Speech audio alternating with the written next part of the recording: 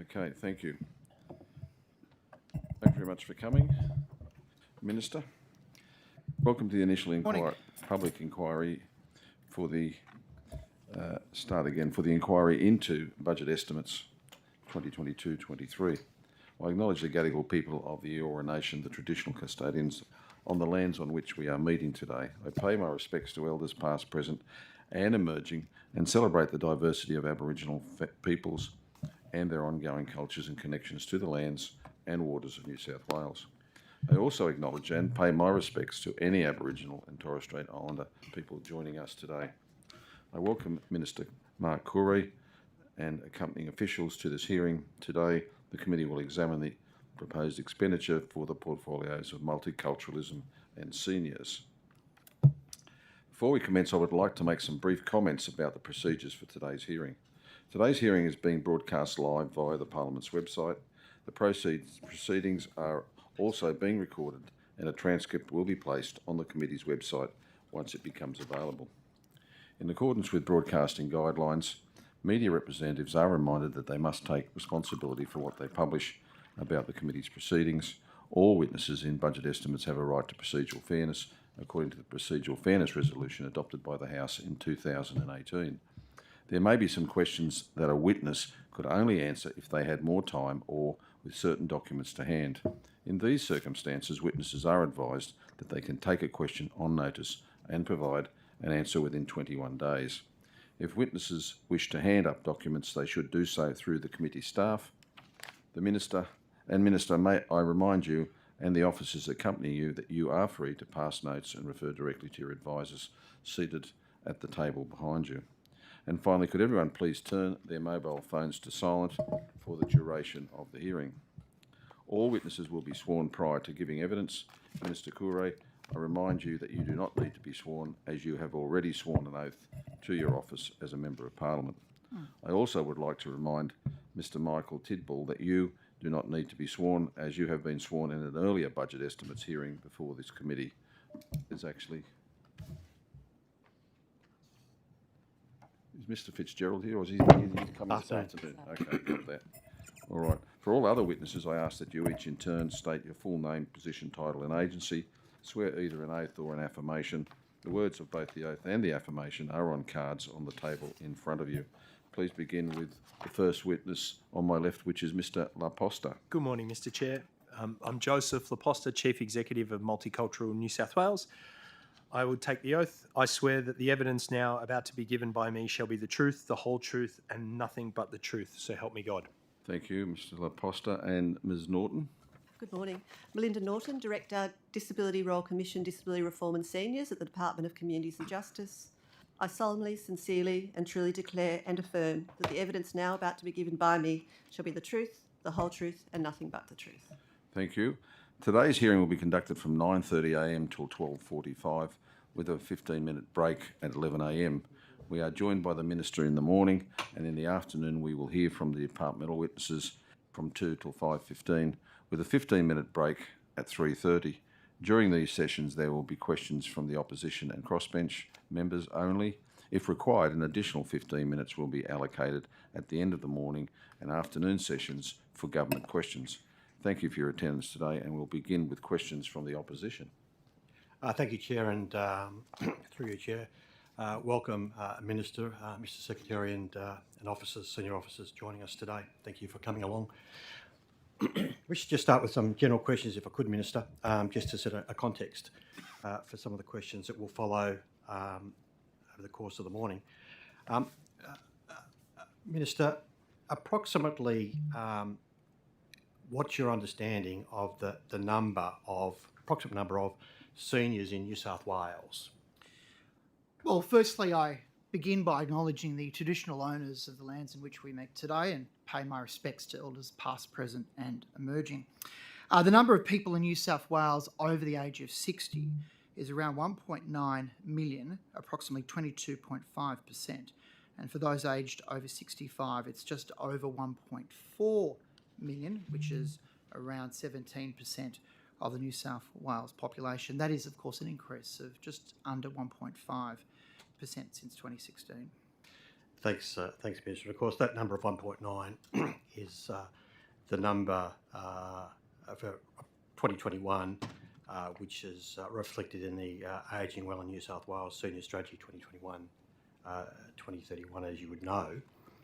That figure of 1.9 is probably creeping up a little bit. And I just note that the population of South Australia is 1.8 million. So we've got more seniors in the state of New South Wales than all of the citizens of the state of South Australia. Minister, have you been given a detailed briefing on the Australian Institute of Family Studies, and just a copy of it so you've seen it, or you may have seen it, but this is my question, a copy of the report. Have you been provided a detailed briefing of the Australian Institute of Family Studies National Elder Abuse Prevalence Study final report that was released on the 22nd of December last year? I don't think I have, but I will check with the department. Not that I'm aware. Certainly not this calendar year while I've been involved with the portfolio. May I just press a bit further on that and say, are you aware of the report, Minister? Has anyone mentioned to you this, what is a landmark, and everyone's referring it to such, a landmark report commissioned by the Commonwealth working with the states into the issue of elder abuse in Australia? I am aware of the report. So you're aware of the report? That's correct. So with respect to the elements of the report, and I might add the report is readily available. It's in fact over 320 pages long. With respect, and in summary, it's a survey done over a period of time of 7,000 seniors, a third of those from the state of New South Wales, approximately, that you would therefore not have been briefed about elements of the report that deal with the matter of elder abuse in New South Wales, following on from your answer? Correct. Yes. Are you concerned, Minister, that such a seminal and significant report, which is recognised as such around Australia, that you've not been fully briefed on it by the Secretary or other senior officers of yours? Mr. Donnelly, can I just answer that question? I mean, as you are well aware, of course, in 2016, the Legislative Council inquiry into elder abuse occurred. And my opening remark, of course, is I condemn all abuse, neglect and exploitation in any form. Yes. And as Minister for Seniors, my priority is to ensure seniors in New South Wales have access to the best possible services across government. And we've taken a proactive approach in this space since 2016. Well, I'm well aware of that inquiry, Minister, because I chaired that. I'm aware of that. And as far as I know, New South Wales was the first state in the Commonwealth to undertake an inquiry. I stand to be corrected, but as I understand, the first state in the Commonwealth territory in the Commonwealth to undertake an inquiry into the issue specifically of elder abuse.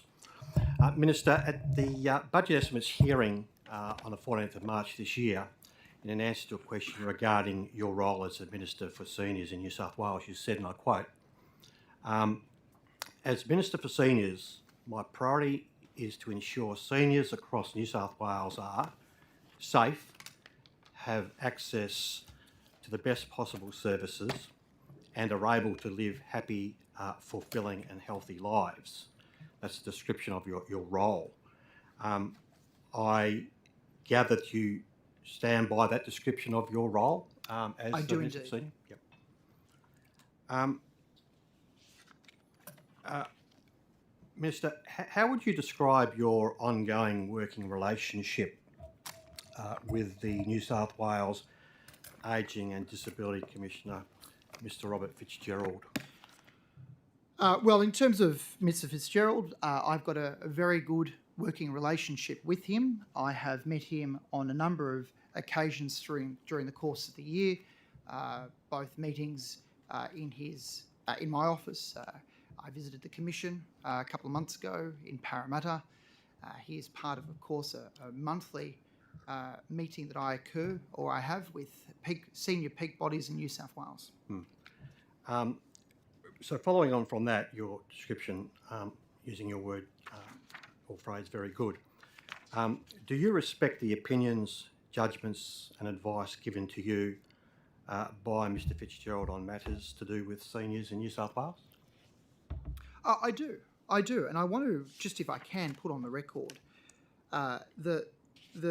the wonderful work the Commission does, and as we know, the Commission has responsibility for a range of issues at the end of the day to safeguard the rights of older people and adults with a disability living in their home and community, and that's one of the reasons why it was set up. I do have a very good working relationship with the Commissioner. I was only recently with him a week or two ago at a seniors forum in Port Macquarie. Sorry, not to interrupt, but the issue of a working relationship is not my question. I just repeat it. Do you respect the opinions, judgments and advice given to you by Mr Fitzgerald on matters to do with seniors in New South Wales? I do. Yes. Can I ask you how highly do you respect the opinions, judgments and advice given to you by Mr Fitzgerald on matters regarding seniors in New South Wales? Very, very high. Thank you. Minister, could I take you to some excerpts that I'd like to read to you, if I could please, in regards to Hansard extracts from the budget estimates hearing on Tuesday. I've got the Hansard here. I want to specifically cite some particular extracts from Portfolio Committee Number 5's examination. Is this last Tuesday? Yes. Right. Okay. For the proposed expenditure for families, communities and disability services.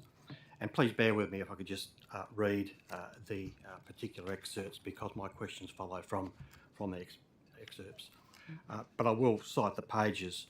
And these are statements and comments and reflections from Mr Fitzgerald. On page 47, I'll just quote them. And they're all Mr Fitzgerald's quotes. I think if I can use that as a segue, and the Secretary won't be surprised, so that's open quote, the issue of resourcing of the Commission in intended activities is of serious issue. As you are well aware, just the history of this is important. The indicative budget prepared by DCJ, Department of Community Justice, was for $29 million over a 4-year period. Before I arrived, it was cut to $13.6 million over a 4-year period. As the legislation was going through the Parliament, as a consequence of that, the Commission has not been provided with a budget that adequate to its undertaking its statutory function. I'll just go on, there's a couple more quotes. But going forward, there's an immediate cut of 25% to the budget of the ADC at the end of this financial year, and a 40% reduction against anticipated demand, which has been agreed by Treasury and DCJ. The financial position of the Commission is precarious and has been for some time, and he goes on further down the page. The indicative budget of $29 million over 4 years, and it was cut before I arrived to the $13.9 million over 4 years. Had the budget that was prepared by DCJ been upheld, we would be in a very good financial position relative to the demand that we've seen over the last few years. But a cut of 60% before you open the doors means that you can never recover from that. Goes on, but fundamentally there's a deficit. The deficit has been coming, and there's a financial cliff, which I've used many times at the end of this financial year. And just two more references, if I could, goes on the following page, page 48, going on to page 49. So we've had 7 ministers who jointly administer our Act in the last 3 years. There's no doubt at all that we've raised these concerns consistently with all ministers, as you would imagine. This has been a foreseeable problem. Nevertheless, we've been unsuccessful in all budget bids so far. Not a single budget bid has gone up, but the Secretary is taking this matter up at the moment. That's acknowledged.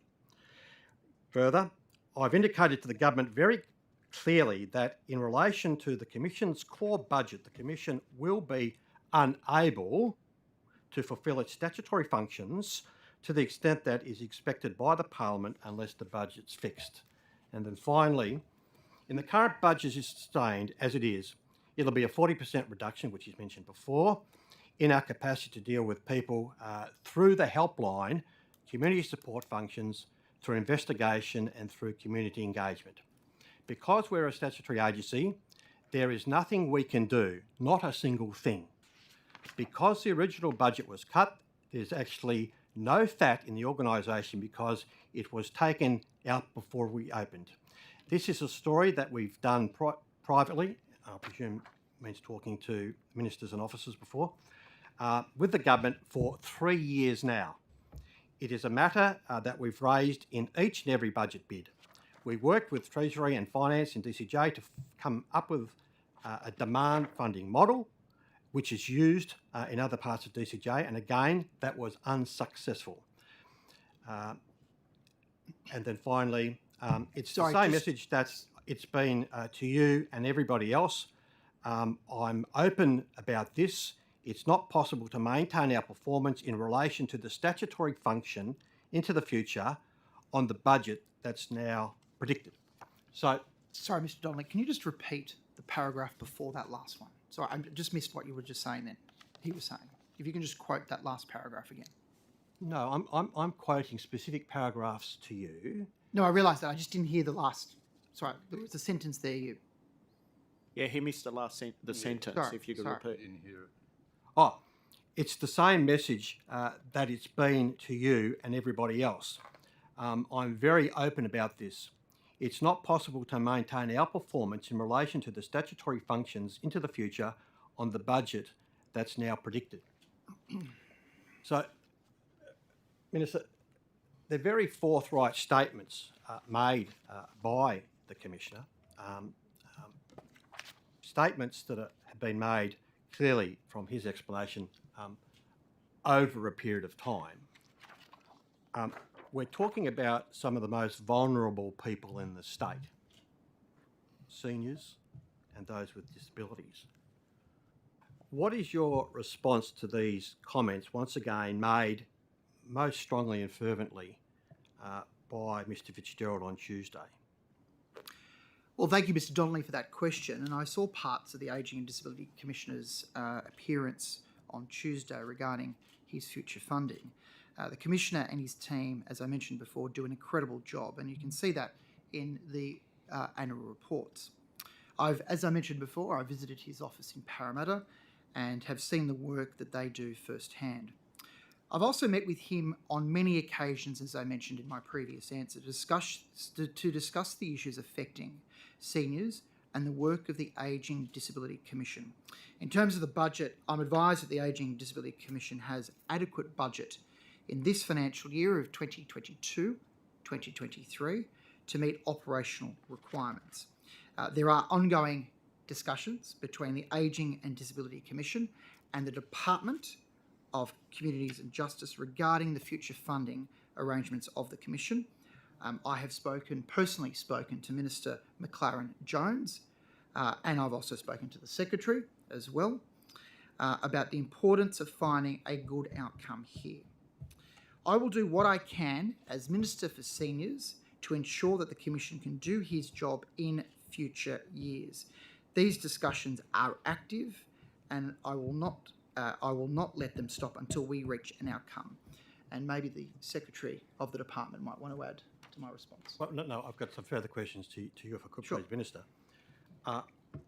Minister, this has been a significant issue, not a minor issue, a significant issue in the mind of the Commissioner, effectively after he commenced in 2019, with respect to, and I won't go back and read it, that differential between what he understood would be the effective annual budget allocation for the operation of the Commission. and in fact what it commenced as. It was a significant lesser amount.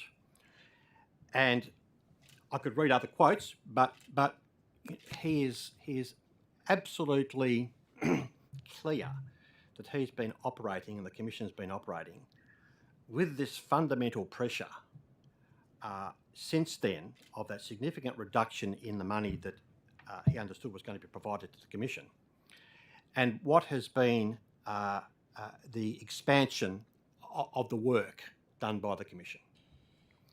Now, when one gets a statutorily appointed individual like the Commissioner saying we're facing a financial cliff,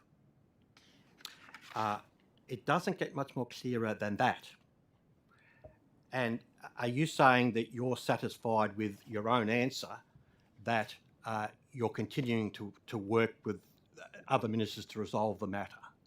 Is that your answer to this issue? And Secretary as well. So as I said before, there are ongoing discussions. These discussions are live and they are active between the Ageing and Disability Commission and the Department of Communities and Justice regarding future funding arrangements for the Commission. And I've personally spoken to the Secretary, along with Minister McLaren-Jones, about the importance of finding a good outcome here. I will do everything I can, and what I can do, I will do everything I can as Minister for Seniors to ensure that the Commission can do his job in future years. And these discussions... What about the current year? These discussions... financial year. Well, I'm advised that that there is adequate budget for the financial year of 2022-2023 to meet operational requirements. By who? Who's informed you of that? Well, Treasury. I believe Treasury, but let me just confirm. I might have the Secretary provide an answer as well. Minister, you're only here for a short period of time. So No, I realise this. Who has advised you, as the Minister for Seniors, that there is adequacy in the budget allocation for the operation of the New South Wales Seniors and Disabilities Commission?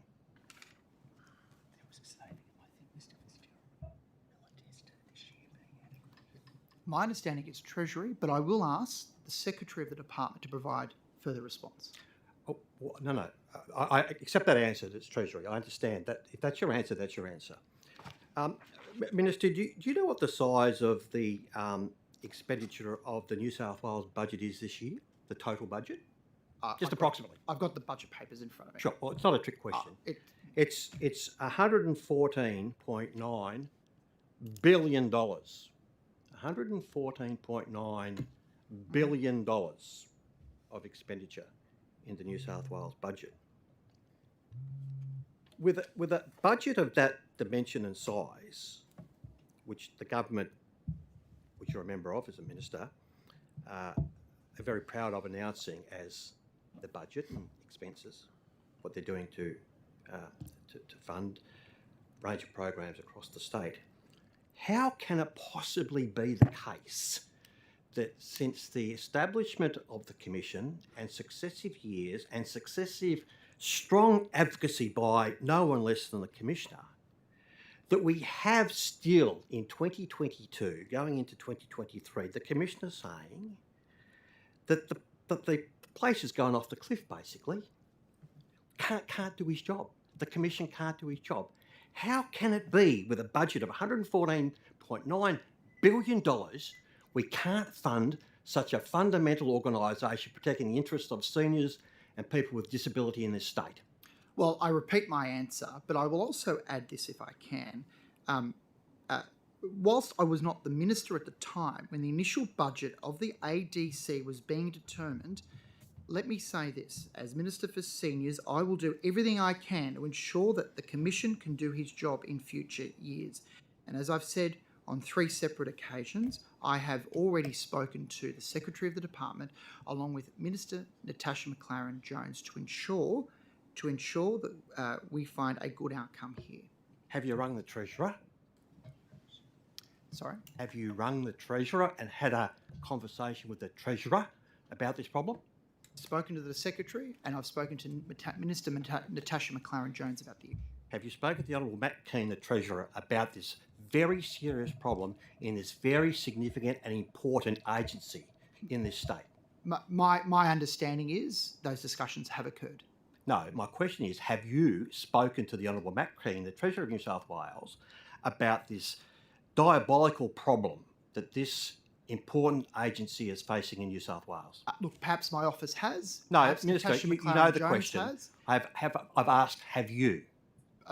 I speak to Treasurer Matt Keane on a regular basis. Have you spoken to him about this matter specifically? I understand my office has spoken to his office. Minister, Is it please, time, it's a straightforward question. Chair. Have you, as the Minister, well aware of this fundamental problem, spoken to the Treasurer about this issue? Well, as you know, Mr. Donnelly, funding decisions are cabinet in confidence. It's not So the appropriate answer's for no. me to Okay, discuss so them the in answer's this no. form. Okay, we'll come back, but the answer's no. Thanks, Minister. Thank you. Minister, launched on June 29 this year, the New South Wales Grow pilot program, the $3 million investment by New South Wales, helping new migrants and refugees in Western Sydney find new opportunities in the Murray and Riverina regions. Just on that, have you or your department ever worked or looked into programs to provide migrant communities with opportunities to build their own places of worship, like temples or cemeteries? Well, I'll probably, if I can, allow Joseph Laposta to answer that. But I just want to, if I can, briefly talk about this program to as a matter of introduction. This is an exciting program, and as you know, I was there at the launch at Leeton. And as we know, we've seen an increase in migration from the city to the regions over the last 2 years, particularly since the pandemic. And as we know, Sydney is growing. There are opportunities for lifestyle and regional New South Wales. You're right, I did launch the Growing Regions of Welcome pilot program with the Deputy Premier during Refugee Week in June. And this program is being driven by the New South Wales Coordinator General of Settlement, Professor Peter Shergold, and my agency for that matter. In recent years, Multicultural New South Wales has been working at a grassroots level to build the capacity for small regional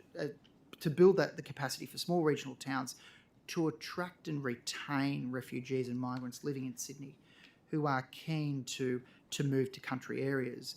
And the launch of this program is very, very significant, particularly in times that we've seen at the moment where there are skill shortages in our regions and throughout, not just New South Wales, but throughout Australia.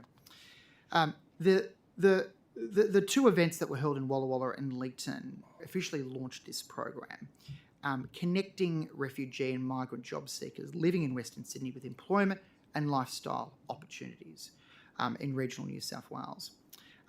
In regards to the second part of your question, in terms of places of worship, I personally haven't. But if that doesn't mean that my agency hasn't received, email or notification from community groups out there. Is it something, Minister, that you think would be beneficial to? Absolutely. Great. Yeah, absolutely. And if I can just get Mr. Laposta, you might want to add a few things to my response. Good morning, Mr. Sigurdsson. Good morning. Miss Sigurdsson, sorry. Look, the essence of the pilot is fundamentally about helping the Syrian-Iraqi cohort that largely reside in Fairfield, Cumberland, and the sort of that Liverpool area, to help connect them to regional areas where there is potentially skill shortages, employment opportunities, demand. The connection piece, which you've touched on a part, which is places of worship and feeling safe and secure, is equally about the employment side of things with our newest Aussies in question, but equally about preparing those townships around all of the ecology, for want of a better word, that they need to help make sure that they are welcoming places. So in terms of those townships that the Minister and regional hubs the Minister mentioned before in the Albury and Riverina area, a part of it is about making sure that there is cultural appropriation for their religious practices and these sorts of things. A good example of that in the township of Walla Walla is a lot of those fleeing the conflicts in Syria and Iraq are Christians. and there's connections to the Lutheran Church and other things that are down there as well. So a part of the connection process is about understanding their religious needs as well. Are you aware of the Yazidi community in Wagga Wagga? Yes. And that there's, so just on that community, as we understand it, there's about 1,000 people in that community. They've raised with me issues around accessing therapy to address some of the severe trauma that most of the community members have experienced. One of the key concerns that has been raised was to do with something as simple as translators, and how they have actually not been allowed to nominate their own translators for counselling and therapy sessions. This is in spite of the fact that there is apparently accredited translators within their own community, and some have actually attended sessions for help where the translator is an Arabic speaker, not a Kumanji speaker. Are you aware of these issues? And if so, what are we doing to make sure that this, I mean, it's one of those compounding the problem rather than addressing the problem? Do you want me to answer that? If you want to begin, and I can answer it too. Ms. Higginson, firstly, it's an excellent question. One of the challenges from the Syrian-Iraq conflict was the speed at which the Australian government and the New South Wales government had to stand up its own approach to supporting the Yazidi communities and any of the persecuted minorities that were fleeing the conflict from ISIS. One of the great challenges that we had was enough, interestingly, and you touched on it, Kurdish Kumanji speakers in Australia. I think we had 3 at the time. And yeah, it was a real issue for us to make sure that the Yazidi community were able to have people accredited in Australia to speak the language. I don't think that's necessarily a failing on any part of government or the community. I think it's more just the speed at which we tried to bring 12,000 people to this country to make them safe and settle them quickly. One of the things that I'm really proud of, and with the support and leadership of the New South Wales government, has been our scholarship program. Our scholarship program started in 2019, and one of the focus languages was Kurdish Kumanji. I'm really pleased to advise that as of this year, that we started that scholarship program with about 150 places a year. As of this year, it's now up to 450 places a year with some additional investment from the New South Wales government. They're exactly the sorts of programs that we need and that you're referring to make sure that we have enough accredited translators and interpreters in those new and emerging languages. I'm not naive enough to think 450 places in one program is going to solve the problem. It's not. The other sort of intricacy about your question is interpreting and translating is a profession. They should certainly not be providing Arabic interpreters for those that are speaking Kurdish Kumanji, and I'm happy to investigate the specifics of that case as to if that's a part of government or whether that's an NGO or others. I'm happy to work with those relevant people in that space to make sure that of the cultural appropriation. But with respect to the township of Wagga Wagga and so forth, one of the key initiatives of the scholarship program is to grow more interpreters in our regional areas. Armidale's been a focus for us for obvious reasons with the settlement of 500 Yazidi up there. No different in Wagga, and that's a part of why we pushed for the Albury Riverina area to be a part of the Grow pilot, to make sure that all of the associated sort of infrastructure, language, schools, nuanced healthcare, counselling support that you touched on before, and again, off the back of some of the crises in the Ukraine and Afghanistan, we've taken learnings from that Syrian-Iraq sort of conflict, and we've applied our learnings to make sure that people such as STARTS have torture and trauma-informed support in language for the people of Afghanistan and the Ukraine, taking those learnings out of the Syrian-Iraq example as well. So it's certainly front of mind. Okay, and do you accept that really the Yazidi community in Wagga Wagga has actually been there for 5 years now? Like, it's not like it's, you know, this year's problem or last year's issue. It is, they've been settled for 5 years, and these are issues that are happening today, and similar issues also happening within the school community. So the real concern there is this a proper priority for you? Because what we understand is happening is that we are compounding some problems through the perhaps at the moment evidence of a failing settlement of a very traumatised community that is looking very hard to kind of for healing and settlement. Yeah, Well, can I just, if I can jump in, if that's okay. Look, Sorry. look, this year's budget was very important for Multicultural New South Wales. It was a record $28 million in the New South Wales budget over the next 2 years to support multicultural communities across the state. A major component of this was the $16 million, which will go towards supporting things like the whole of government language services, but a component of this was the expanding an interpreter scholarship program to support the multilingual people to become qualified and practicing translators. So, Minister, are you telling me that the 5-year settled community can get some guarantee this is going to get resolved? Well, that is something that we are working towards. Yep. Thank you. My time's over. Well, thank you so much, and welcome once again, Mr. Minister Coure and staff. Thank you so much for coming in today. Minister, recently three people were recently appointed to the Multicultural New South Wales Advisory Board, and Nick Caldas has been appointed as the new chair. I congratulate you on his appointment as a former police officer and a real gentleman, and also take this opportunity to also wish Dr. Harry Harinath, the outgoing chair, well for his service to Multicultural New South Wales. Minister, can you, just out of curiosity, can you outline what the process involves in appointing a person on the board, and how is it conducted? Look, thank you. You're absolutely right. Multicultural New South Wales Advisory Board includes the Chief Executive Officer of Multicultural New South Wales and 15 part-time members. And again, you are right. 1st of July, the board is chaired by former New South Wales Deputy Police Commissioner Nick Caldas. Appointments are made based on diverse qualifications, experience, backgrounds that represent the diverse and changing needs of New South Wales. A bit of background, Mr. Mosamani, members are appointed for terms of up to 3 years by the Governor of New South Wales. Members may serve no more than 3 terms. Example, Dr. Harry Harinath, to ensure the board reflects the current needs of New South Wales. If I can also put on record my appreciation and thank you to Dr. Harry Harinath, who for not just over 10 years as a board member and chair, but for over many generations, for the work that he has done in multicultural communities right across New South Wales.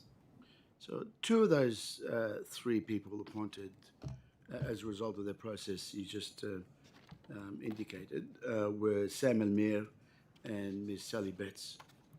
Can you give us a brief rundown on Sam Elmere's objective merits for receiving this appointment? Well, Mr. Elmere, again, both Mr. Elmere and Ms. Betts were appointed by the previous minister, both of which have local government experience. Mr. Elmere has a small business background and is active in the Arabic communities. Ms. Betts, again, has local government experience and has small business background as well. When did you first meet Sam Elmere?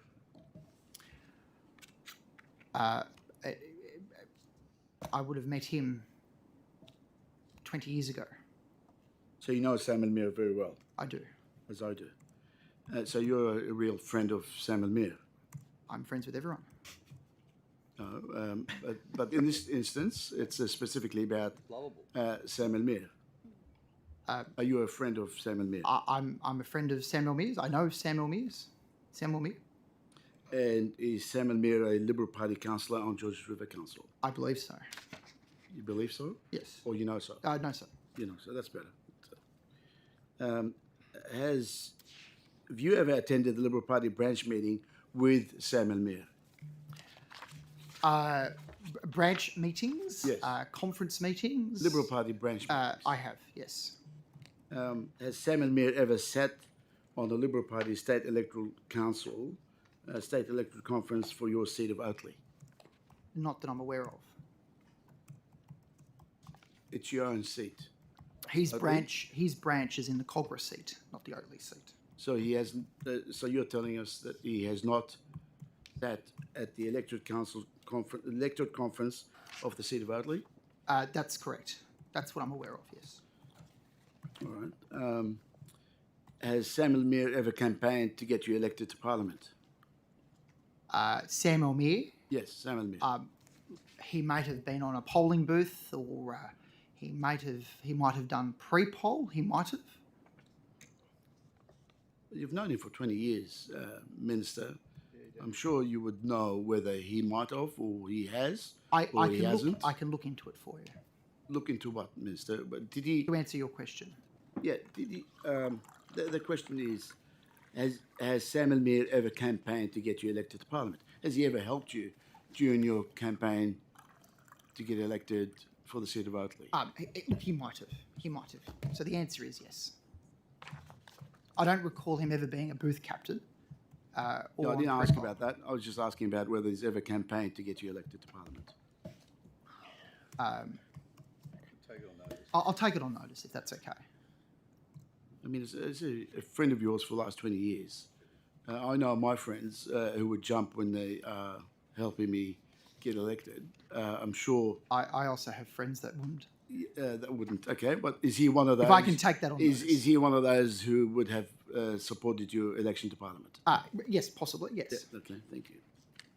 Have you ever campaigned to help Sam and Mia get elected to council? I have. Has Sam Meir ever been a member of the New South Wales Liberal Party State Executive? He is. Is he currently? Yes, he is. So you can see my questions, Minister, Yes. where my questions are going in terms of the appointment of Samuel Meir, a Liberal Party operative, a councillor in the Liberal Party, a close friend, confidant of yours, being chosen to the board of the Multicultural New South Wales Advisory Council, and criticism and questions are being asked. Why is Multicultural New South Wales being stacked with Liberal Party members? What's your response to that, Minister? Well, my understanding is the appointment of Samuel Meir was appointed by the previous minister. With no consultation with you, are you saying? That's my advice. That's was appointed on the 15th of December appointed on.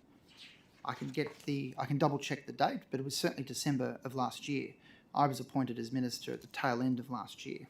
Right, and there was no consultation with you when you were when he was appointed to the board that he would be appointed to your advisory board. My advice was the appointments were done prior for me being appointed as minister. So there was no consultation with you Well, he was prior already to on the you board, being I minister. believe. I believe he was already on the board. Yes, but was there any consultation with you? Did you nominate him to be? No. You didn't. No. How was his nomination conducted? How was his? Who nominated him? Well, that was before my time. So I might want to take that on notice, unless, of course, the agency head, Mr. Laposta, would want to add to that. Good morning, Mr. Mosselman. There was a process that was run. We went out with open expressions of interest. Off the top of my head, I can't remember if it was this round or the previous round. I'm happy to take the specifics on notice, but there was either 154 applications, expressions of interest, or I think in this round there was about sort of 70 to 80 expressions of interest. We ran through a process with those candidates in terms of the different credentials that we're looking for. I now know those things that you're talking about, but at the time when I was looking at the potential candidates and my CFO was running through the list, I didn't know any of those things that you alluded to now.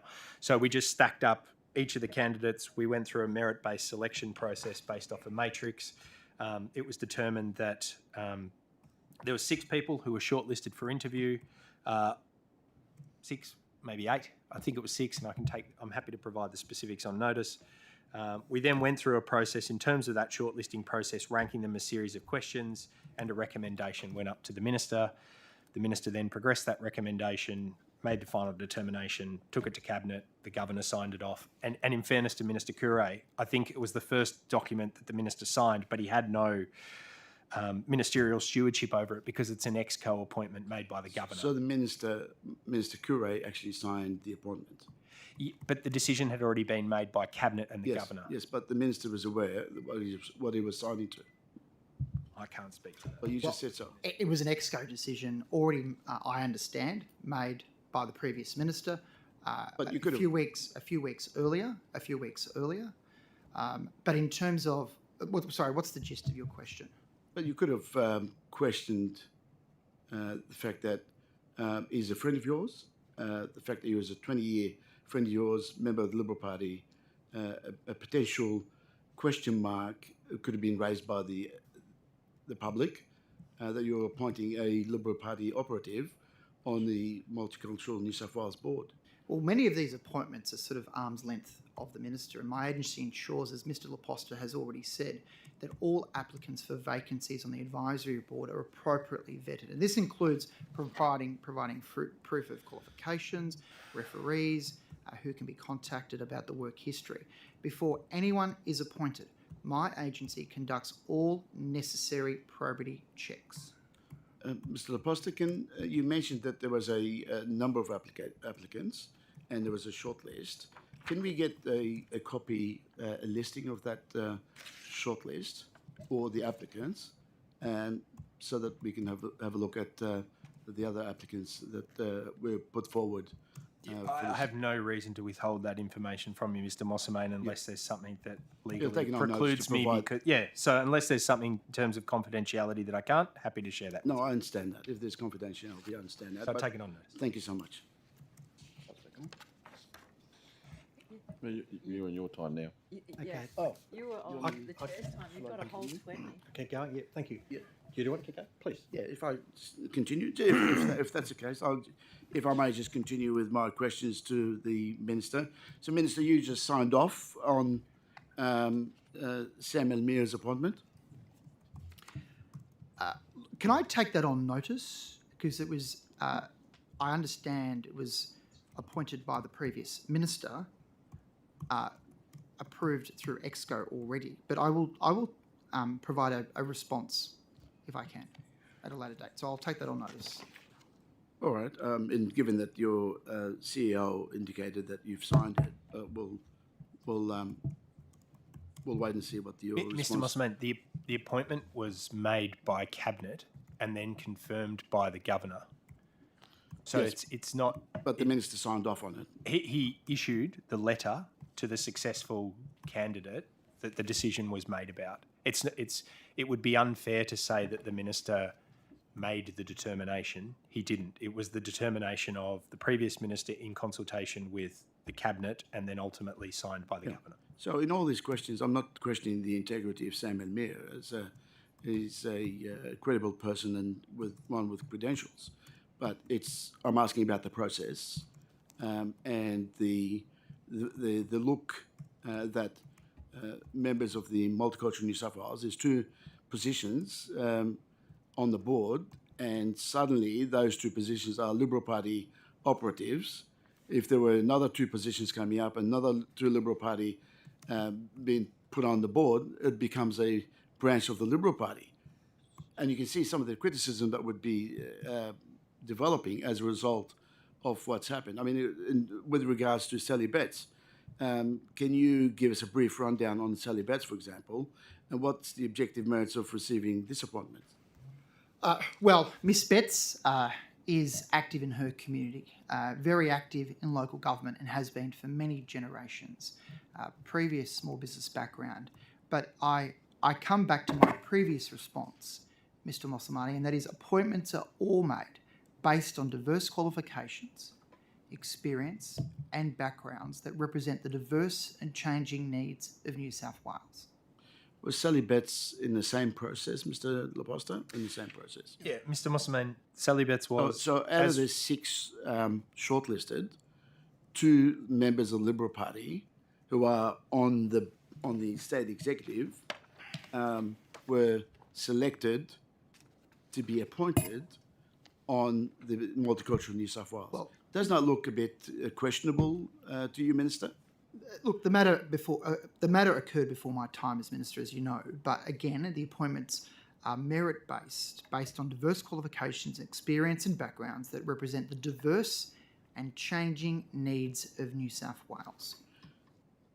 Mr. Mossman, I'll put it from my perspective, and then the political conversation is well outside of my remit. From my perspective,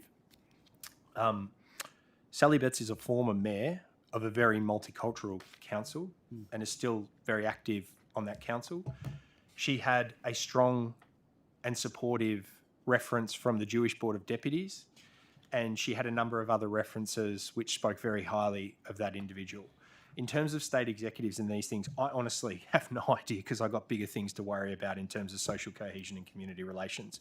In terms of the way that Sally performed during that interview process, she was excellent, she was incredibly well prepared, and I was comfortable putting that recommendation up to the Minister as suitable, as I was for Ramneek Singh, who is also on the board from the Young Sikh Network, as I was from Sam Elmere, that also came as an experienced local councillor that had a strong connection to his community, answered the questions well, and came with high regard from both the Lebanese Muslim Association and the Maronite community. That's what I cared about. That was the suitability assessment. As I indicated, and I reiterate my comment, that this is not these questions are not about their credibility or their credentials. They are. I take what you say. They are highly respected individuals, but it's the process that I'm asking. That in those two appointments, 125, I think you indicated, have nominated or applied, 6 shortlist, 2 were appointed, and there just happened to be 2 members of the Liberal Party and 2 members of the State Executive. Doesn't it look dodgy to you, Minister? Can I just back up a little bit? So firstly, the assessment process undertaken by Multicultural New South Wales started months earlier. Of course, in August 2021, 2 board members left after 9 years of sterling service to the community on that board. Another vacancy occurred a few months earlier. I think it was February of last year. So the process in which the 2 or 3 vacancies occurred and filled was before I was Minister for Multiculturalism. Did you sign off on the second appointment, Sally Betts, as well? I believe it went through EXCO before my time. And I think the appointment was made. The process before your time. But did you sign off as you did for Sam Elmere? Did you sign off on the final appointment? If I can take that on notice and report back, if that's okay. I mean, it's only... This appointment was what? When was the appointment? In June? When were the appointments, Mr. Laposta? I think the Minister said he's taking it on notice. Yeah, I'm asking again. I'm asking you now, Mr. Laposta. I will when also were say the appointments made? Was it in June, July, August? The term of his appointment? The appointment, the official announcement for the appointment of... So I made the official announcement. Right. Yep. So you wouldn't be too hard to remember, Minister, if you signed off on it 3 months ago or not. I will, it wasn't 3 months ago, but I will take that on notice if I can in terms of the process in which these appointments were made. But I will just say this, and I want to finish off on this remark if I can. An advertising campaign seeking expressions of interest to recruit a new member is in accordance with the Public Service Commissioner's appointment standards for boards and committees in the New South Wales public sector, and that went out. So at the end of the day, these advisory board positions, the process in which these were filled, were started before my time. Minister, you can see that when people in the multicultural community looking at the board, they would expect diversity on the board. Yet any opportunity could have been given to, for example, members of the Australian Pakistani community, for example. There's never been a member of the Pakistani community on the board, maybe in the 1980s and 1990s. Never been a member of the Australian Bangladeshi community on the board. Never been a member of the Nepalese community on the board. or the Iraqis, or the Assyrians or the Syrians. There are many other multicultural communities that would have easily fitted well and served the community well had they been given the opportunity to be on that board. Why was the ministry or the department did not look at other communities and have those communities included on the board rather than have two Liberal Party members? Look, at the end of the day, as we all know, this is an independent process, arm's length of So my who conducts office the independent and process? Multicultural New South Wales CEO, Joseph Laposta, might want to add to that response. I don't know about the state executive, nor do I care. What I care about is the public perception, which is what you're touching on. And I also take feedback that you give us in budget estimates really seriously. And a couple of years ago, you challenged me to have more Arabic speakers on the board. And I went and I got Nick Caldas and Sam Elmere. But Sam Elmere came through this process, who also speaks Arabic and comes highly regarded from leaders. Nothing would make me more happy, Mr. Mossamain, than to have the 307 different ancestries that this great state represents on our board. And it's not just about them representing the Pakistani community on the board, it's about representing all communities on the board. So when our advisory board members come on the board, it's actually less about the Latin American community they may come from, with the Brazil, and more around how they service the wider community that's there. With respect to those things, we are trying to do more and more and more around Yazidi community, as Ms. Higginson said before, Afghan community, to encourage more of our new and emerging communities so that they have a voice and that the current themes and challenges that they are faced are represented on the board as well. So how are you encouraging them to nominate to the board? Is there when the nominations open, do you actually communicate with the multicultural community and tell the Pakistanis and the Bangladeshis and the Nepalese, look, there's a vacancy now, please nominate? Do you do that? Yeah, I do. And Can I also add to that response? I do too. In the many community events that I attend, not just those communities, but many others, anytime there is a vacancy, and there was one recently that has gone out for advertisement, I've always gone out to the communities and I encourage them, we want a multicultural New South Wales advisory board that reflects our state. I mean, we are a great example of multiculturalism, a state that has over 300 different ancestries, speaking over 200 different languages. We have people from all over the globe, from each corner of the globe. And I want, along with Mr. Laposta, an advisory board that reflects just that. Minister, you indicated it's an independent process. Can you just describe to me how independent that independent process is, who conducts it, and who's involved in this process? That is an operational matter, and the head of my agency will like to answer that. We go out with an expression of interest process. Based off the expression of interest process, we determine suitability for those that should be interviewed. We can't obviously interview anyone. We have a shortlist, and I think in this Who's instance, we? Is it you and... M&SW, completely at arm's. So it's just you as the CEO? Up until this point, it's not even me. It's my team, which is led by our people in corporate they put division. out the tender request, whatever. They manage all of that. Then they come in with, in the list of, I think in this instance it was about sort of 70, 75 on this round. I think the previous round where we went out with 3 was 154. They come in and they say, here's potentially the top 20 people, what do we think? And we look to get a blend of different backgrounds, locations, ethnicities, religions, languages into that mix, and then we sort of fine-tune it down to about 6. The ultimate decision, though, is made by the minister. Not this minister, because it was before his time, but by the previous minister, and then that recommendation goes up. So that independent process is conducted by you and your staff? Up until the point on the appointment, the CEO does not make the appointment of the advisory board members. We make a recommendation. Who makes the recommendation? You I make a suitability recommendation in this instance to the minister, and the minister makes the determination around who they want to put forward to cabinet. And anybody else apart from you and your department? Is there any others? Is there an agency involved that assists with the suitability Mr. and the assessment? The scarce resources that this agency gets goes into running this agency as tightly and as efficiently as it can. I'm not bringing in an external agency to run a process that I can do in-house and save money and put that money into community grants. Minister, in January this year, Yoni Bashan of the Australian newspaper reported that you had ordered a review of the Ministerial Advisory Council on Ageing because you had concerns about the number of political Liberal Party appointments made shortly before you became the minister. One of the appointees mentioned in the article was, in fact, Sally Betts.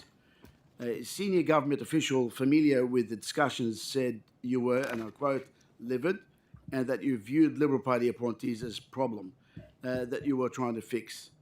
Have you fixed that problem, Minister? Well, the MACA has, that's the Ministerial Advisory Council on Ageing. The MACA provides advice on matters that affect the needs and interests of wellbeing of seniors in New South Wales. It's chaired, selected by their knowledge and expertise, and of course currently chaired by Catherine Greiner AO. I have provided MACA with a working plan of members in terms of members to engage directly with networks and provide feedback. In regards to the recruitment of members to MACA, it's undertaken according to Public Service Commission guidelines. And again, these appointments happened prior to my time in the portfolio. But were you angry about the fact that Ms. Sally Betts, for example, was appointed onto the Ageing? Well, look, can I just say that in any case, I'm advised that all appointments to the Advisory Council were made on merit, with each appointee chosen I for their accept that, but strong, were you diverse upset about the backgrounds in process? ageing and seniors. Miss Sally Betts, did you mention Miss Sally Betts? Miss Sally Betts brings experience. They all bring experience and skills relevant to the Ministerial Advisory Council on Ageing. So you're happy to have Ms. Sally Betts continue on the Ministerial Advisory Council on Ageing, as well as the Multicultural Look, the article is in fact incorrect concerning a review. However, I personally looked over the qualifications of all MACA members when I became minister to understand the makeup and experience of MACA. And so you're happy with Sally Betts being on the board? I'm happy with And everyone. also on your board? Yeah, I'm happy with every single member of that board. MACA is a vital resource to me as Minister for Seniors and the whole of New South Wales Government, providing advice on a wide range of issues affecting the needs, interests and well-being for older people Minister, in New can't South you Wales. see that on various boards, Liberal Party members are being stacked on those boards? Doesn't it appear like it's a jobs for mates? It doesn't appear like that at all. As I said before, I personally looked over the qualifications of all MACA members when I became Minister for Seniors to understand the makeup and experience of MACA.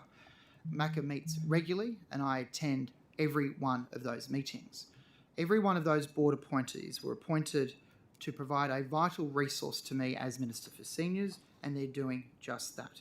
In fact, the MACA board historically has met 4 or 5 times throughout the year. I think they're meeting an additional time this year. We're also taking it out to the regions as well. Recently we were in Port Macquarie. Hopefully later in this year we'll be either in Wollongong or the Central Coast.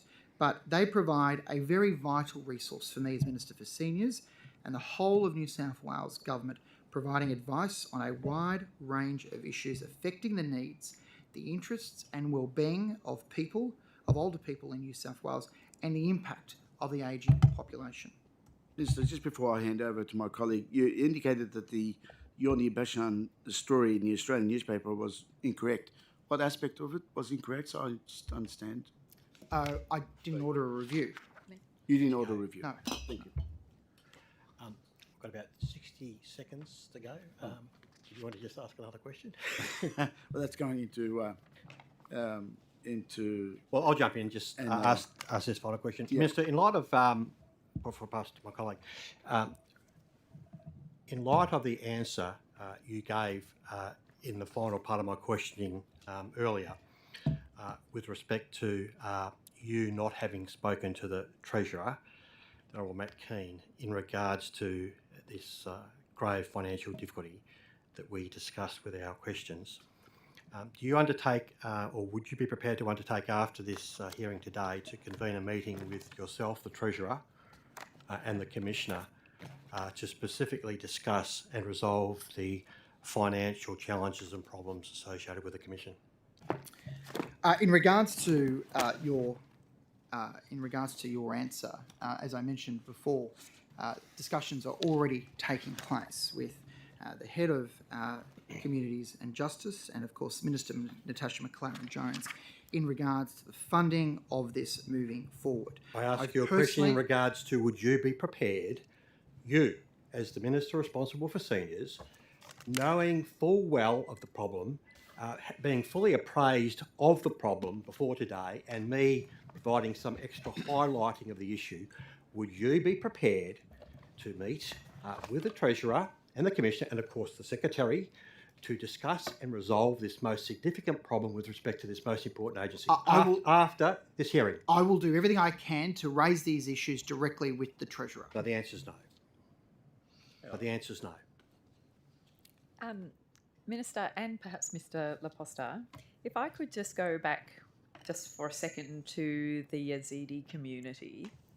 If there was a proposal put to you about an appropriate parcel of Crown land in that Wagga area community for the purpose of developing a sort of place of cultural worship and gardening, is that something that you would be willing to look at and work towards? I certainly would.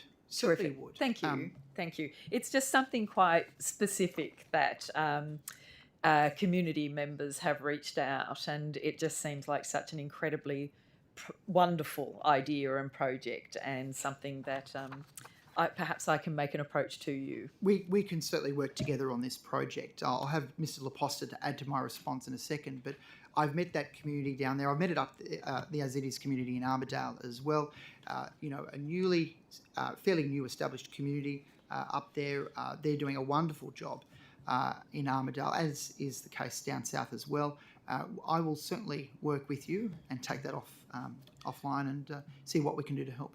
Ms. Higginson, you've I don't know if this is inadvertent or quite targeted, but it's one of the things that I'm most passionate about is those places where different communities can congregate and come together. And there's an example in Wagga at the moment, just outside of town, of a community garden where you have members of the Yazidi community, the Burma community, Afghan community, lots of our new and emerging communities all coming together and growing their respective plants and fruits and then sharing them across.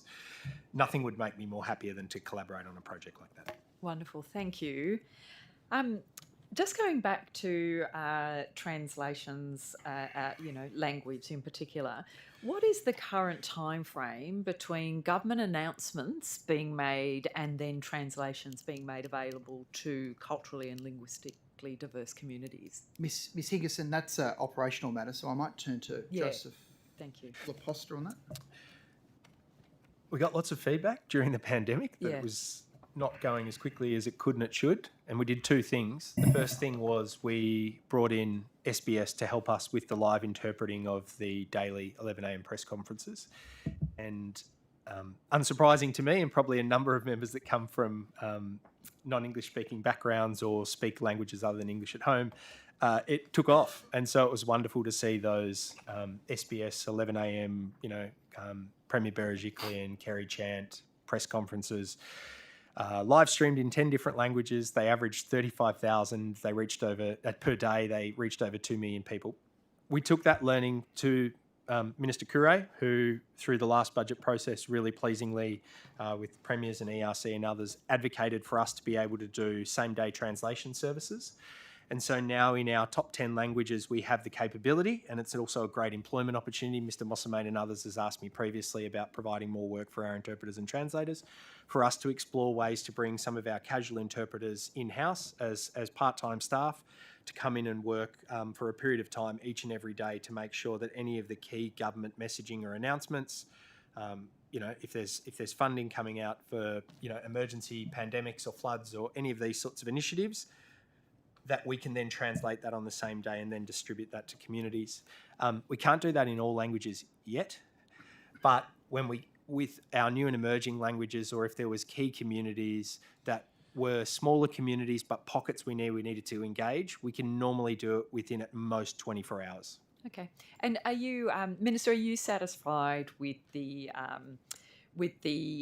accuracy of how we're doing that and the checks that we are getting, the accuracy and the culturally appropriateness of the service? Yeah, look, it's a really good question, and I want to just say thank you to the agency. They've done an amazing job in getting that information out, particularly over the last 2 years with COVID-19, out to the community.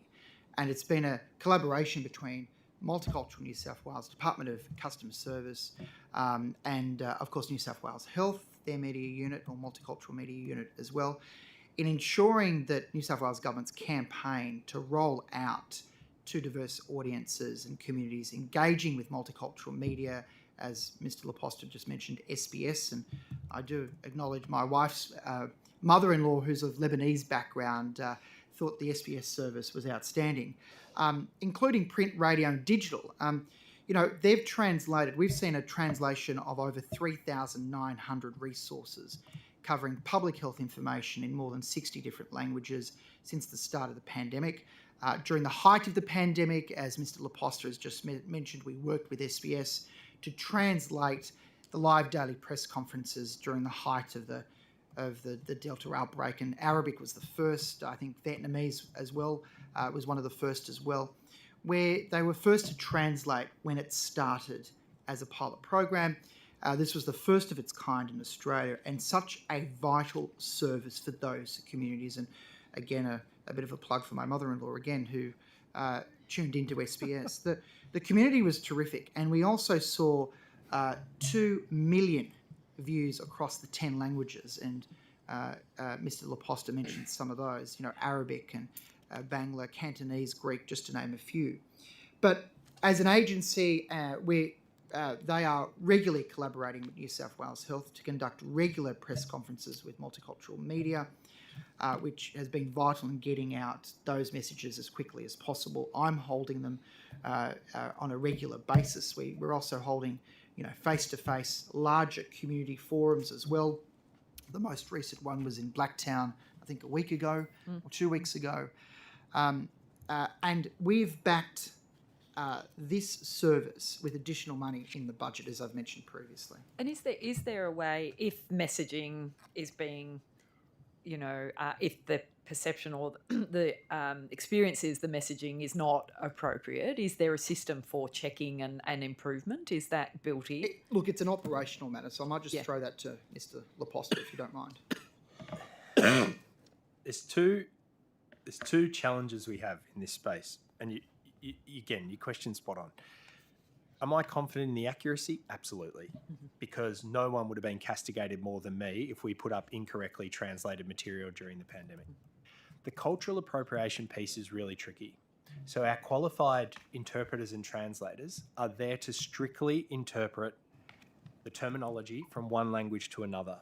They're not there, if you think of campaigns like the Commonwealth Government came out with a campaign during the pandemic called Arm Up campaign, which was, I guess, to some English-speaking communities about vaccination. It was completely missed by our Arabic-speaking community when we directly translated the Arm Up campaign. It said to gather arms. That's the last thing we want people doing in the middle of a pandemic. So the cultural appropriation piece is a challenge for me, because often all of us use slogans or colloquial language to describe something to try and endear ourselves to the audience we're trying to engage or potentially influence behavioural change with. That is very, very difficult for interpreters and translators to then try and manage. So I'm really confident in the accuracy. The process around the colloquialisation and the education piece that I have across government with colleagues around the importance of simple, clear language that can then be easier to be translated and interpreting is an ongoing responsibility. And so what about the sort of converse? How are you, Minister, satisfied that at the moment, if culturally and linguistically diverse people are trying to contact the government for any assistance, service, etc., that's out there, are you satisfied that they are able to do that? And what degree of confidence do you have that we're doing this well? Well, look, in terms of, in regards to your question, language services play such a vital part in the government's initiatives, policies and so forth, particularly obviously during the the COVID-19. It's a key function of Multicultural New South Wales to provide those interpreting and those translation services in many languages. I think it's over 100 languages to New South Wales government departments, non-government agencies, and of course the public. Multicultural New South Wales, they deliver on-site, telephone, video interpreting, translated, broad range of material, including of course the COVID-19. I'm advised it's 110 languages. Yeah. At the end of the day, in the recent state budget, we saw an increase of over $28 million with a large component of this to increase that component of interpretation and language services. We want to make sure that... Sorry, I think the microphone went out. We want to make sure that of that $16 million will go towards supporting the whole of government language service. That's the boosting of translations of essential service messages from governments, in turn increasing job opportunities for professional translators, in expanding the interpreter scholarship program that Mr. Laposta and I had mentioned earlier, to really support the multilingual people to become qualified practicing translators. And I'll get to an example in a sec.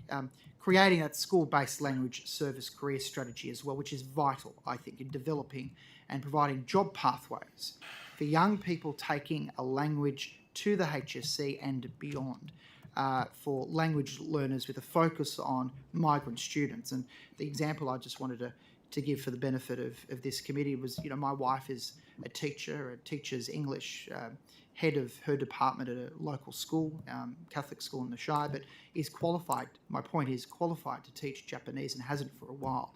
And this is the broader issue that I have raised in an op-ed piece earlier in the year, and that is, of course, we want to encourage people to take up a second language or even a third language. And my grandmother knew 5 or 6, born in Egypt, and knew 5 or 6 different languages. We want to encourage people to not just learn a second language, but even a third language, because we live in a global city. We want to encourage people to take up interpreting to obviously make it easier for their communities.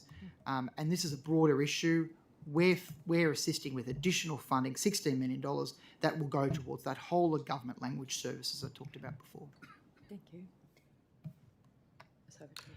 Thank you. And through your chair, Minister, the following question is meant to be a straightforward one and not a gotcha question, and you probably smile at that, but I mean this genuinely. It's on the issue of the categories of elder abuse. And I have to say I was rather surprised to find out that you'd not been briefed on what's the most significant report ever done in the history of Australia into elder abuse in this country, with some particular reflections on New South Wales. But with respect to the categories of elder abuse, do you know what the 6 categories that are now used to define elder abuse are? If it's okay with you, I might ask... Apologies, I'll need to hear that question again. Certainly. In regards to the matter of elder abuse, what are, if you're able to answer, and if not, take on notice, the 6 categories that are used now to, in fact, consider the types of elder abuse? What are the 6 categories we use in Australia? Look, I'd need to take that on notice, but would make the observation that the department's is currently involved with the national plan around elder abuse, and we, together with other parts of the South Wales Government, report on that in terms of the responsibilities we have. But the Ageing Disability Commissioner is the primary area that works in the area of elder abuse. Can you name one category of elder abuse? Financial abuse. Any others you'd like to nominate? There's a range of types of abuse, both in the disability and aged care No, I'm talking areas. about I'm not in an elder abuse. operational role. Right, yes. Not an operational role, but you would have thought that a reasonable person would conclude you ought know what the categories of elder abuse are, given the senior position you hold. Yeah, I absolutely understand what elder abuse is, and we work closely with the Ageing Disability Commission to support his work and the work of other government agencies in New South Wales to both respond to the recommendations from the committee that you chaired, but also the national plan. But given the report, and I'll move on from this now, but I just want to make this point to emphasise this, given this report that was released last year, and nobody has thought important enough to brief the Minister for Seniors on, it identified that 1 in 6 older Australians, that's around 15%, reported experiencing elder abuse in a 12-month period that was surveyed between February and May 2020. So that's 1 in 6. Now, there were 7,000 people surveyed all up, and approximately a third of those came from New South Wales. So what I guess I'm emphasising is the issue of elder abuse has not only got red flags up everywhere, it's got sirens going off, you know, it's got flashing lights, and I could go on and on and on. And I just find it extraordinary that there seems to be a poverty of knowledge Mr. in front of Donnelly, us. if I may assist the committee, I am recently appointed. At the time of that report being released, was Chief Executive of the Law Council of Australia, and I know that seminal piece of the report well. And I have been very close to working with the Law Council and in a former previous role at the Law Society in seeking to develop legal definitions of elder abuse. And I acknowledge that this is due to demographic changes as well as growing awareness, a massive challenge for the community. What I will do is take on notice. I would be reluctant to, in my evidence to the committee today, to say that the department has done no work with that report, because I do not know. I acknowledge that it was a very significant piece of work. I acknowledge that it did make reflections on a number of jurisdictions, including New South Wales, but I'll confirm to the committee whether the department has done any work in relation to it. Thank you, sir. Can I move then on to the issue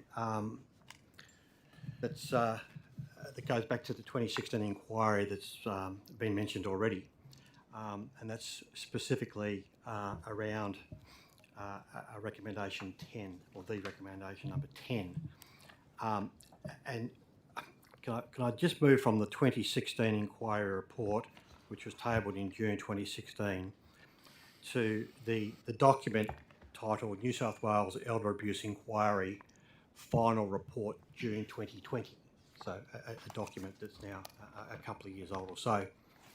And in that report, and I don't expect you to have it in front of you, I'm not suggesting that, but in that report on page 27, and it goes through each of the recommendations that was considered by the or put forward by the committee. It deals with this number 10, which provides that the New South Wales Police Force establish, use the terminology, a vulnerable community support officer in each regional command in New South Wales, with a position entailing training and support to frontline officers, police response liaison with local service providers and other government agencies, community education, awareness and engagement. And at the time of this report, and it doesn't actually have it is June 2020, it indicates that there are a pilot of 6, what I referred to as, or the terminology term, aged care prevention officers, ACPOs, commenced in July 2019. So we get the kickoff of 6 in July 2019. We move forward now, obviously, to a bit later in 2019, where there is an announcement by the government, held with appropriate publicity and fanfare about this as an important initiative, and I accept that governments are entitled to take advantage of the media and put things out there so people understand what's being done. I think that's relevant sometimes. that there'd be 56 of these individuals appointed. Now, as you know, Minister, full well, there are 6 New South Wales Police Force regions in New South Wales. And with respect to the 6 regions, they're divided into police area commands in the metropolitan area and police districts in rural region New South Wales. And each region has 7 to 12 either police area commands or police districts, and there are 432 police stations in this state. Minister, can you provide the committee with an update of how many, as of today's date, aged crime prevention officers have been appointed? Yes, I can. Thank you for the question. To date, there have been 12 ACPOs have been located at the following New South Wales area commands, and I'll get to those commands in a sec. But the Minister for Police, as the Minister primarily responsible for this issue, and he has responsibility for the delivering of the rollout of these officers.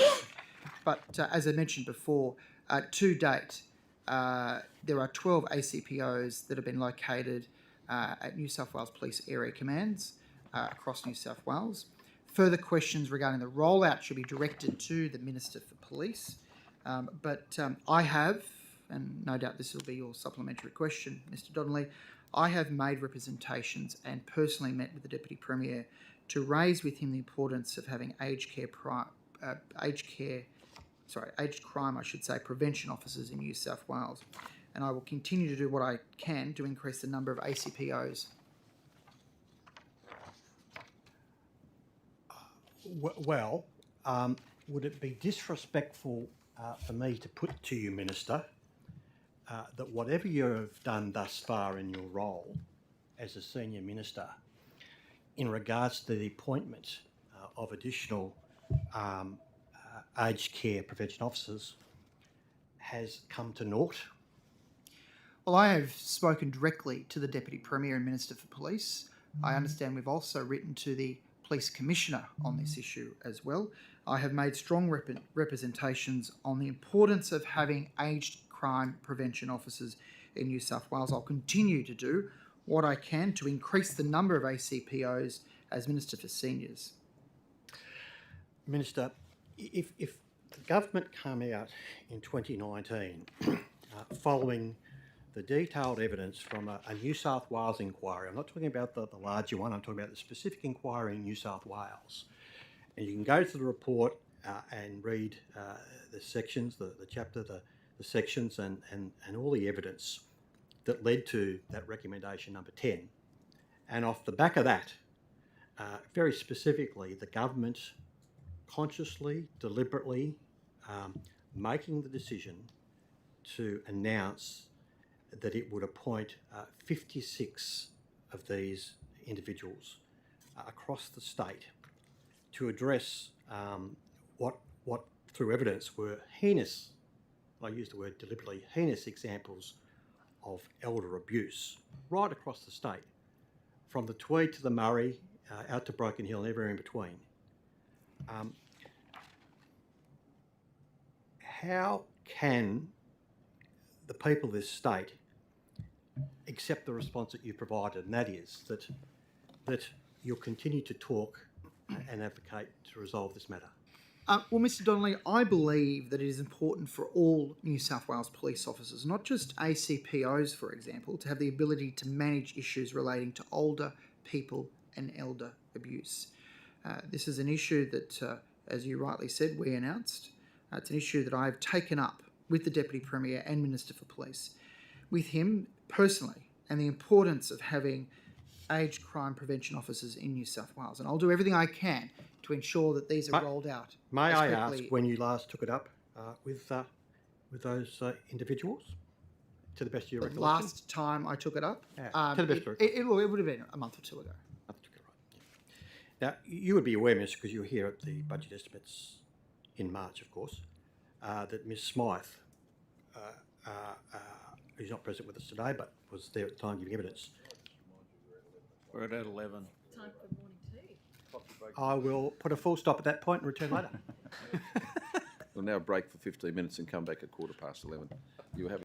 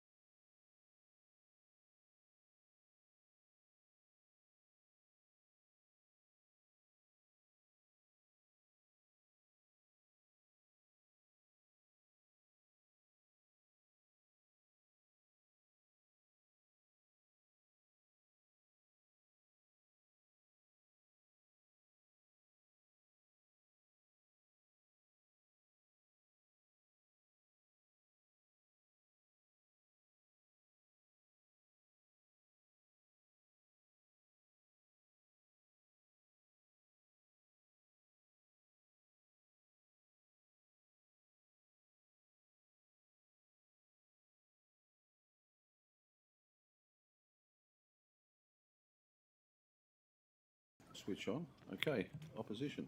Oh, thank you. Morning, Minister. Good morning. Minister, I wanted to ask you about your travel to China.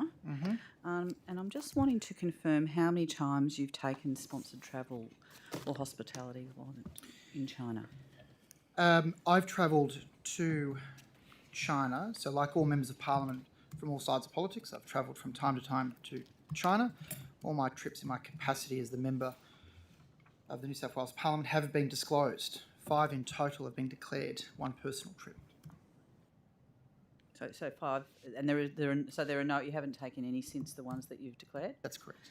And can I just confirm there was some conjecture about this last year, which was that in other places you had said that you'd maybe gone 8 or 9 times. When you say you've been to China 8 or 9 times, are there in other capacities that you've travelled, or is it that it's only 5? It's only 5. Right. Okay. And can you just take me through who paid for those trips, please? All my trips have been declared in my capacity as a member of Parliament Yep. through the appropriate channels. Right. That's good. But I'm asking you if you could take me through that, please. I don't have that information with me on hand.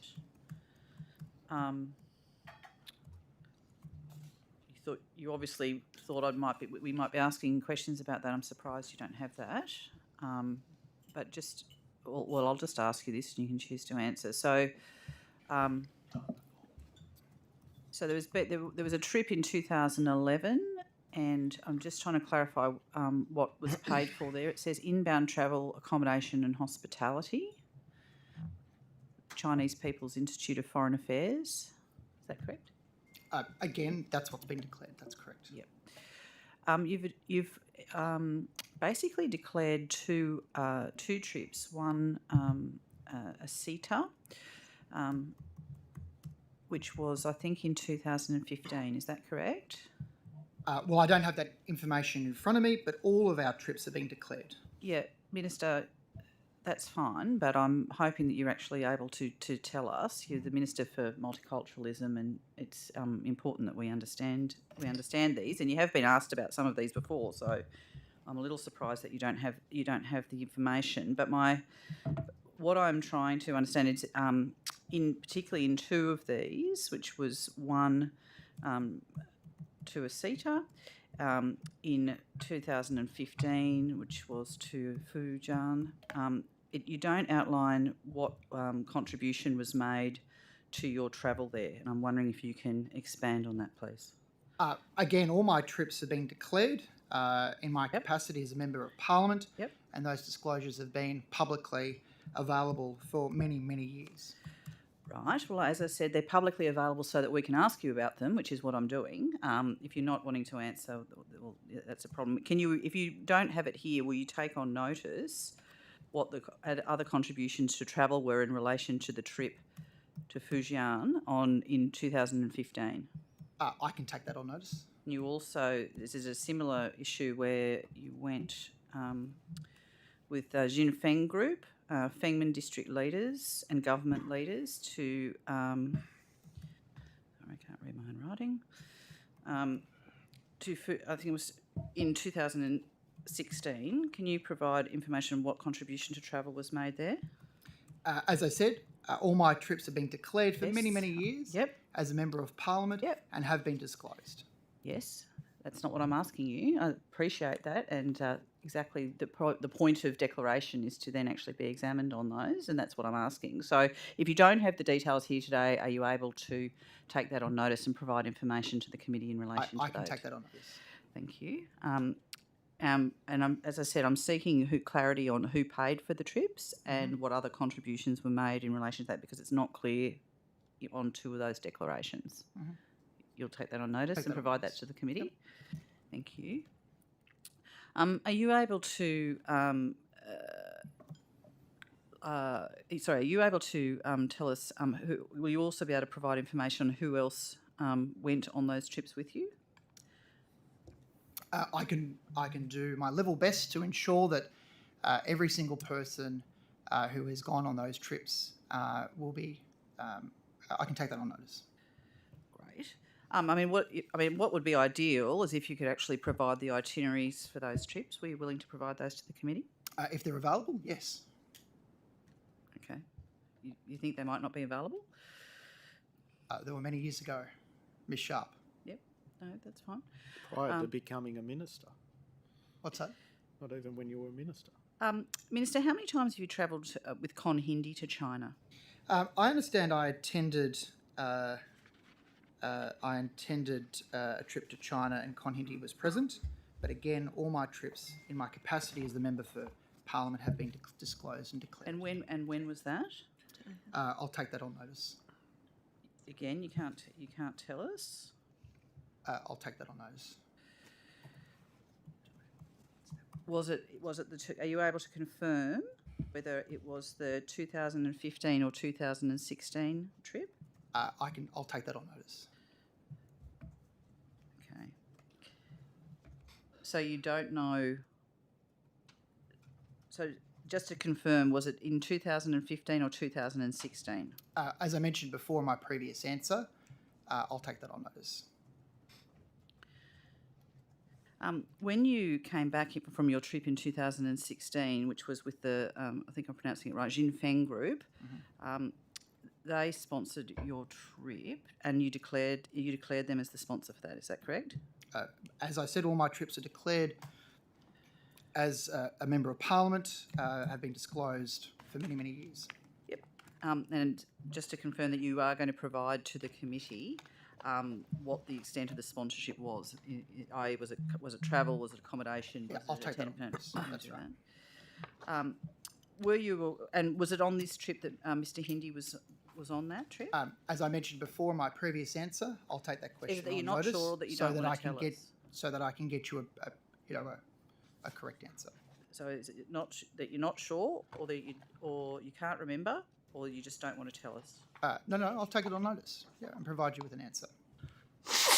An answer? Are you committing to providing an answer that will detail the questions that I'm asking? Yes, I will provide you with an answer to every single question. Thank you. And were you aware that Jinfeng was providing sponsorship to Con Hindi's travel to China as well? I'm not aware of that, no.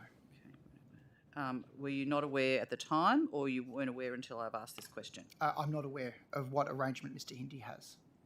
Okay. Did you assume that it would have been the same as your arrangement? I'm not aware of any arrangement Mr. Hindi had. Okay, thank you.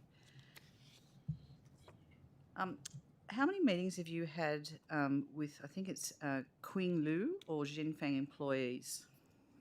I don't recall meeting those individuals, but again, I will take that on notice. Can you tell us also if it was as an MP or as a minister, break it down as an MP or as a minister? I don't recall those names, but I'll take it on notice. But you obviously met with Jinfeng employees, but you're just not sure which ones. Is that correct? Well, again, I will take that on notice. Well, I mean, you've declared a trip that was sponsored by this organisation. I don't know these individuals you mentioned. No, but I'm not asking now about just the individuals. I'm asking about the company itself. Yeah. So clearly you met with their employees. Again, I will take that on notice. So they sponsored your trip, but you can't tell us whether they met with you or not? Well, you just or mentioned... whether you travelled with them? Sorry, Ms. Sharp, you've just raised two individuals, is that correct? No.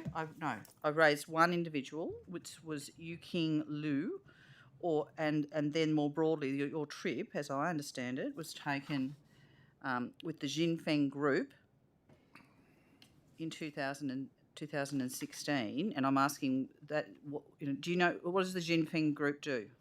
Again, I'll take that on notice. You don't know? They sponsored your travel, but you don't know? I'm not familiar with that individual. And, no, it's not an individual. My understanding is the name of the organisation. Yeah, it obviously was 6 years ago, so I'll take that on notice.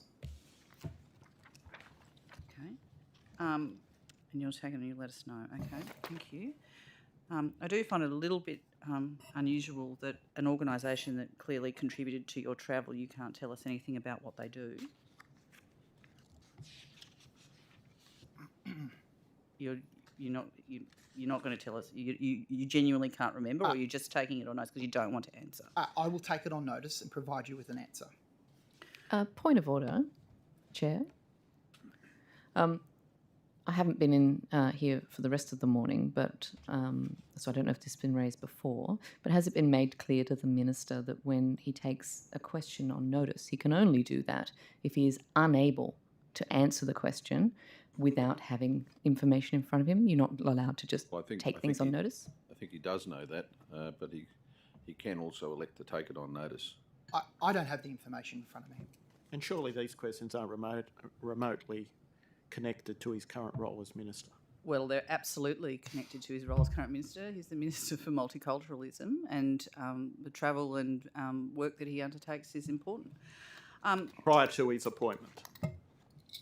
Minister, have you ever made representations to an MP or a minister on behalf of Xinfeng?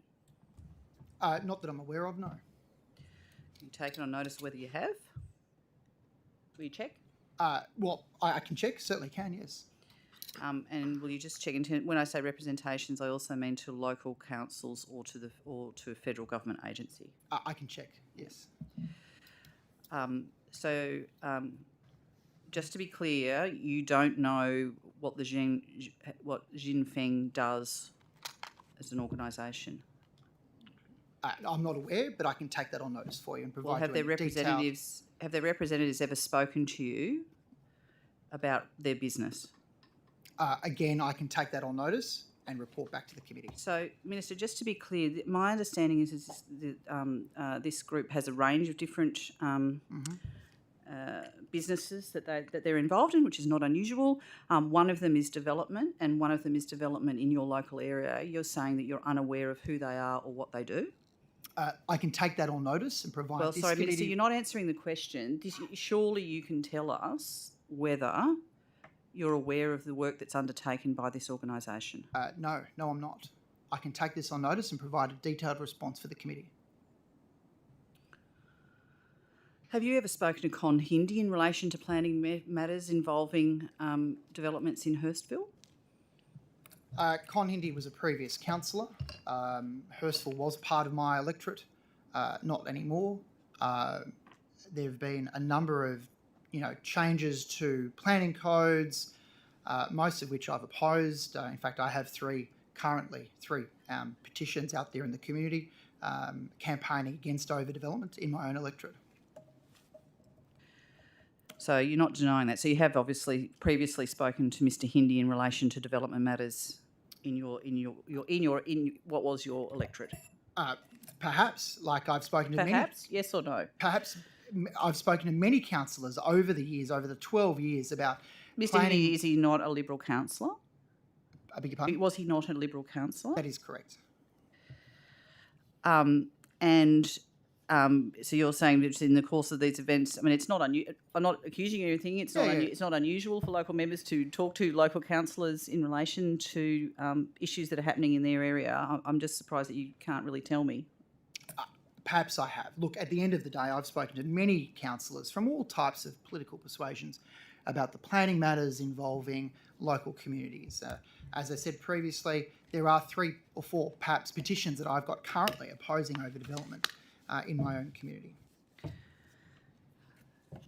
Can I just go back just quickly to Xinfeng? I mean, I'm quite perplexed by this minister. I mean, how is it that you have taken sponsored travel with this organisation, perhaps with Mr. Hindi? We're not sure about that, but you're unable to tell me anything about what they do. What happened? What were you looking at on that trip?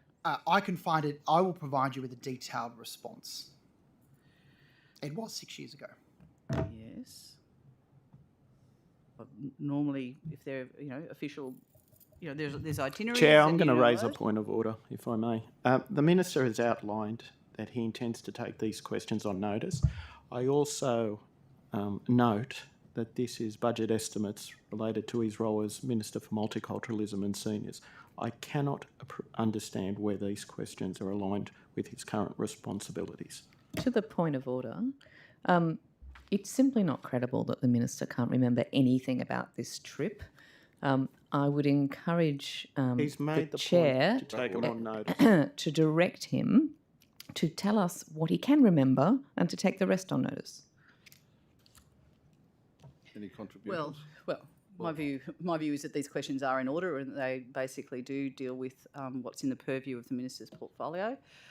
These questions were asked last year, and the minister provided some answers in relation to them. I'm quite shocked that he's surprised that we're asking these questions and that he has such a lack of preparation in relation to answering them. Well, just to your point of order, I can't instruct, per what Ms Abigail Boyd was saying, I can't instruct the minister on how he has to answer the question. Mind him. He can answer it in any way he wants to or not. As to relevance, I think it is entirely relevant to explore the minister's activities that relate to his portfolio. And again, he can answer those questions or not. He can take them on notice or not. It's his purview to do that, but I can't instruct him to do anything. Except try to answer the question if you can. So, okay. All right then. Minister, when was the last time you met with or spoke to Con Hindi? I saw Mr. Hindi at a community event back in February. I didn't speak to him. He didn't speak to me. So there's been no. So you've had no other discussions. When was the last time that you would have spoken with Mr. Hindi? It would have been a while back. Last year, perhaps the year before. Okay. And what was the nature of those discussions? I don't recall.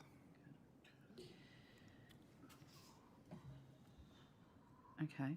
Now, I just want to... I'm sorry, I keep coming back to this Jinfeng issue. If I can just finish this one. Have you ever received donations from the Jinfeng group? No, not that I'm aware of. Ms Boyd? Thank you. As curious as I am, I won't carry on with that line of questioning. But I would remind you that you are under oath and that you can only take things on notice to the extent you genuinely can't remember them. In any event, let's turn to something different. I understand that my colleague, the Honourable Greg Donnelly, was asking you some questions in relation to the Ageing and Disability Commissioner. That's correct. I just wanted to pick up on a couple of those. So can you clarify, were you involved in putting forward to the Treasurer the budget submission that the ADC get additional funding? Look, funding decisions are cabinet in confidence. I understand, and I'll have the Secretary who will be able to add to this response as well. I understand he wrote directly to the Treasurer and to the Secretary, but I will check that if that's possible. But funding decisions are cabinet in confidence. It's not appropriate for me to discuss them, obviously, in this forum, but I just want to stress this before I turn to Mr. Tidball, and he can add to my response. There are, in terms of the budget, I'm advised that Ageing and Disability Commission has adequate budget in the financial year of 2022-2023 to meet operational requirements. There are ongoing discussions between Ageing and Disability Commission, the Department of Communities and Justice. Can I just stop you there, because my question was very specific. I understand if you are not going to tell us because you believe it to be part of the Cabinet and Confidence process, although I don't really see how that's possible given it's outside of Cabinet. However, perhaps I can phrase the question differently. Did you speak with Minister McLaren-Jones, whether with or without the Secretary, in relation to asking for additional funding for the ADC? Yeah, just as I was saying, I have spoken personally to the Secretary and to Minister McLaren-Jones about the importance of finding a good outcome here, and I will do everything I can as Minister for Seniors to ensure with that respect, the Commission Minister, It's rather discourteous for someone to ask a question and not afford the Minister the opportunity to at least answer it without interruptions. To the point of order, when the Minister is patently not responding to the question I asked, it is within a member's right to direct the Minister back to a relevant question. Extending courtesy is a common practice in this I'll uphold the point of order. Please don't talk over one another and allow the ministers to answer, but equally Okay, Minister, if I could just direct you, though, I'm not interested in you reading from the folder in front of you with talking points. I would like you to respond directly to the questions that I'm asking you. So these discussions are active, and I will not let them stop until we've reached an outcome. As Minister for Seniors, I will do everything I can to ensure That's the the Commission same line you gave Mr. Donnelly, and I appreciate you reading it, but Commission can do it's not their particularly job helpful for in this future committee. years. Now, as I've said previously, I'll just have the Secretary add to that, if you may. I can pick that up with the Secretary, and I will do it this afternoon. I've already had discussions with the Secretary about this in the context of the other estimates hearings. Minister, are you concerned that the Commissioner is unable to do its job of protecting some of the most vulnerable people in our state from elder abuse? Well, the Commissioner does, and his team do an amazing job. And I don't know if you heard earlier on, but I've met with him many, many times and visited Parramatta as well. I did, I watched, so you can assume. And I will say this, I've seen firsthand the work they've done, particularly as you've read, no doubt, their annual report, I hope. I hope you're coming to the answer. Having met with him on many occasions to discuss issues affecting seniors and the work that Ageing Disability Commission do. In terms of the budget, I stress that I'm advised the Ageing Disability Commission has adequate budget for 2022-2023 to meet the operational requirements. Did you watch the budget estimates with Minister McLaren-Jones? Did you hear the evidence that the Commissioner gave about not having sufficient funds past the end of the year? The end of the financial year? No, the end of this year. Okay. Well, I was told, I've been advised that they've got adequate budget in this financial year of 2022-2023. But I will say this, the Secretary of the Department will have further information on this, and I turn to him for... Are you concerned, Minister, about the increasing rates of elder abuse being reported in New South Wales? I certainly am, and this is an issue that I spoke about very, very recently. It's an issue that I have raised back in June in empowering seniors to address elder abuse. We obviously had World Elder Abuse Awareness Day, which is an if I could just opportunity- interrupt you there with respect, because that is now deviating from limited time. You're deviating from the question that I asked. Given your concern for the rising instances of elder abuse being reported, given the very clear evidence that we received from the Commissioner in relation to being underfunded, what concrete actions are you taking as Minister for Seniors to urgently correct this situation to allow the Commissioner to do their job properly? Look, very good question. I've raised this with the Secretary already. I've also raised it with Minister McLaren-Jones as well. As I said in my previous answer, it is very important that we find a good outcome here for the Commission moving forward. Can I ask you, the National Construction Code minimum accessibility standards that we talked about in the last estimates when you were new to this role, did you speak with the Building Minister in relation to the Building Minister's decision to continue to opt out of the minimum accessibility standards that was made last Friday? To opt out, did you say? Did you say opt out? Opt out or not opt in, however we want to say it. Every other state except for South Australia. No, South Australia has now committed to minimum accessibility standards. So it's only New South Wales and Western Australia that are refusing to apply the National Construction Code minimum accessibility standards. Did you speak with the Building Minister about that before the meeting he went to last Friday? I didn't speak personally to him, but if it's okay with you, I will take that on notice and provide you with a response. In the last estimates, you seem to be unaware of this issue. You promised, and I will say, I think we went backwards and forwards about which minister was responsible for this. And so I think when you say Minister for Planning, you meant perhaps the Building Minister, but in any event, I said, quote, will you be advocating for New South Wales to change its position on that, being this issue? You responded, quote, I will certainly be asking the Minister for Planning to look into this. Well, in that... Take any action after the last budget estimates to lobby for your government to change their position on the accessibility standards? Whenever I have received representations from seniors, peak bodies, or stakeholders for that matter, regarding this issue, I've made representations to them, to my ministerial colleagues. I've written to Minister Roberts on this issue, Minister McLaren-Jones and former Minister for Fair Trading, advocating on behalf of my peaks. This is primarily the responsibility, I understand, of Minister for Fair Trading, which at the moment is Victor Dominello, but I will continue to advocate on behalf of seniors across New South Wales in but on regard this- to the National Construction Code.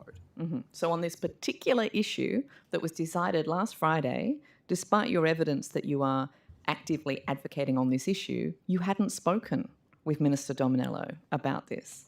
This decision was made last Friday. You've just told me you hadn't spoken with Minister Dominello about this. Writing a letter to a former minister is not the same as having your eye on the ball and actually knowing what's happening in your portfolio. Well, as I Minister. said, this is primarily the responsibility of the Minister for Fair Trading. Who's looking after the seniors and people who are looking to you to advocate for their rights? If it's not you, Whenever I receive representations from seniors, peak bodies, or stakeholders for that matter regarding this issue, I have represented them to my ministerial colleagues. okay. I have written to Minister Roberts. I've written to Minister McLaren-Jones. Yeah.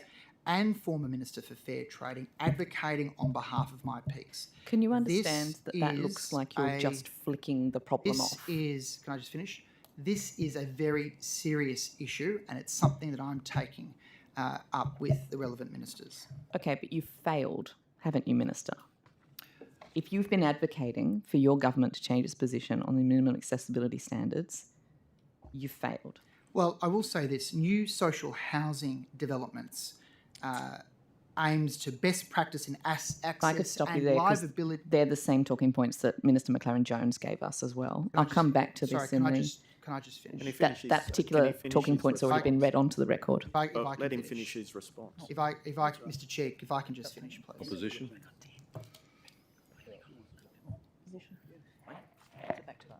Thank you. Thank you, Minister. I just wanted to. I'm almost done on this line of questioning, but I do want to ask you just a couple of questions because I am quite surprised that you were able to give me a very specific month about when you last saw Con Hindi, but you couldn't tell us about when you travelled with him to China. Do you not remember when you travelled to China with him? As I said, I'll take that question on notice and provide this committee with a response. And you don't recall anything about the trip. Again, I'll take that question on notice and report back to this committee. And the trip, just to be confirmed, that was 2016. There were 5 trips in total, as I mentioned before. This is the last and most recent one.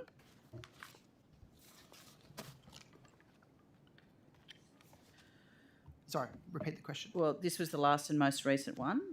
I I think you're taking your notice, but I just think you're refusing to answer. I don't think you're actually providing information to the all committee. my trips in my capacity as a member of Parliament have been disclosed. Yes, we went through that in the last round, but as I said, this is within your portfolio and it's reasonable for us to ask these questions. And I'm just wanting to understand why you had a very specific recollection of seeing Mr. Hindi in February at a function, undisclosed, but you can't give us any more information about the trip that you took with him, which I believe is in 2016. Yeah. As I said before, all my trips have been declared as a member of Parliament, and I will provide this committee and you personally with a response to that question. Thank you. Minister, you do a significant amount of fundraising, don't you? From time to time. And why is it the case that none of that is declared? Donations to the Liberal Party are a matter for the Liberal Party. Right, but you're a local member and you run the fundraisers. Why is it that we have no ability to understand who is donating at the fundraisers that you organise? donations to the Liberal Party are a matter for the Liberal Party. Yes, that's not the question. When you organise a fundraiser, people come and they pay money. Why is it that there's no way for anyone in the community or the public to understand who has donated at the fundraisers that you organise? That is a question for the Liberal Party. All right, I'm going to go through one. I'll go just to check one more time in terms of in relation to this, just to try and jog your memory and provide an answer today rather than taking these on notice. You've got sponsored travel from which you've listed as Jinfeng, the Jinfeng Group. My understanding is that their full name is the Tangshan Jinfeng Thermoelectric Group. Does that ring a bell to you, Mr. Coure? Look, again, all my trips and my capacity as a Member of Parliament has been declared. Yep. It's been on the record for many, mmany years. No doubt you've got that record in front of you. Yep. And I'm trying to understand it because it's actually not clear about what you've listed it as travel, which is good. It's what you're supposed to do. But you've provided no information about what the contribution to travel was, and you've provided no information about who was on the trip or who you met with while you were there. And I'm just seeking an elucidation of that declaration. Look, as I said, all the trips have been declared, have been for many, many years now. Yeah. So are you, just to be clear, you're not going to provide that information? I've already said that I'll take that on notice and provide you with an answer. Okay, thank you.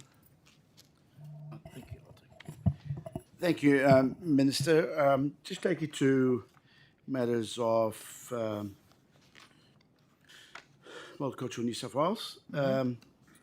In your press release, 10th of June 2022, you announced the the new chair of the Multicultural New South Wales Advisory Board, Mr. Caldas, will also chair the new announced Religious Communities Advisory Council. Can you, Minister, tell us has that advisory council been formally announced and formed? Well, firstly, thank you for that question. The Religious Advisory Council is yet to be formed, the process of which we're working on at the moment. It is an operational matter. We'll keep this committee up to date every step of the way, but I will allow Mr. Laposta to add to my response. But the creation of the Religious Advisory Council, or forum, I should say, aims to enhance the social. It's a council, but aims to enhance the social cohesion and to be a voice for community harmony in New South Wales. It is, of course, it is. It was announced recently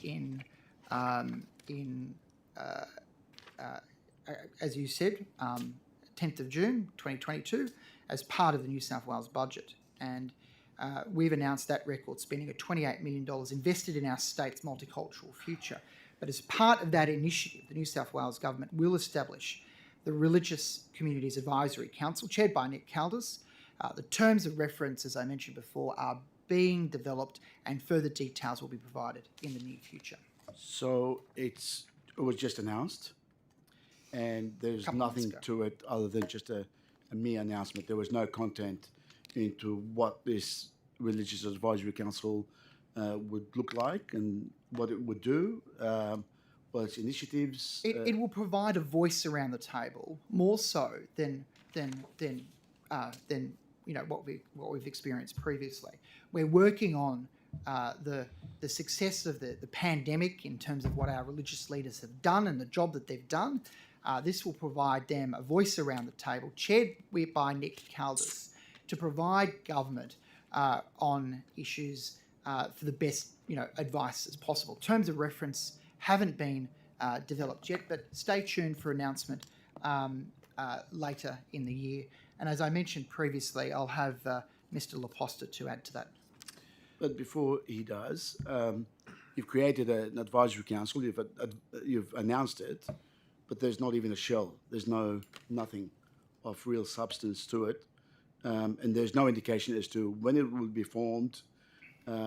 What's the timeline?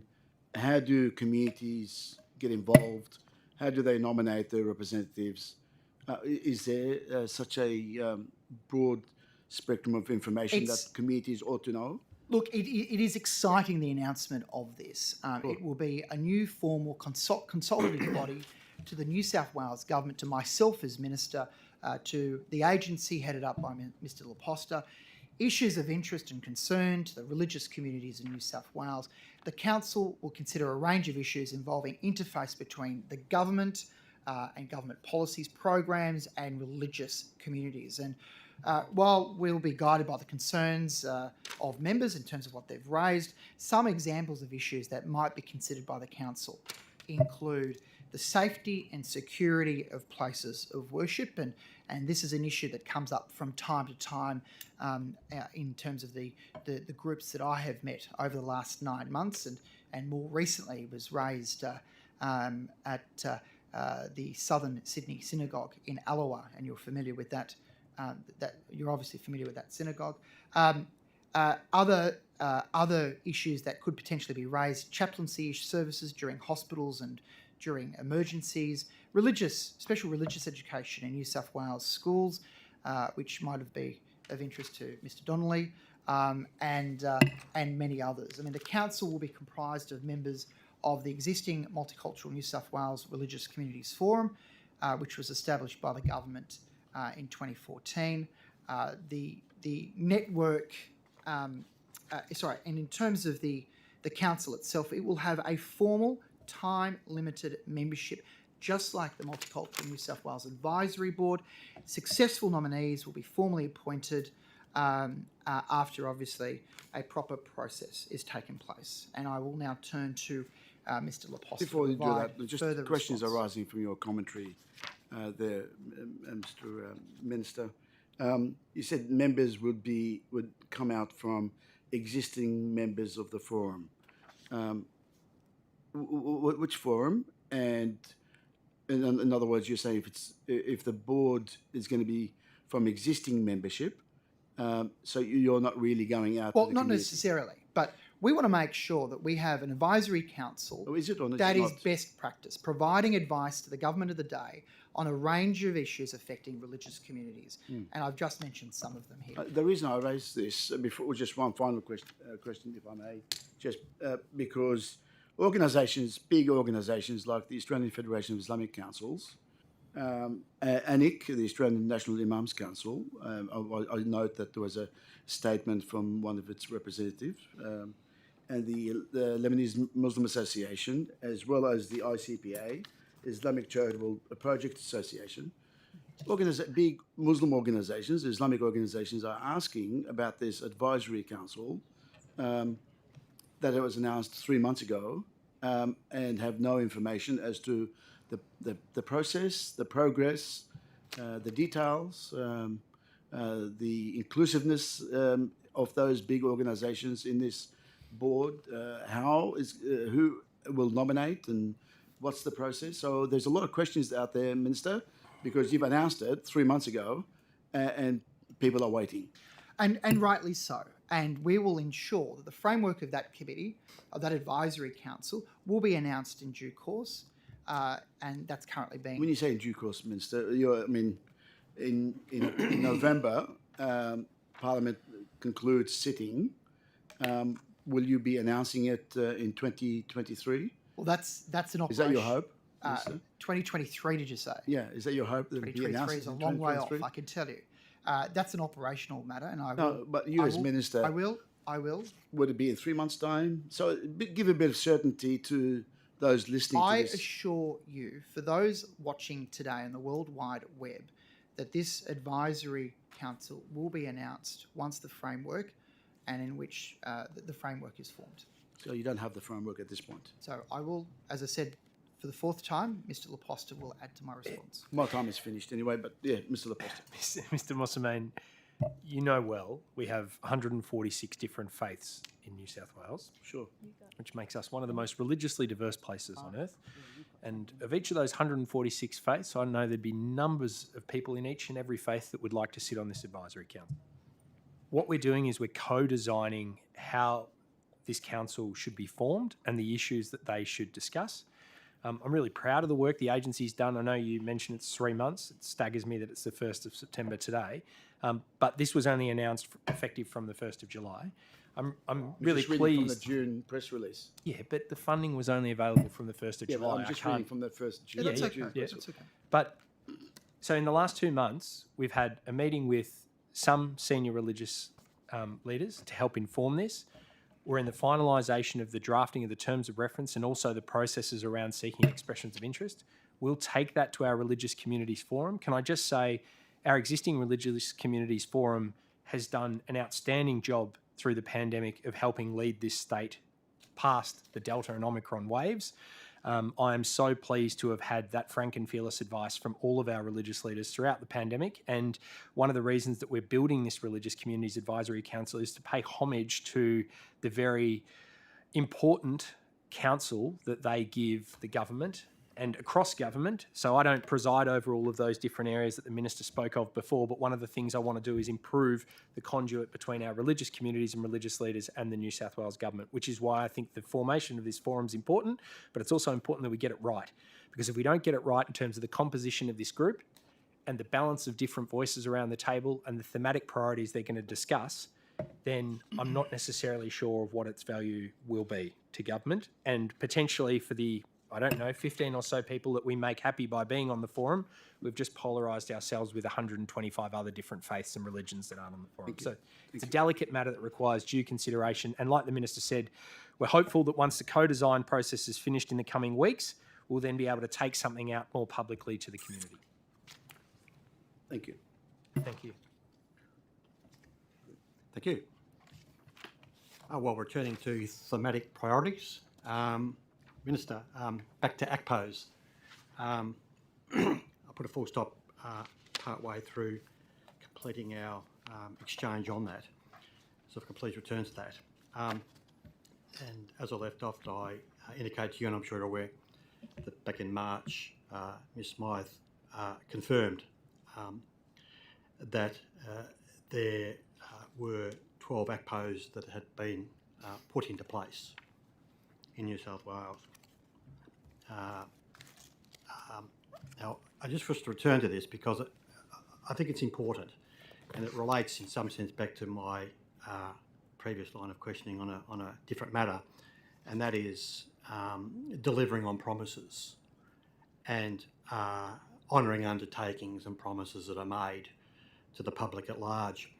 Now, it was 3 years ago, in fact over 3 years ago, that the government got up and said that it would deliver 56 ACPOs, and it was essentially one per police area command or police district, and that would be done.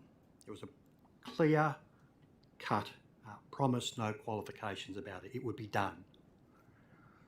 And you know, we, the opposition, supportive of it. I mean, we were very much working with the government collaboratively with the inquiry back in 2016 and crossbench members, and we understand the importance of the New South Wales Police Force as an institution and as an institution, the way in which it's able to engage with the community and most importantly individual citizens and deal with matters that are potentially criminal in nature. Now, if we had 12 appointed in March this year, well, we're now the 1st of September. As I understand, we're still sitting at 12. We're still sitting at 12. Now, that's 44 short of what was promised.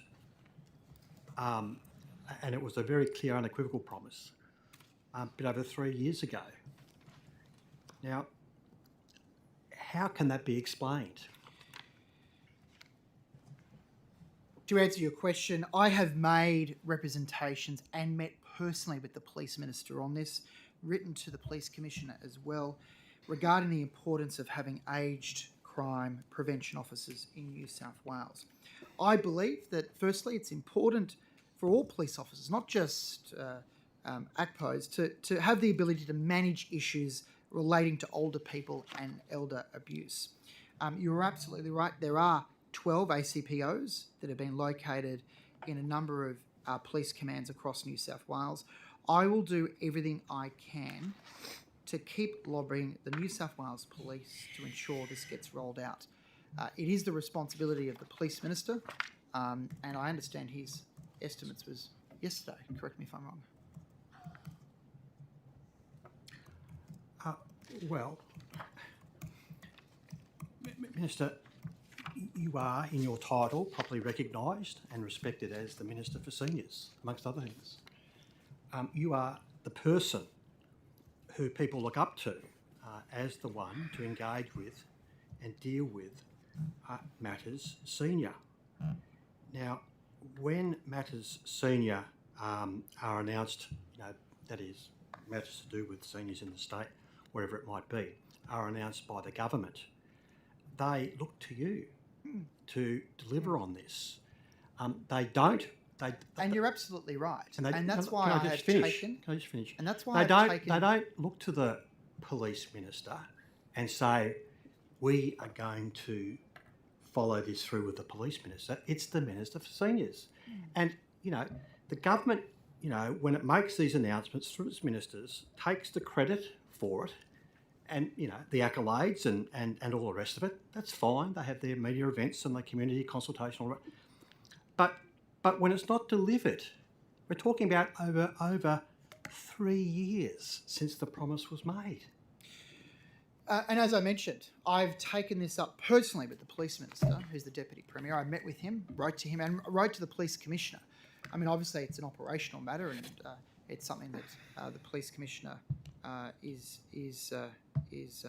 responsible for delivering of. But I have raised this with the Police Minister already. This is an important issue. It's an important issue for me. It's something that I've inherited. But as Minister for Seniors, I'll do everything I can to ensure that this is rectified. Well, Minister, can I ask you this? When you wrote to the Minister, what was the response from the Minister or ministers or whoever you engaged with through your communication on this matter? If I could take that on notice. If I could take that question on notice and report back. Well, may I ask if there's anyone else at the table who might be able to respond to that question? I mean, it's not a matter that's not been vigorously prosecuted, as you might expect, by the opposition and other parties at budget estimates over a period of time. I mean, can I just say with the greatest respect, you must have seen this one coming at you like a freight train. This was prosecuted in detail back in March. That is a question I'll take on notice. But I just want to... You'll take on notice. Can I just finish my response? If I can just just finish my response. Sure. As I've said before, I have made very strong representations and met personally with the Police Minister on this. We've written to the Police Commissioner.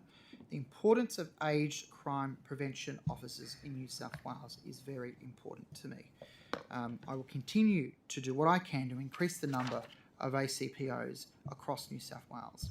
However, further questions regarding the rollout should be directed to the Minister for Police, or the Police Commissioner for that matter, and you had them both here at a budget estimates only yesterday. Oh, I know. This is a significant issue. It's something well. I've inherited. It's something that I've inherited, but this is an issue that I am taking with both hands to take up with the Police Minister to ensure that these are rolled out as quickly as possible. I look forward to continuing to work across government to ensure seniors are living happy, healthy and fulfilling lives. And this is an issue that... You've missed out SAFE, Minister. You've missed out SAFE, and I quoted to you this morning your quote from the hearing in earlier this year, May, and safety was at the start of it. This goes to the safety of our seniors. This goes to the fundamental safety of the seniors in this state, and has been for a period of time. And all you can say to us is that you'll continue to engage with someone else. I mean, what are we to conclude when the government makes promises over 3 years ago, doesn't deliver on those, we press it with the person who is the seniors minister, and the response is, you'll continue to try. That's essentially what you're saying. you'll continue to try. Isn't that what you're saying? You'll continue to try. Is that your question? Yes. My response, as I've said many times previously, is that I have made very strong representations on this matter. I have personally met with the police minister. I have written to both him and the police commissioner on this matter about the importance of having aged crime prevention officers rolled out across But you New don't South know what they've Wales. said in response. Across New South Wales. You don't know what they've said in response. I will continue to be very strong on this issue. Well, Minister, I go back to my point that this was coming at you a line of questioning like a freight train, And can I tell you, it's bitterly disappointing to have you respond effectively in the same way as you did months ago, with in effect the elapse of that time from the last hearing, which was in March, I don't have the precise date, I think it might have been the 14th, to now, no update at all, nothing.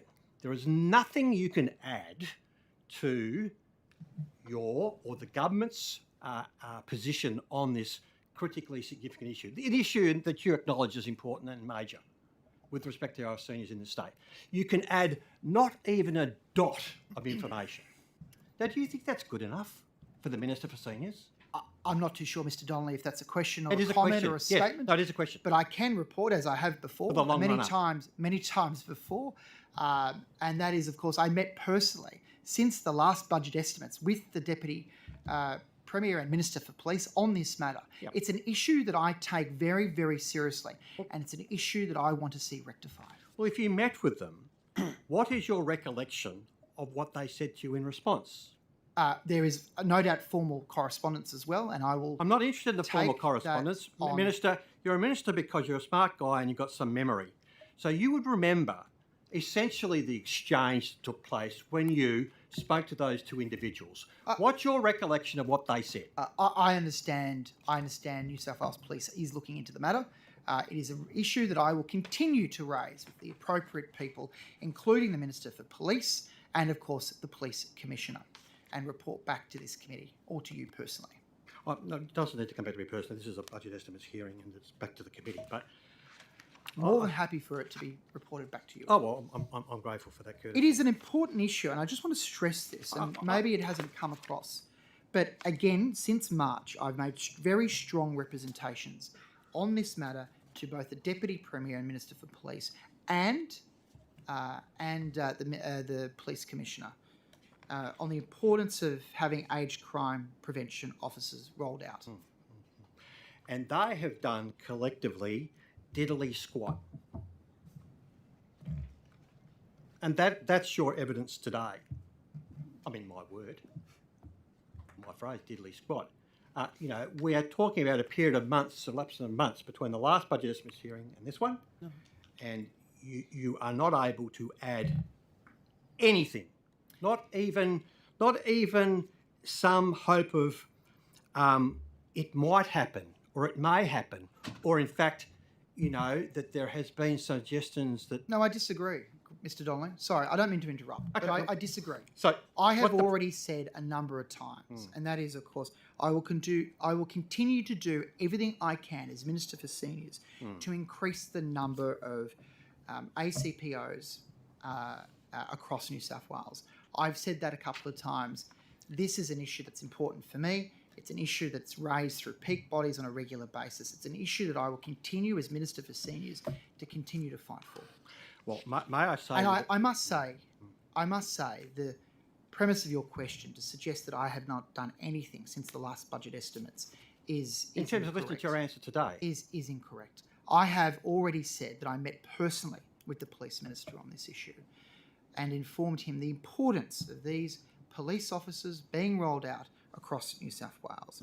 I also believe, as I've said 3 times already, I believe it is important for all New South Wales police officers, not just ACPOs, for example, to have the ability to manage those issues relating to older people, senior people, No and contest elder over that. abuse. Minister. and I didn't mean to be disrespectful or reflect on you. The issues, I accept you at your meeting, but I'm talking about, and you've had correspondence obviously, and you've said that. And I've tabled it. I don't have that. And you've taken that on notice. But there is nothing to report in terms of progress in regards to the matter. That's the point. The gist of your question, sure. Sure. I'll move on then to my next set of questions, specifically around the issue of ageing plans, New South Wales ageing plans, which you're well familiar with. Now, with respect to New South Wales, it's had 3 ageing plans. Its first one commenced in 2012, the second one 2016 to 2020, and we've now into our third iteration, which is titled Ageing Well in New South Wales, Seniors Strategy 2021 to 2031.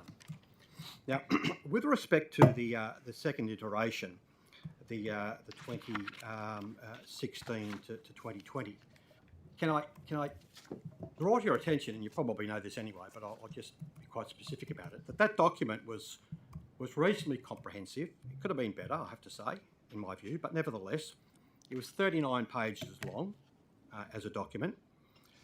It set out 5 key priority areas to be addressed over the duration of the 4 years of the strategy. Fast forward to the current strategy. The current strategy that's on foot at the moment is it's a 10-year period. So it's looking over a period of 2021 to 2031. And it's only 20 pages long. So the strategy document for a decade, looking into the future, or just under a decade, is half that of the document that was produced for a 4-year period. And with respect to the numbers of priorities, the priorities in the 2016 to 2020 were in some detail and covered 5 key areas. And that's now been shaved down to 4 areas under the current plan, which is for a 10-year period. Now, Minister, knowing the manifest range of issues impacting on our seniors and the demographic change, which is staring us all in the face and we all know very, very well, how can we take seriously for a moment that the government takes seriously the issue of seniors when its current strategy document for a decade is half that of the last iteration, which was 4 years, and has got less priorities? How can that be taken seriously? So a couple of points I want to make, if I can.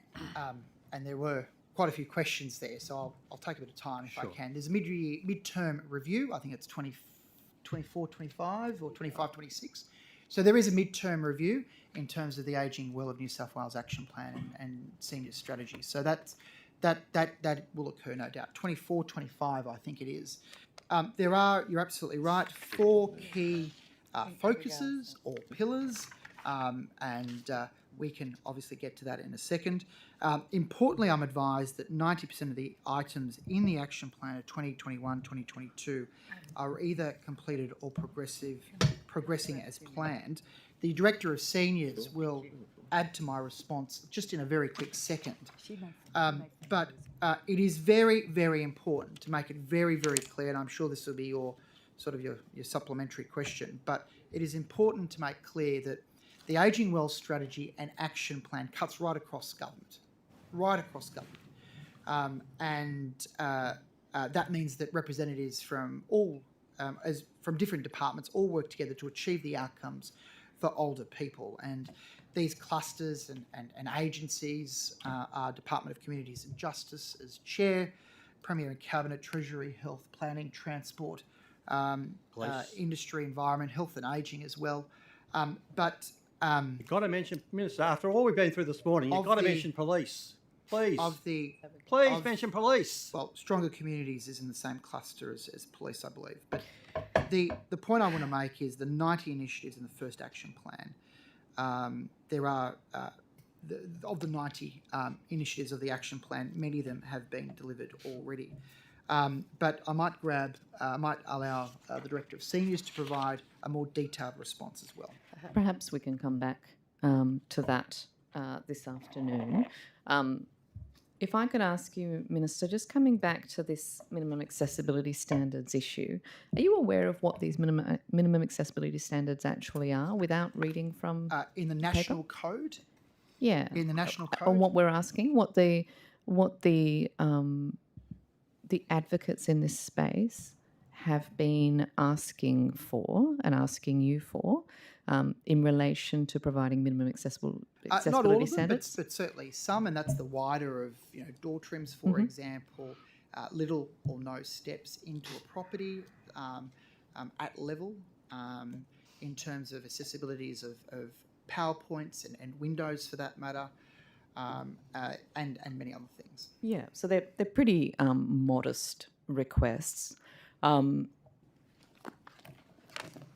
Do you think it was a mistake not to have raised this issue with Minister Dominello when he was made the new building minister, in order to try and lobby for a different approach from your government? Well, I will say this. We have written to previous ministers in the past about this. This is something that is raised personally by many senior peak bodies over the last few months since I've been Minister for Seniors. It's an issue that I will continue to advocate for. It's a priority to ensure seniors have safe and secure housing that meets their needs.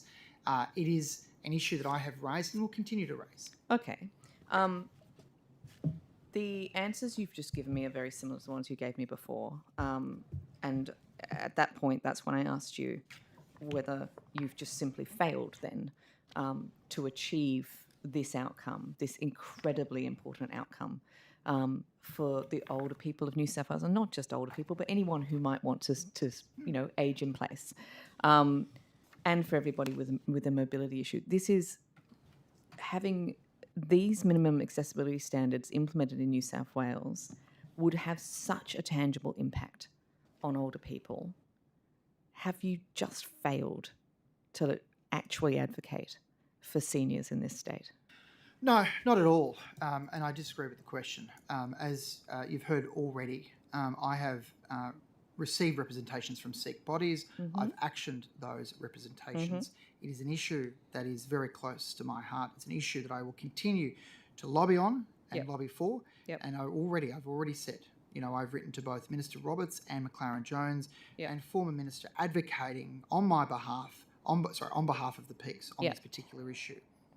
I'm trying to. There's a big difference between words and actions. If I ask my children to clean their room and they come back to me and say, "Look, I've met personally with the vacuum cleaner, and I have made some very strong representations. I've written a letter about it. I take this very seriously. I believe that the obligation to clean my room is an incredibly important one for me, and I really take this very, very seriously. Have and you I will met my continue. 8-year-old? I will continue to do everything I can. At the end of that, I would still say, yes, but you failed to clean your room. Now, what is it that you have actually achieved from all of this writing and all of this personal meetings? What have you actually achieved in terms of providing a beneficial, positive outcome for seniors in New South Wales? So I've taken this issue on with both hands and written personally to the previous Minister for Fair Trading and, of course, Minister Roberts and Minister McLaren Jones on this issue, advocating on behalf of my peak senior groups. So they just didn't listen to you? I meet my peak bodies on a regular basis, and this is an issue that is raised regularly. I know.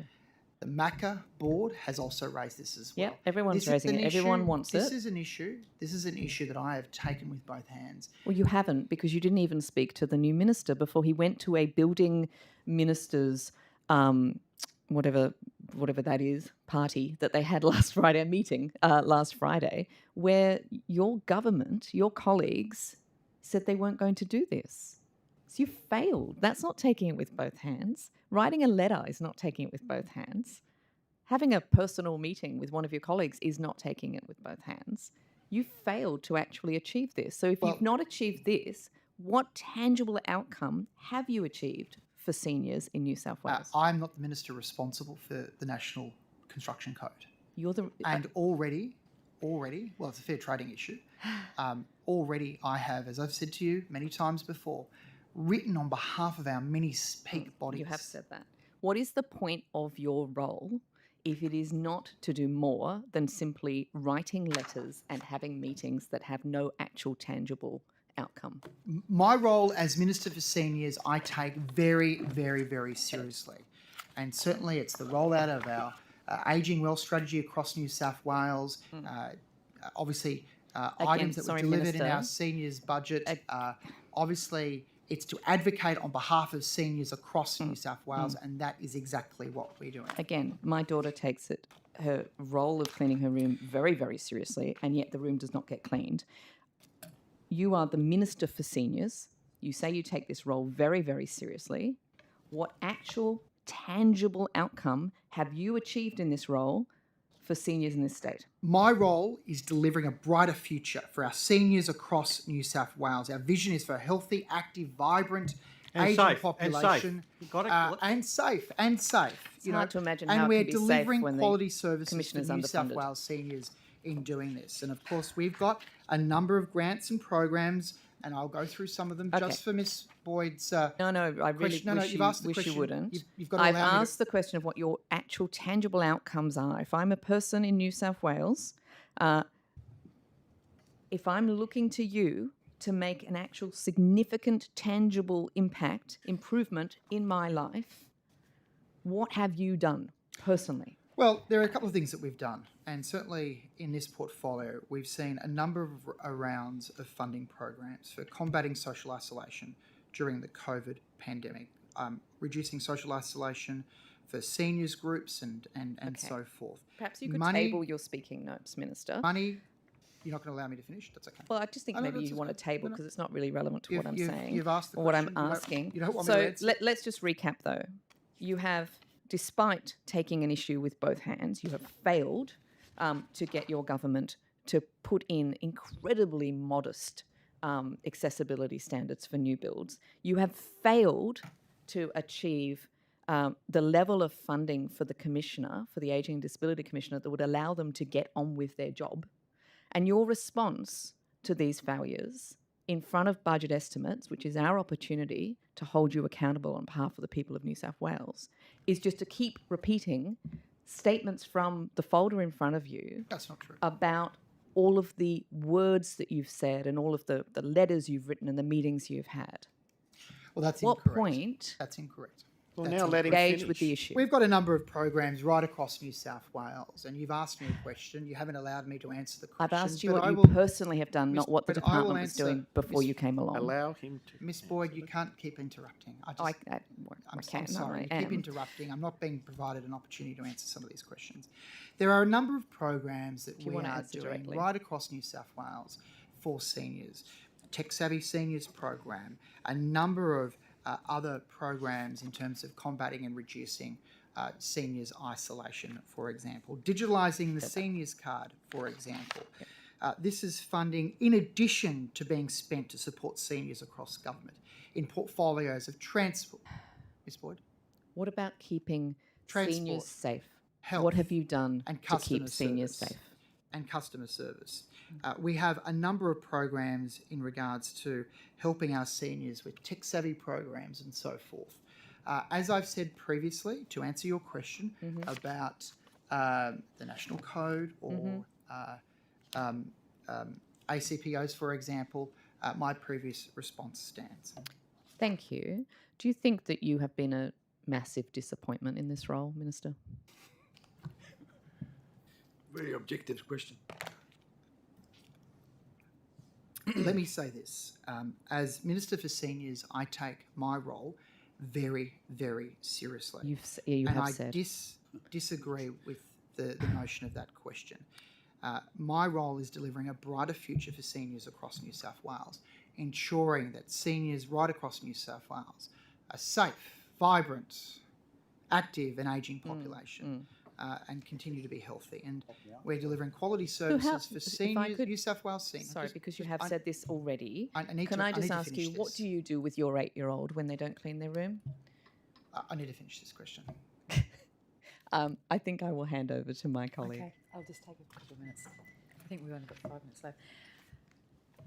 You'll be pleased to know my children have all left home, and in terms of cleaning rooms, they have their own homes and their own rooms. I want to know what punishment the Greens dish out for the daughters who don't Oh, clean their we're room. vicious. We're vicious with those vacuum cleaners. Get slapped with a piece of wet Start a lettuce. protest, we get We placards do. out. We do. Miss Higginson, I've got 2 kids that you can borrow any time if you like. I've got 7 grandkids. I'm fine. And plenty of room cleaning somewhere else. Can I ask you, please, Minister, what are you doing to actively combat racism and racist information? And with that, can I ask, have you driven an anti-racism strategy?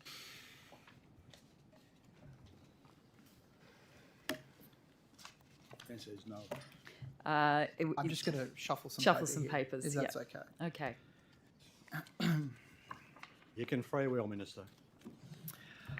Look, in regards to tackling racism, we have there is firstly no place for racism or religious intolerance in New South Wales, and the government is committed to tackling all forms of racism. Our commitment to addressing racism and racial inequality is demonstrated through a wide range of legal protections and policies and frameworks, workforce deployment, training programs as well, community awareness campaigns, and I'll touch on them very quickly in a second, community partnerships, and many more. In February of this year, 2022, Multicultural New South Wales lodged a submission on behalf of the New South Wales Government to the Australian Human Rights Commission on its proposed national anti-racism framework that highlights some examples for these New South Wales commitments in tackling racism to help inform the work of the Commission and its proposed framework.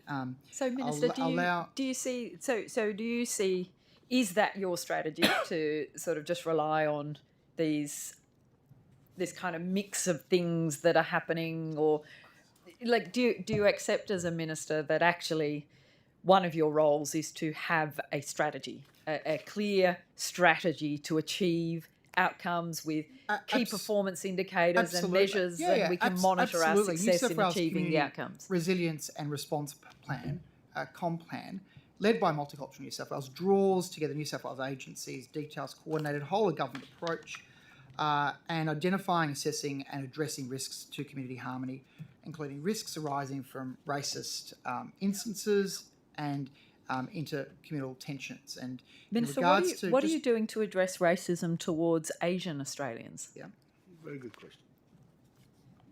Can we just reflect while you get those notes, given the recent Lowy Institute reports that 1 in 3 Chinese Australians faces racism? Mm-hmm.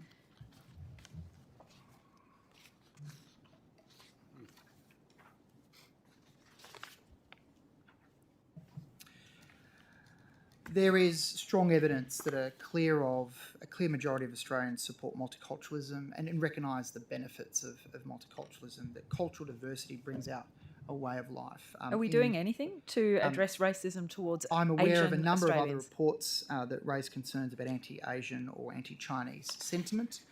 What are you doing about it? I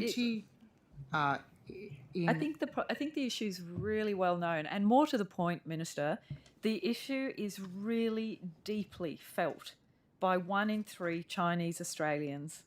What are you doing as tangibly? I'm going to flick this to the minister. Okay. To the minister on the your agency, right. the agency of Multicultural New South Wales. Ms Higginson, it's a really important question and something we take incredibly seriously. The first thing is, come back to the earlier part of your question.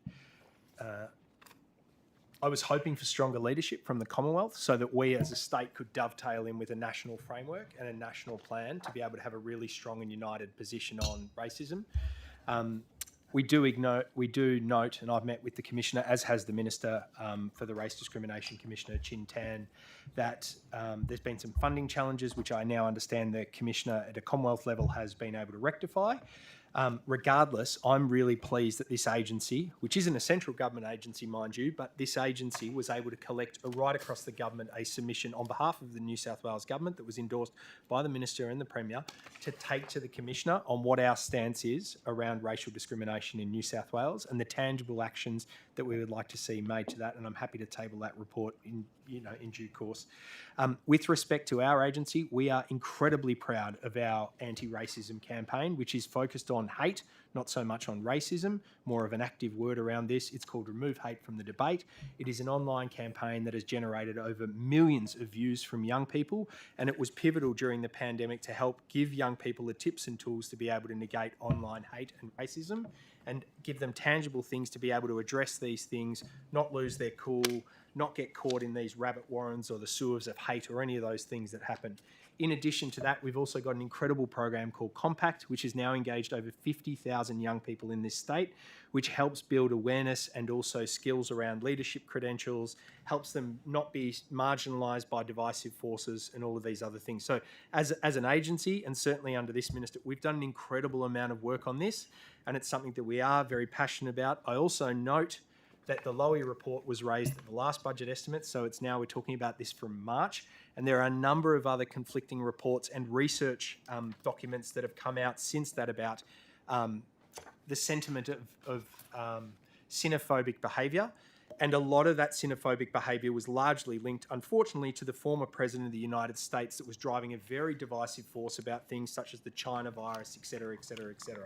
Pleasingly, some of the latest research has seen a reduction in that, but for not 1 second do we think that a reduction is good enough. We want to work with our communities, partner with our communities to eradicate any forms of Islamophobic, xenophobic, anti-Semitic behaviour that exists in New South Wales. Thank you. Just if I may follow up the question on that one that the Honourable Sir Higgins asked. And I'll thank Mr. Laposta's commentary with regards to xenophobic behaviour and other behaviour that we all around the table condemn. For many years now, but especially the past 3 years, since the COVID-19 hit, the Australian Chinese community of 1.2 million across Australia, a majority in New South Wales, have been the subject of abuse and virulent racism.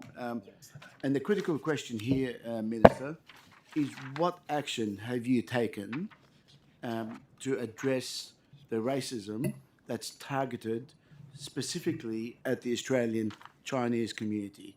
You know as well as I do that the Australian Chinese community had been hurting for the last 3 years, and particularly, but for many, many years of racism due to the One Nation's Pauline Hanson's and so forth.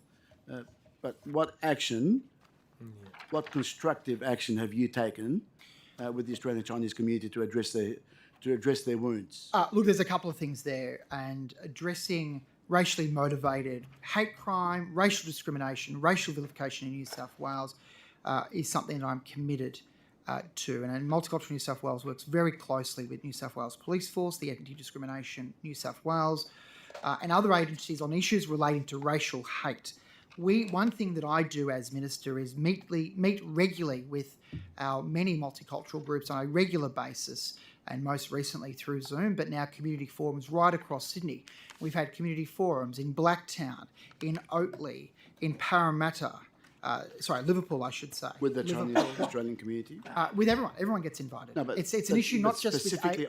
This question is about the Australian Chinese community. Yep. They and the Australian Muslim community have been targeted in recent times. My question is specifically about them, Minister.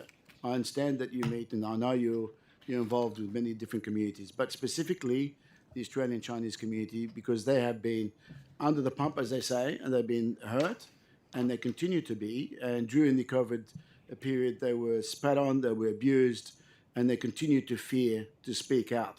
What have you done to protect them over those years, Mr. Minister?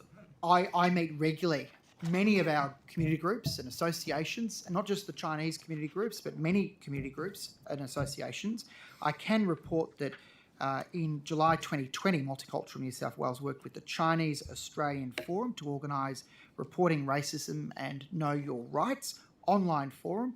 Multicultural New South Wales and the Anti-Discrimination New South Wales Police, and Legal Aid New South Wales all participated in the forum with these Chinese organisations. Is that it, In Minister? December 2020, Multicultural New South Wales organised another online forum with Chinese community leaders to discuss the impact of COVID-19 Simply online on forums. the community. Has there Could I been just- targeted campaign, money put into this particular campaign? If I can just add, it's important that I add this. I too have also met with Chinese community groups from time to time, and not just Chinese community groups, all community groups right throughout New South Wales, as many as I can, of course, in regards to the issue of racism.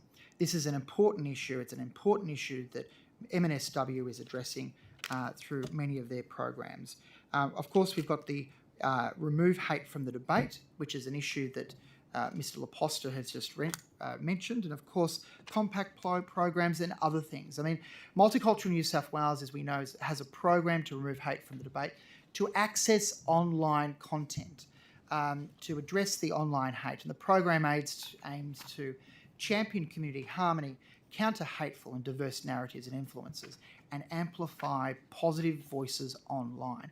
MNSW is currently reviewing and updating this program, but it recognises that Remove Hate from the Debate recognises that online hate speech as a common element of all forms of extremism, and Mr. Laposta has touched on that already in regards to COVID-19 lockdowns. But to address this, MNSW continues to promote Remove Hate from the Debate as a resource. The program empowers young people, empowers young people with the tools to speak out against online hate and use their voices to promote positive messages. There are, of course, key components of this. They are an online resource Minister, centre. you've just had one with online tools forum with the Australian Chinese community. There are 1.2 million, I don't expect you to meet with 1.2 million, but there are big organisations out there that you could physically meet with and address their concerns. I hear that you haven't done that. I want to move to the next question before our time runs quickly. Islamophobia is an issue that we've raised many times, and we'll raise it with Mr. Laposta shortly. The reality is, thanks to Marie Vezadi for her work in Islamophobia Register Australia and collecting the data with regards to the various incidents, physical and online, where in last year there was 247 incidents against Muslims. This compares with 349 incidents published in 29 report and another 243 in 2017 report. There's a significant abuse and attack on Australian Muslims recorded now by this organisation. What has Multicultural New South Wales done to address those concerns? Those concerns are serious, Minister, and they must be addressed. Well, we have two programs, and I just want to talk about the compact program in a second. But MNSW has funded the Islamophobia Register Australia, $500,000. We are strongly committed to tackling this issue. That $500,000 under the compact program to deliver advocacy and support to victims of Islamophobia from 2021 to 2024.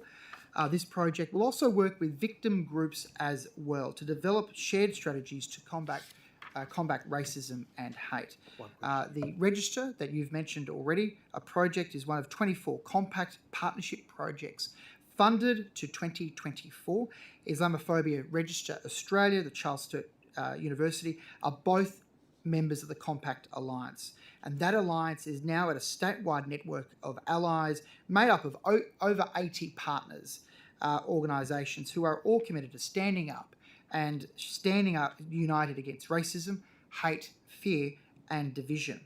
Also funded on the Compact is the National Anti-Racism Charity, All Together Now, has delivered community awareness, trading on trading on the dangers of far-right extremism for frontline youth workers across We'll New ask South those Wales. questions of Mr. Laposta. We've got only a But few minutes. If in you may. regards, if I can just say, in regards to Compact, Compact is the flagship of Multicultural New South Wales. We'll ask Mr. program Laposta. combating, if I can, racism and hate. The program has been independently evaluated as Minister, we'll first ask- of its kind Chair. initiative that has made significant progress Thank the towards Minister its aims of for building his answer. social We'll ask cohesion Mr. and community Laposta- resilience in a short period We'll of time. certainly ask Mr. Laposta And to I might elaborate just on these ask, things. I now turn to Before you turn to him, just one final question from me before I pass on to my colleague. I just want to go back to the religious council that you wanted to form. Just a quick question, and then I'll pass on over to my colleague.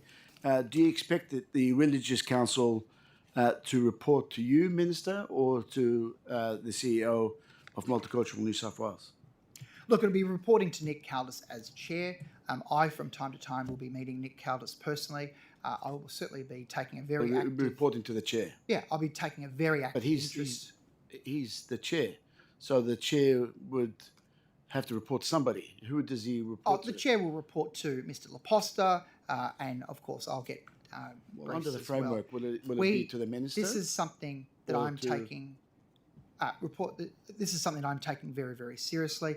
The guidelines of the creation of this It's not clear at the advisory moment. council will be developed over Thank the you. next few weeks and months ahead. Minister, just might be my almost final question.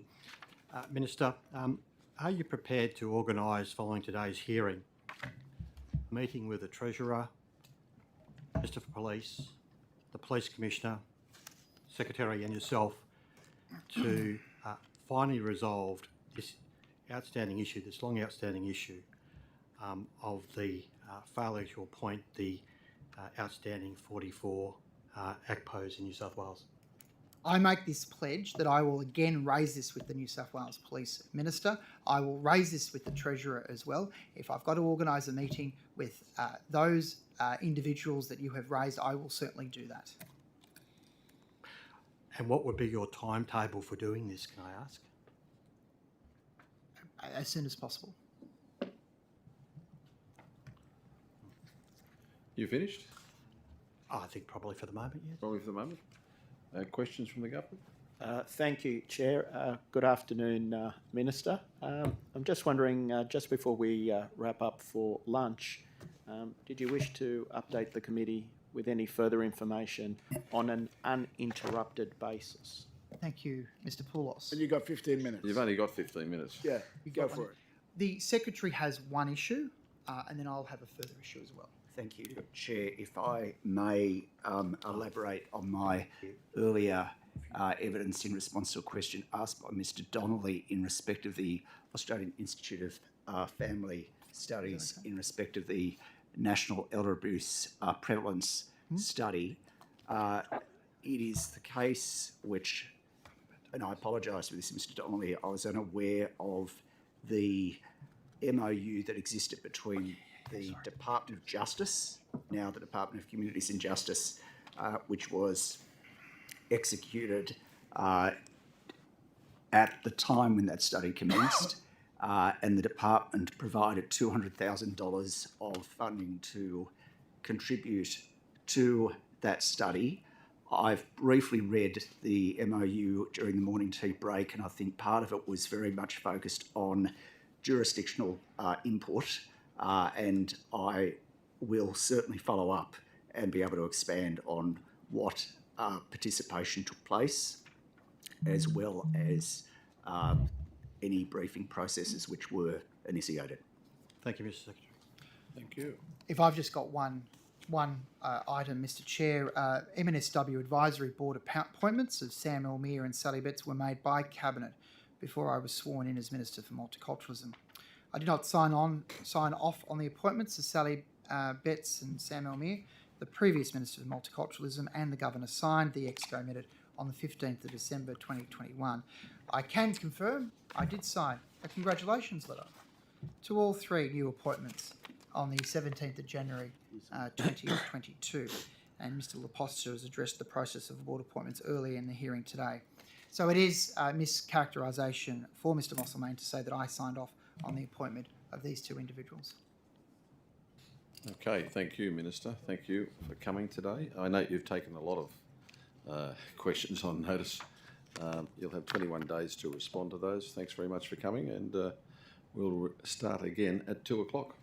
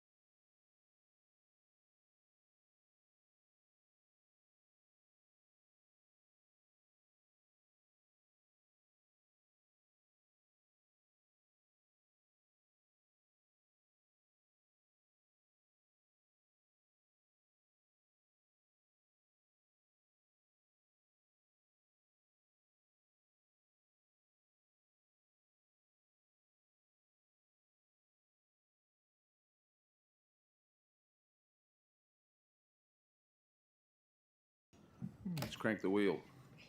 Hopefully the wind's blowing and we've got some electricity coming through. Good. It's overcast at the moment, so you've got no solar panels working. Opposition questions? Thank you, Chair, and through you, Chair, thank you for all returning this afternoon, and welcome, and thank you, Mr Fitzgerald, as Commissioner for Ageing Disability, joining us this afternoon. It's much appreciated. And can I put on record on behalf of the opposition, I'm sure all the committee... You talk into your mic, I do please. apologise. Donnelly, thank you. Thank you. Mr. Chair.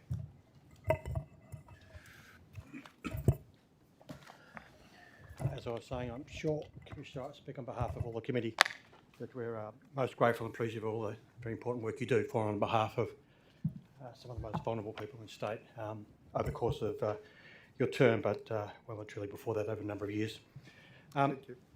My questions, my first lot of questions do in fact commence with yourself, Commissioner, and probably don't come as a surprise in that they relate to some comments you made on Tuesday before what was another budget estimates hearing, Family Communities and Disability Services. And if I could just give a context to this, that we did have the Minister for Seniors this morning.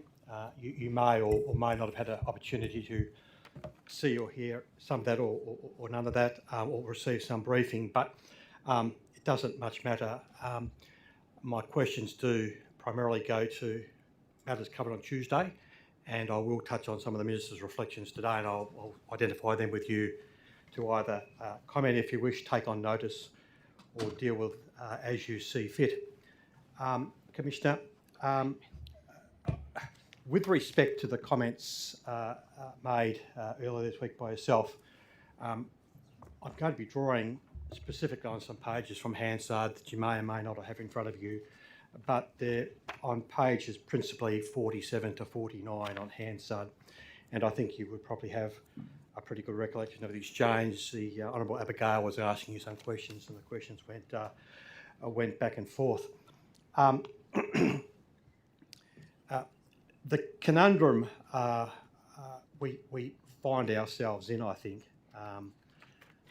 and this arose from our questioning back and forth with the Minister today, is an acknowledgement of an issue with respect to appropriate funding to be able to, for you as a Commissioner, operate the Commission at a standard, at an efficiency that equates with at least what's required under the statute or better, okay? So the conundrum is, it appears that from your reflections and utterances on Tuesday, that's not able to be done by the Commission.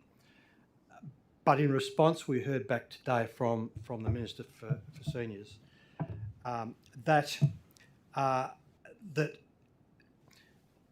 essentially things are, and I'm paraphrasing him slightly, but things are essentially satisfactory for the current financial year to get by. Once again, my words.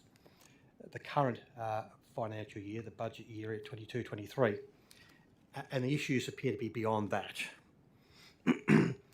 I'm wondering, first of all, if you could respond to that first. Thanks very much. And I didn't and haven't been briefed in relation to Minister Coure's statements this morning, but my comments would be consistent.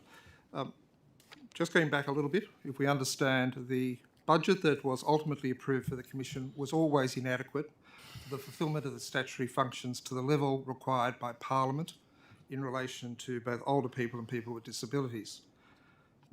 As I indicated on Tuesday, the then Minister, Minister Gareth Ward, and to a lesser degree Minister Sidoti, were advised of that very early in the piece, and Minister Ward, through his intervention, obtained a $3.5 million viability grant over 4 years from the department, not through the Treasury processes.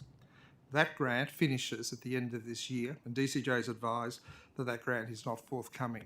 So there's an immediate reduction of $1 million in the budget from this year. So the cliff is immediate. The actual underlying budget, however, has always been inadequate. So in relation to this year, the reason we were able to sustain our activities this year is firstly the $1 million grant that I've referred to, which ceases this year.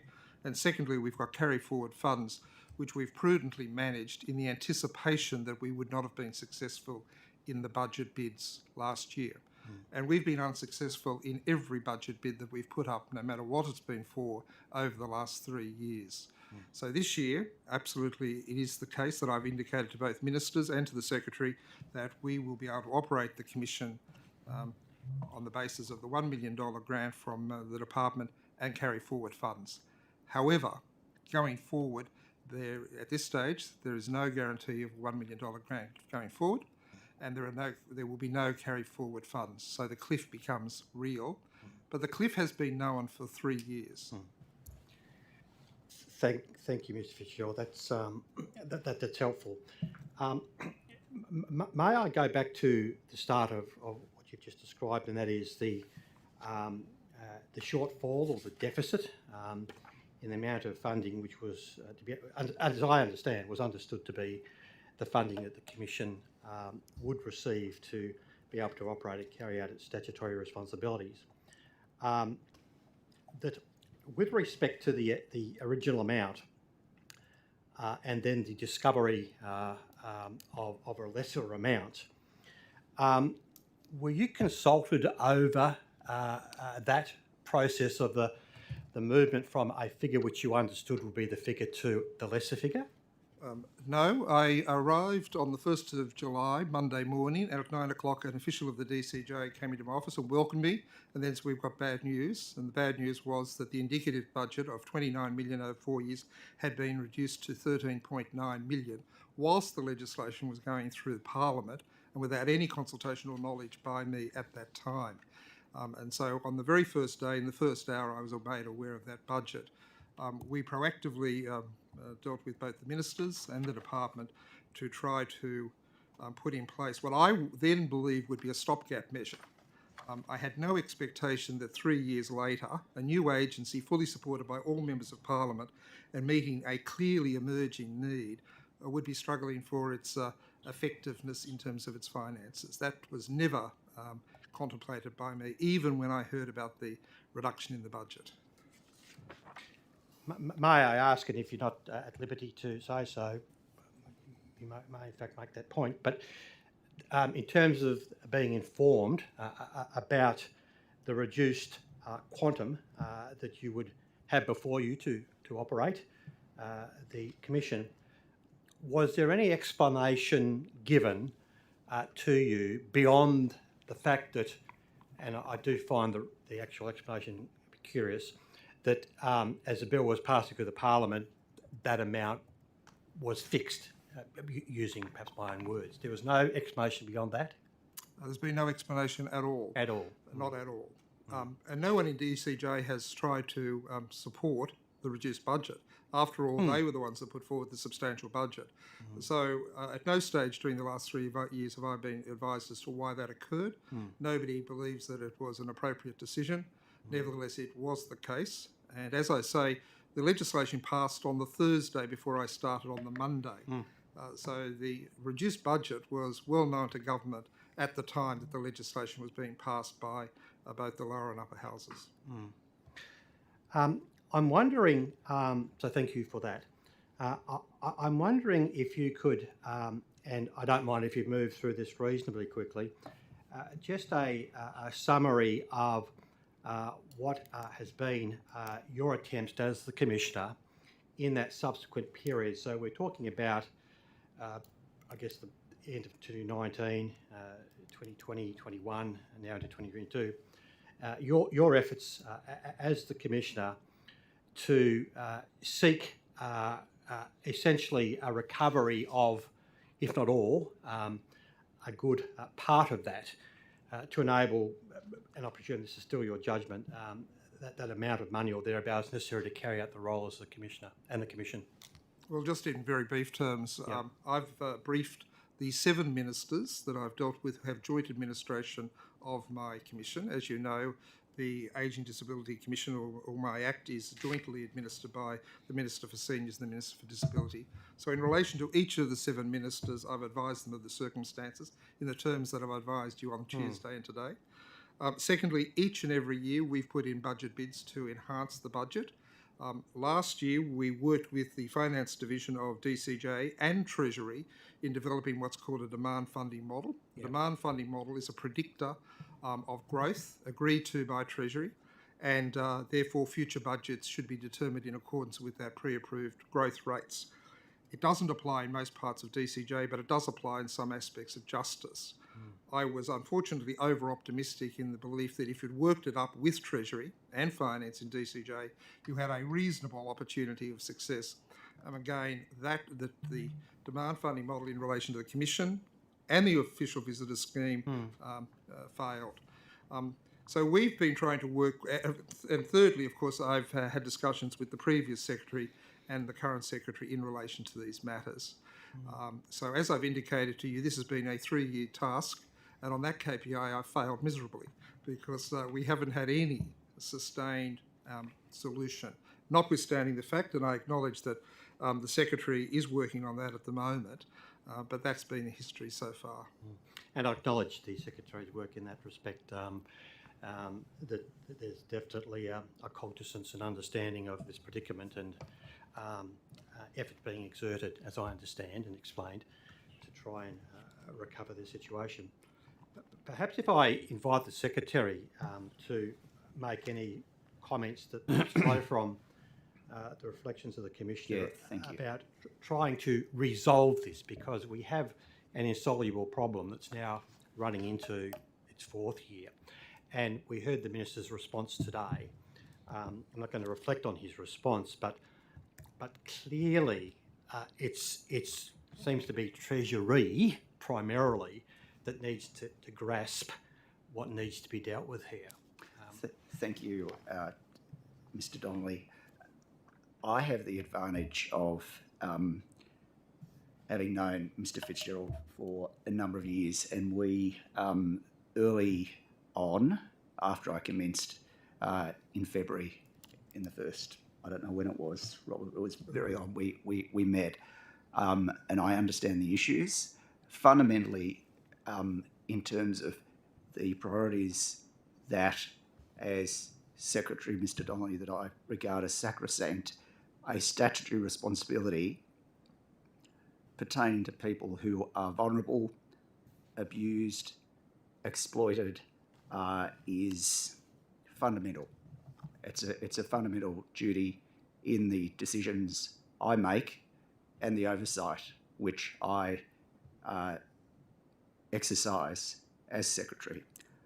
There was a budget process, and it's on the record that there was not what I would refer to as a re-baselining of the budget, and I will be, and I think that the cornerstone of this is, we're talking here about a statutory function, and the ADC Act is very clear about the responsibilities and the remit of the Commissioner, and I take it as my duty in the decisions I make to ensure that the Commissioner is resourced commensurate with the need to carry out those statutory responsibilities.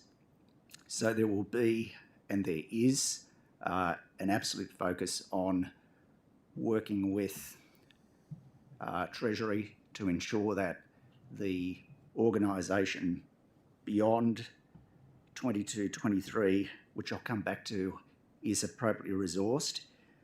If it were not the case, let me put it in the positive, I will look at every avenue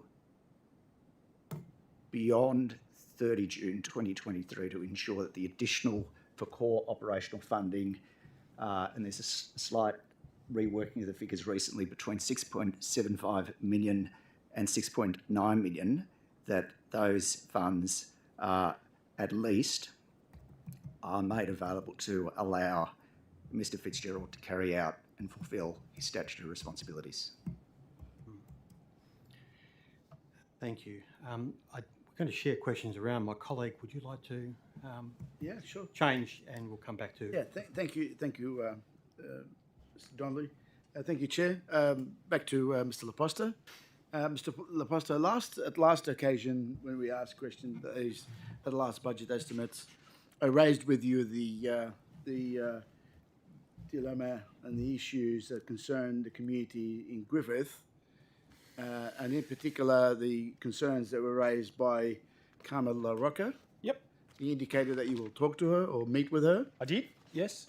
and what happened? Oh, complicated, Mr. Mossamane. Effectively, the Griffith Multicultural Council wants a home. Yes. We're supportive of that. We would love all of our community organisations to be able to have a home. We'd love them to all have places to be able to congregate, to prepare meals, cook food, all of those sorts of things. And that requires us, obviously, with many of those facilities and assets. Ms. Higginson raised Crown land before, and that's always something that we look at, but the majority of it's controlled by local council. So I spoke to the general manager around it.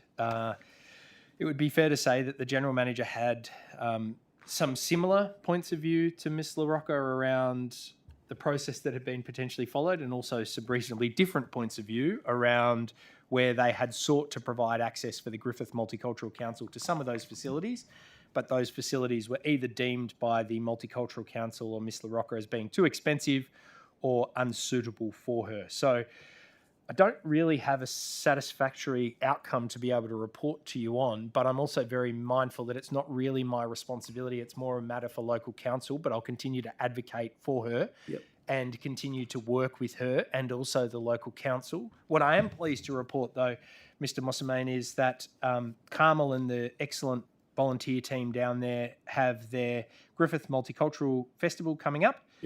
And I'm really proud that our agency's been able to support her with $14,000 to be able to celebrate the wonderful multiculturalism that exists in the Griffith area and the incredible contribution that our migrants have made to that regional township.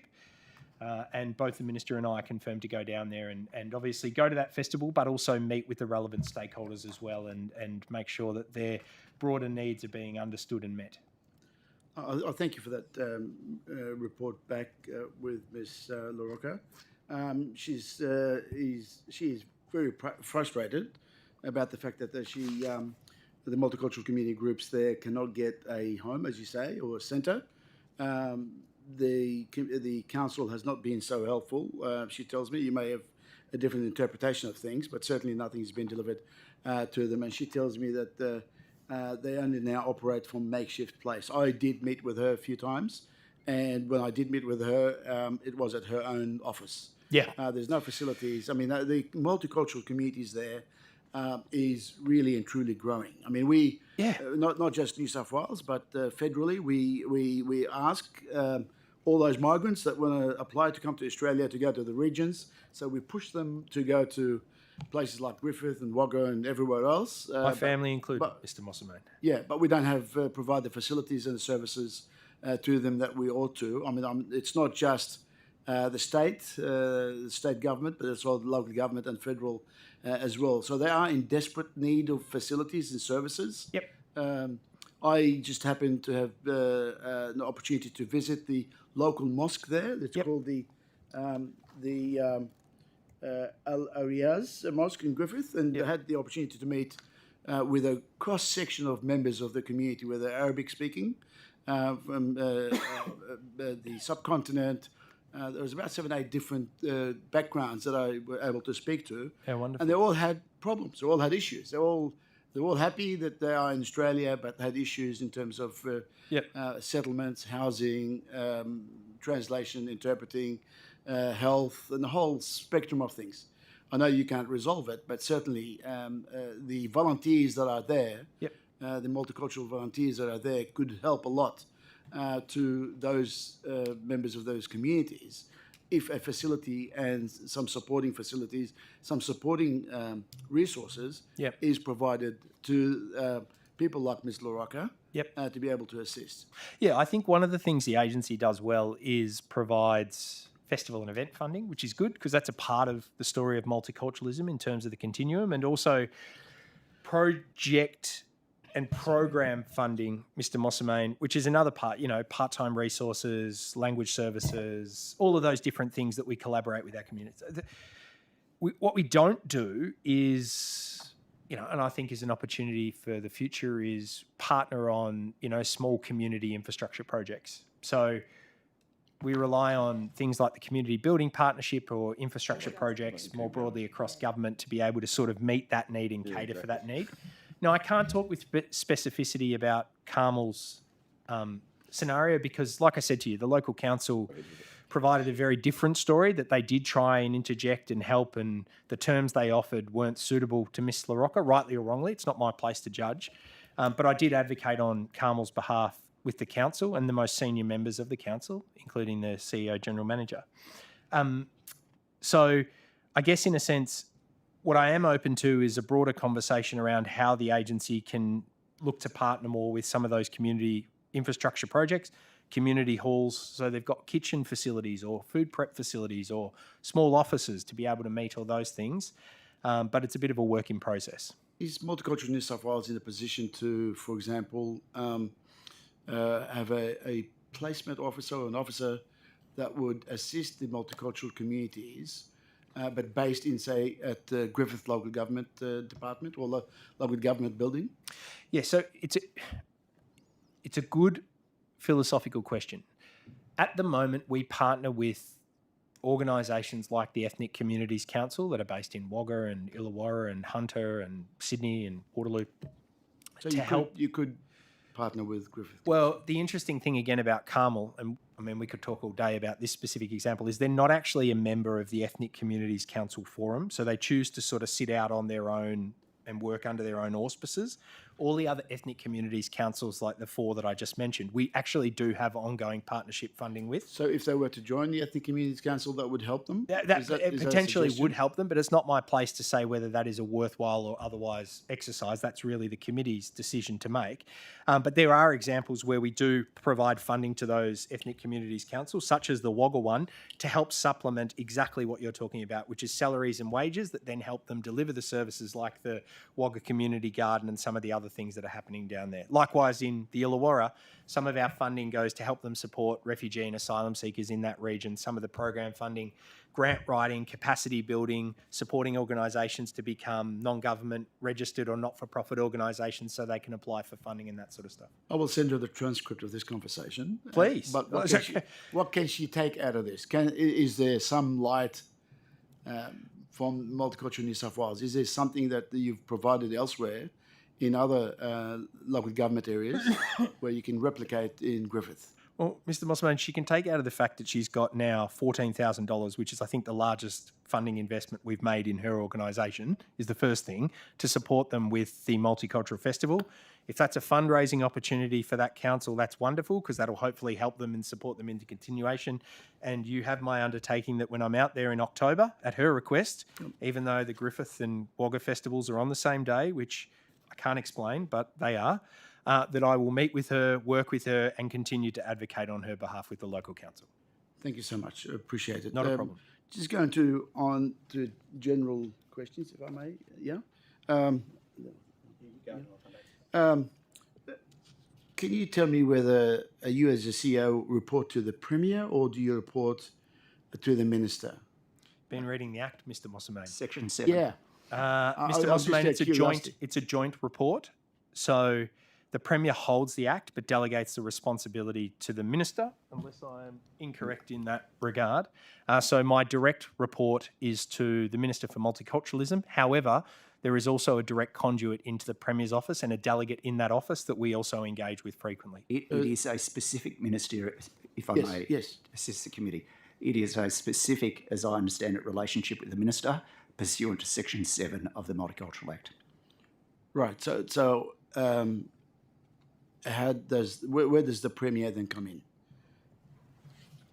Because according to the Act, there's the Premier and the Minister for Multiculturalism equally responsible for Multicultural New South Wales, or something to that effect. I can look at the Act. I did have it here somewhere. But My recollection of the Act, which I read recently, is that the employment relationship, but we can clarify it for you in case I'm wrong, but Section 7, I believe, has a reporting relationship of the CEO to the Minister.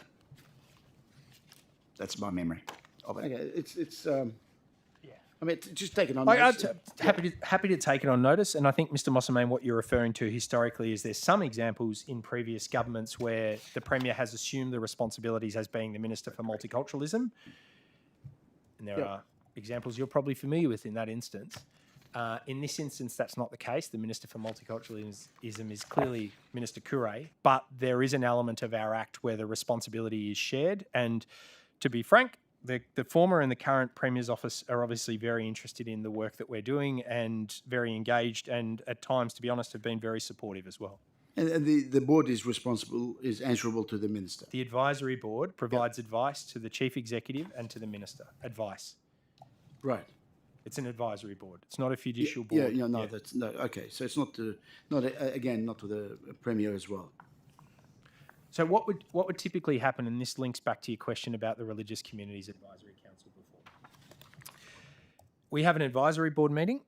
If they raise issues that we think are of significance and concern, the Minister is briefed, and at times, if there are significant concerns, as there was in the pandemic, we'll also brief the Premier on those matters.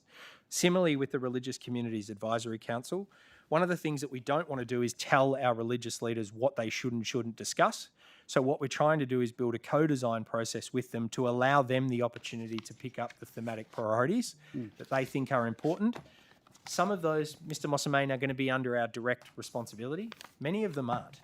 But what we're trying to do is create an avenue where our religious leaders feel like they have a direct voice into government, and therefore, if we're talking about burials or places of worship, or we're talking about cemeteries, or we're talking about discrimination laws, or we're talking about religious freedoms, or voluntary assisted dying as thematic priorities, that our religious leaders can come together. Now, the voluntary assisted dying one is a good example where the bill has been passed by Parliament, but the work of New South Wales Health in conjunction with Multicultural New South Wales and our religious groups is critical in terms of the implementation and the success of that bill and how it's implemented into the community or otherwise.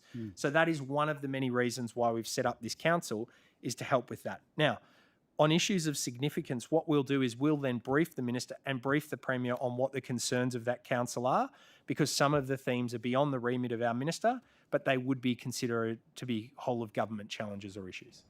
With regards to the determination as to who was to be appointed on the board, Advisory board the or advisory, community? the religious advisory Religious Communities Advisory Council.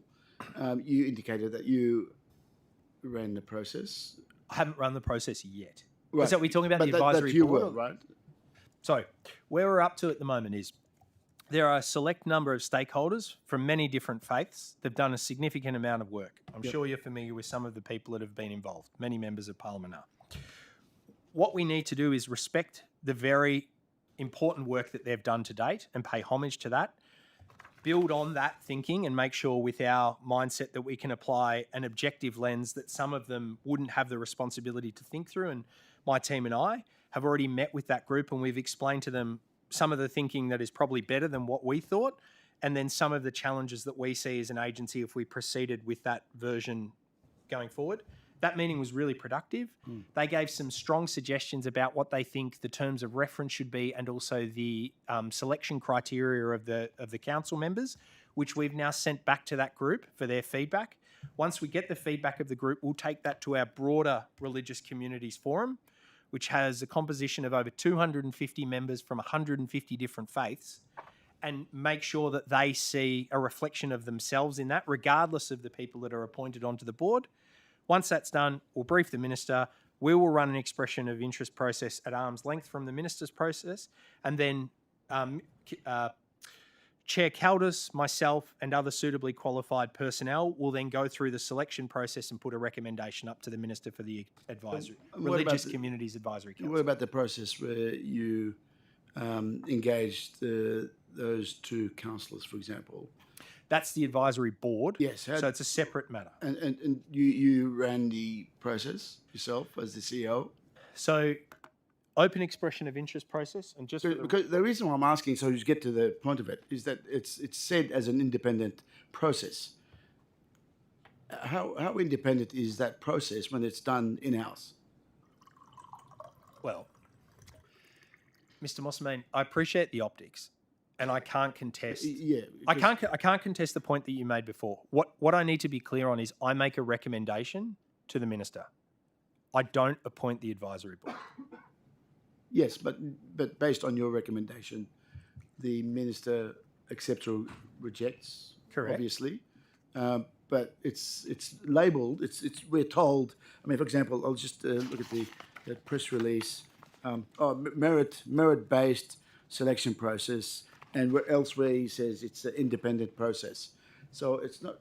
It appears to be, when I think about it, something as independent means it's at arm's length with the actual organisation. Some independent organisation outside the authority or outside the Multicultural New South Wales would be assessing and then advising you, then through you to the minister, that these people would be appointed, would be recommended.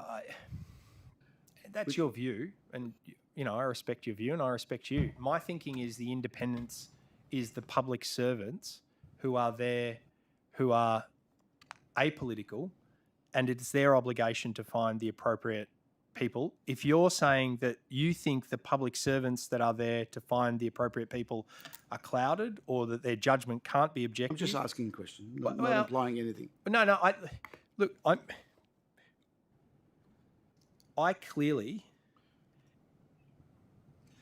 I am very passionate about the objectivity of the advisory board members.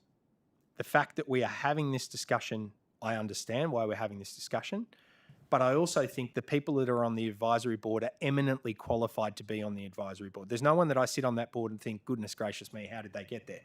You're saying, was the process for them to get there influenced? I'm telling you that the process that we ran up until the recommendation of the minister was not, but at the end of the day, the advisory board is determined by the minister with a recommendation to cabinet and then signed off by the governor. What I think from that point is inconsequential, because it's ultimately the decision of the government to make that point. Right, thank you. I might come back later on with some questions. Can I jump in? Thank you. Back if we could do Mr. Fitzgerald, and specifically, if you don't mind, some questions around the Ageing and Disability Abuse Hotline. Helpline, I should say. That, of course, was preceded by the Elder Abuse Hotline. That was the original vehicle set up of contacting a body, if we could describe it that way, a government body, following a recommendation from the committee inquiry undertaken in the Legislative Council back in 2016, reporting in June. So it's evolved from that into now what is the helpline. I'm wondering if you could do the following. The 2021 annual report, which I've got a copy of in front of me, and you may or may not have it at your disposal. I can pass this across if you like, but specifically on pages 6 and 7, 8 and 9, helpfully go through and give some detail, at least for that financial year, about matters to do with calls and reports, etc., etc., etc. I'm wondering, Mr. Fitzgerald, if you'd like to elucidate on any of that's there, but particularly the matter of the growth and expansion of numbers of people seeking to make contact to the helpline, and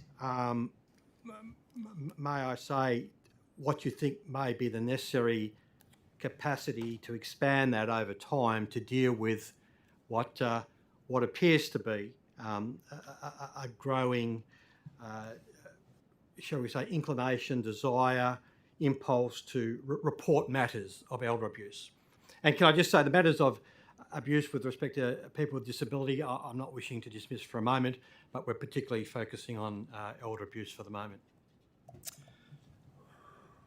The Elder Abuse Helpline, as you rightfully state, was established for about 7 years. It was funded by DCJ and the provider was Catholic Healthcare and did an extraordinary job. It not only ran the helpline, but it also provided some resources in relation to elder abuse more generally. That was brought into the Commission, as you've indicated, and is now known as the Ageing Disability Helpline. Just to understand that a little bit further, there is a National Elder Abuse Helpline and there is a National Disability Helpline by another name. In relation to the Elder Abuse Helpline, those calls are automatically pinged to us in New South Wales. They're not triaged, they come immediately from the National Helpline. So our call centre picks up calls directly to our own line and also the national line.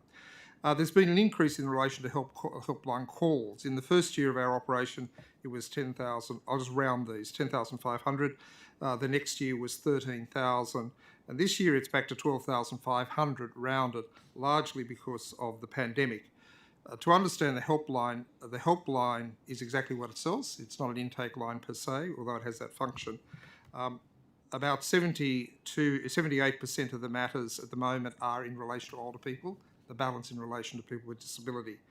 And in relation to the helpline itself, it does a number of functions, including actually trying to resolve matters. So most of the matters we deal with are resolved by the helpline within 7 days of receipt by the helpline. We've structured it in a way that it doesn't end up like child protection helplines, where there is the potential for matters to be unallocated. And that's been a history in the department when it was Docs and Facts and now DCJ.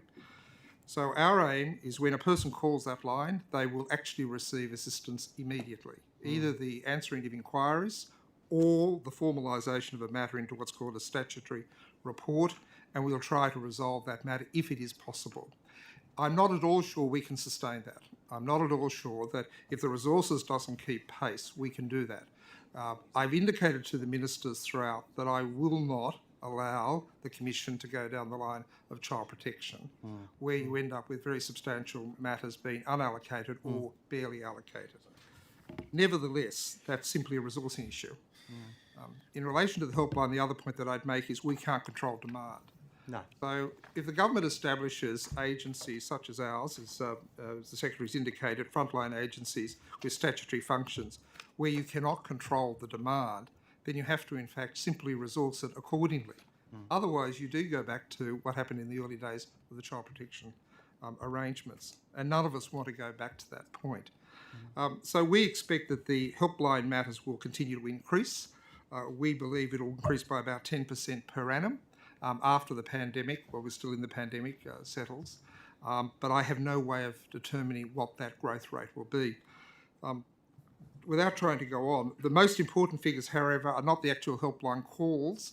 It's those that turn into matters. They are inquiries and statutory reports. And just in relation to statutory reports, these are formal reports that require action. Financial year 20 was 2,300. Financial year 21, 3,500. Financial year 22, 3,900. The work that we did on the demand funding model gives an indicator of growth for the whole of the agency's activities, helpline, community support and investigations. And at the moment, we have indicative growth rates for the Commission. So that's a long-winded way of saying the helpline is the entry point, but the really hard work is the statutory reports, which have grown considerably each and every year, and that will continue for the reasons I outlined on Tuesday. Can I ask, and forgive me because I probably should know the answer to this, but I don't, not specifically, with respect to the criteria that once met, or the tripwire that crosses over to make it a statutory requirement to be reported, what are they, or where do we look to find out what those actually are? It's in the Act itself, but I should just qualify this. There is no formal definition of abuse within the Act. The term abuse in our Act takes what a reasonable person, or the common man, as it used to be called, would interpret it to be. So it's not a statutorily defined matter. The second thing is abuse covers psychological abuse, financial abuse, physical abuse, neglect, exploitation and sexual abuse, all of which we deal with for both older people and people with disabilities. The threshold for it becoming a statutory report is when our staff, or technically I do, but they do, believe there is a risk of or there is actual harm being occasioned to an older person or a person with a disability. And again, there's no more precise definition. And that's something that's essentially with a person who has a role of dealing with these calls and managing them. Their experience enables them to elicit through that conversation back and forth sufficient information to make that best judgment possible about the matter. These are all based on best judgments. Yes. I'm confident that we make good assessments in relation to what should be an inquiry or what should be a statutory report. But one thing I should just point out to you, you would be aware of this. This is a will and preference jurisdiction. That is the views of the person affected, both the person with disability and or the older person, and sometimes they're the same. Their views must be taken into account in the conduct of the matters. I'm required by law to seek the formal consent of older people and people with disability before we commence an investigation. For those of you, and you'd be familiar with this, of course, child protection is not a will and preference jurisdiction. Child protection is a best interest, and they operate quite differently. Having said that, I can override some of their wishes. And for many of the older people we're dealing with, the highest risk ages is between 75 and 85 years of age. And at that point, there is fading capacity. Most people don't lose capacity overnight unless you have a catastrophic injury or illness. It's a fading capacity. So we have to determine whether or not that will and preference and consent is being made in a way that where the person has capacity or doesn't have that. Just to finalise that, and I know these are of interest, we have a number of statutory requirements where we have to refer matters to other agencies. In relation to the police, I am mandatorily required to report all matters where I believe there is evidence of a crime. There is no choice or the views of the person are not taken into account in relation to those referrals. Similarly, if these are matters or complaints that would normally be handled by the Aged Care Quality and Safety Commission or the NDIS Quality and Safeguarding Commission or the Healthcare Complaints Commission, then again, without the consent of the individual, I'm required to refer those matters.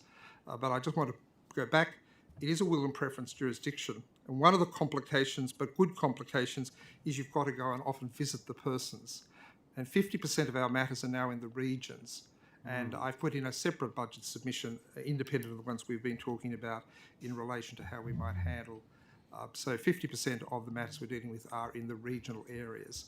And that poses unique resource problems in relation to visiting, both welfare visits, which the police also undertake, and actually visits which seek consent. Thank you for that. That's most helpful. On the matter of the referral of matters to the New South Wales Police, and I might just refer back to, if I could briefly, exchange I had with the Minister earlier today, and I appreciate that you weren't here. We spoke about the matter of the government not meeting what was a promise to appoint 56 aged crime prevention officers, a promise that was made in 2019 very publicly and very openly. As you may be aware, the present situation is that there have been 12 appointed, promise of 56, so a deficit of 44, and the essential position was that there would be one in each local area command in the metropolitan or police area command in the metropolitan area, and or police district in rural and regional New South Wales. Can you provide any information to the committee this afternoon of dealings with the New South Wales Police Force about dealing with matters, and this may have been through discussions you've had with them to catch up and sort of resolve what might be existing issues or broader discussions about the, I'll use the term efficiency and effectiveness of dealing with reportage of matters to them, the New South Wales Police Force, and any commentary around the matter of the aged crime prevention officers and how they're going. In relation to the referrals in the year FY21, I don't have 22 figures just yet, 251 matters were compulsorily referred to the police under the requirements that I referred to earlier, which is not a huge number.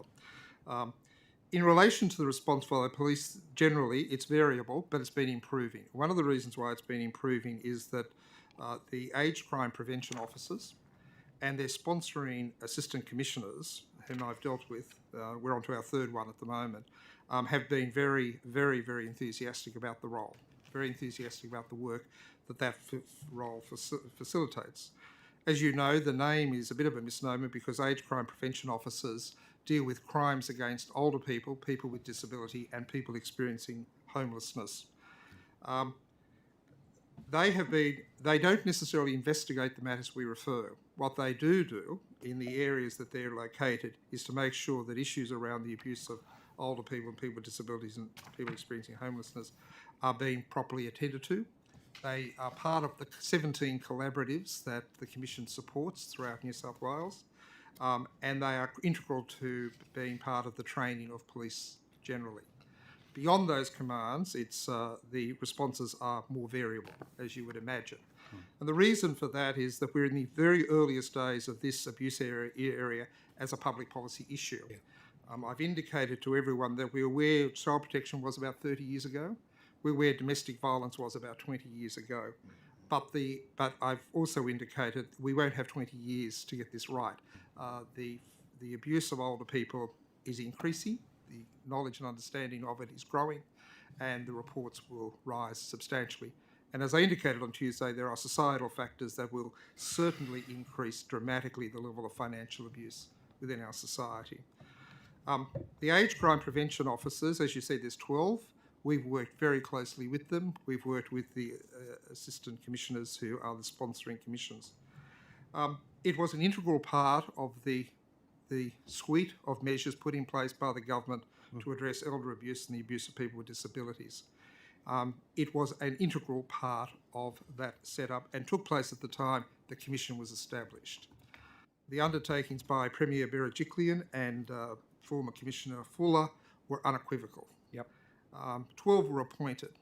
Since that time, we have constantly written letters to various police ministers and to the commissioners to seek understanding of what is happening in relation to the non-appointment, but more importantly, asking them to appoint those staff. I met recently, in fact 2 weeks ago, with Commissioner Webb, the new commissioner. It's the first time that I've met with her. The formal advice I have is that she is instituting an inquiry or a review through her own officers in relation to the role of ACPOs. So the latest advice that I have is that there is a review, an internal review, or perhaps it is an external review. I'm not absolutely certain. They may be contracting to another party to examine those roles. But let me be absolutely clear. The function that those roles fulfil are critical. If we do not have a well-educated, a responsive police force, then in fact these issues will not be handled in the way that they need to be. The last point I'd make is 44 police officers not appointed is an enormous resource that was meant to be allocated in this area to supplement the work of the Commission. It is simply must be the case that the money has been repurposed. Because those 44 positions were announced as part of an increase in the intake, the overall police numbers. So it wasn't just an announcement, it was actually part of an increased number of police with specific resources to be allocated. It has to be the case that in the last 2 years, those funds have simply been repurposed, either at the request of the police minister or alternatively at the request of the police commissioner, because the funds have not gone anywhere else in relation to elder abuse or the abuse of people with disability. But all I can say at the moment is, despite numerous requests, where we're up to is that there seems to be a review of some type being conducted through the police commissioner. I've got some more questions, but I believe my colleague. Yeah, I've just sorry. got one question that I failed to ask earlier, and Mr. Laposta, it's probably for you, but it's just an inquiry about what strategies we've currently got in place to support and increase diversity within the New South Wales government public service, and whether we're working on actual quotas or targets, etc., and obviously focused on the culturally and linguistically diverse people. Yes, very important. It's so important, and yeah. Very important that our public service mirrors the communities that we're here to serve. So there's a couple of initiatives that I'm really proud of at the moment, and the easy thing would be for me to say this doesn't sit within our remit because technically there's some elements here where we're about advocacy, but there's also some other really important initiatives that I'd love to share, and then we can probe the merit of them or otherwise. So we are working... So we've got a mechanism called the Multicultural Programs and Services Plan, which allows us to assess the effectiveness of other government agencies around 4 key themes. One of them is about leadership.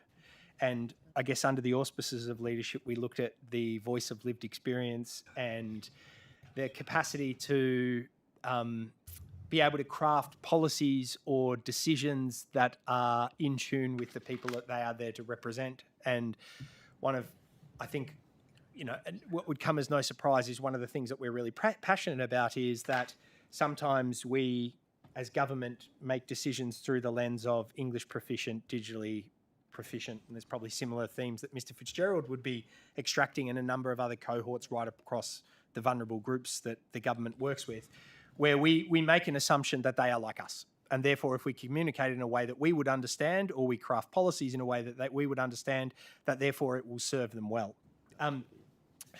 The census data tells us that as a state we're getting more diverse. So we're now up to 29.3% of New South Wales that speaks a language other than English at home.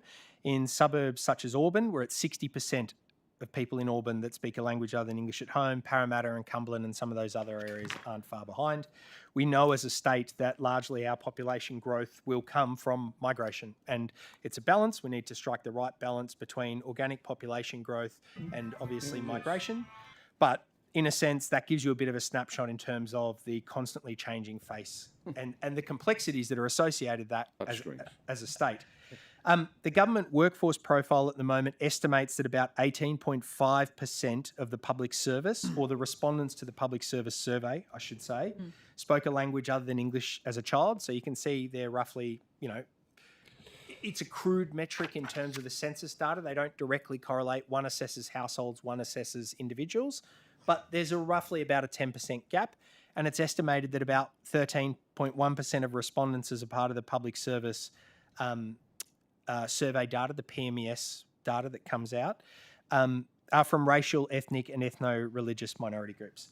I'm really proud and really inspired by the fact that we have a public service commissioner called Katharina Lowe, who is the product of migration herself and born in regional New South Wales. Her team are leading some really important work in parallel with the Secretaries Board and others around boosting the cultural diversity of the public service. Some of those specific initiatives include leadership programs to help accelerate the development of deputy secretaries and secretaries that are from culturally and linguistically diverse backgrounds. It's probably best that the specifics on that are directed to the Public Service Commission on some of those things, but it's a really inspiring program that's going on. And even within our own workforce, I'm really proud of the fact that I think the statistics are, and I don't have them in front of me, but about 62% of our staff speak a language other than English at home. So certainly as an agency, we're role modelling and walking the talk.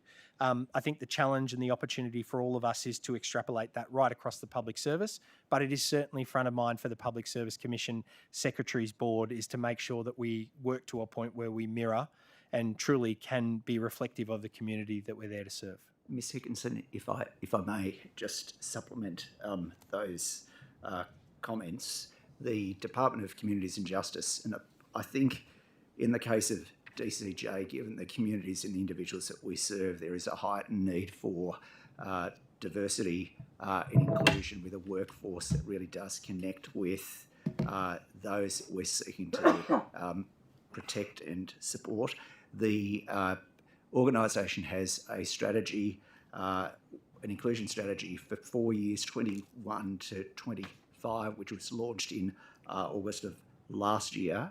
It has a set of specific targets, which obviously I track closely. Mr. Apostle has spoken to some of those, but clearly in terms of the number of First Nation staff that we have, given the challenges which were subject to closing the gap and other things, the evidence and an area of focus of this committee 2 days ago is obviously important. Similarly, with the number of women in senior leadership roles, all of those things are subject to targets which are regularly reported against. I can provide you with as much information as you would need. Yeah, perhaps if what I might do is put in a couple of supplementary questions, because it would be great to get some of that so that we understand what is actually happening. Just from your purview, how do you think we're tracking?